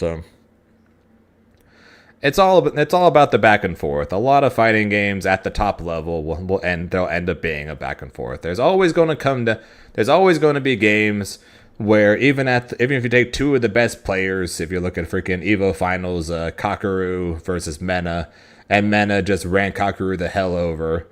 There's always going to be sets like that, right? Kakaru tried making adjustments, and Mena either counter adjusted really quickly, or just had all the right reads for it. Those will always happen. But you should never end up losing in the situation where you never made any adjustments and you just kept doing the same thing over and over again. Is basically the whole idea of everything. It's basically the whole idea of my whole tangent.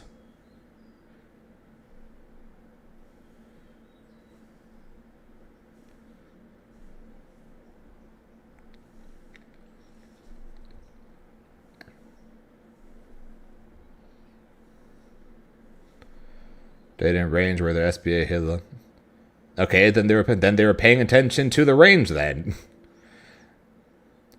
If they're listening for the audio cue of riding free, and then they were pressing it consistently against you, but then they didn't do it on the riding free where the super would miss, then not only were they listening for the audio cue, they were also making sure that you were within range to super.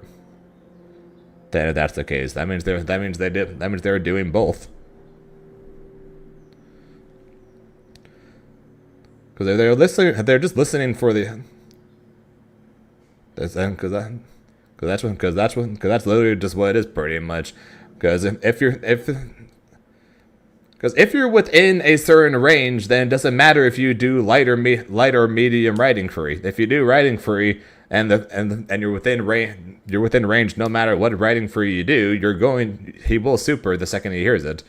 But if you're a mile away and he has plenty of time to do it, he's not going to mash it immediately. It's more than likely what it was then. Whether that's him playing above his pay grade or he just got lucky, I don't know. Because I'm not watching this. I didn't watch the set you're talking about, or the situations you're talking about.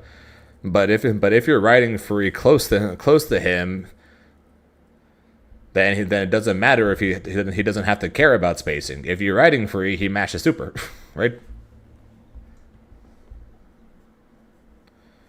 But if you're spacing yourself really far away, then it becomes pretty obvious, right? It's like, okay, I am this close. If I see riding free, I'm going to super. But if you're this far away, right? If you're like all the way this far away compared to this far away, then it's going to be pretty obvious that you're spacing it a lot more, right? It's not like here to here. Here it hits, here it doesn't hit. No, if you're here to here, which is probably what it ends up being if you're looking at from light to medium, then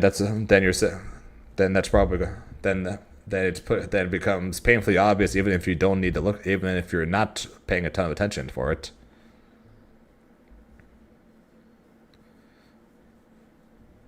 Which is fine, Chrono. I'm just saying, I'm just making a point, pretty much.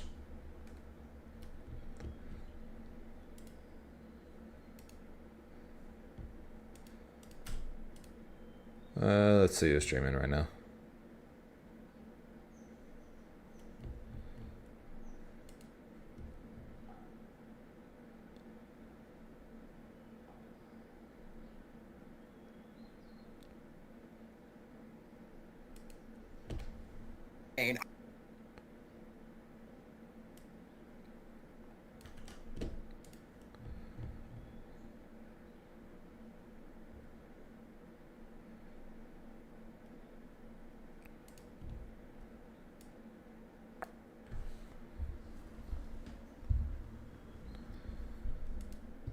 Now I think you're going a bit. I think you're going a bit too far in the opposite direction there, Chrono.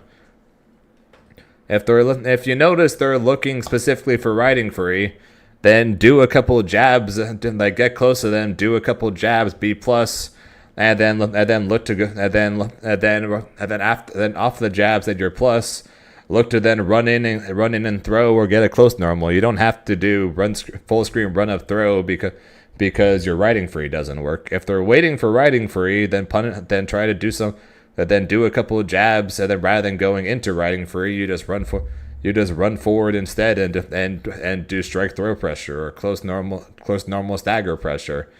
Just do things like that instead. Because if they're specifically waiting for one thing, then you don't want to then do that one thing, right? You don't want to do that one thing if that's all they're looking for. You take advantage of the fact that they're looking for that one thing instead, right?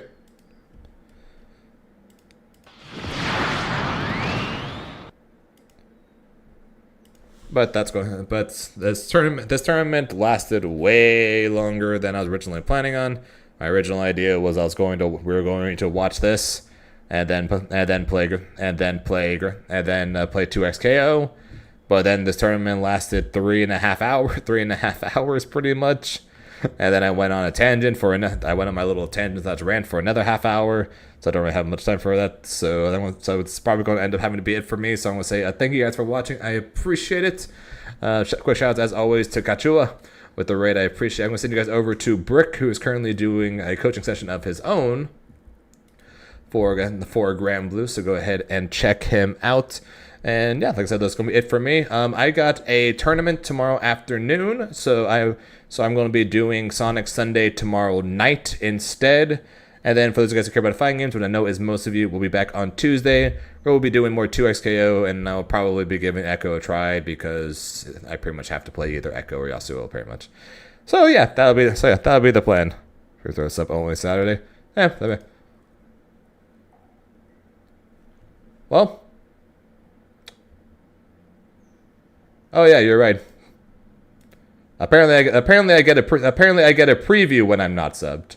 Your free preview ends in 2 minutes. Okay, never mind. We're sending you guys over to somebody that's not Brick.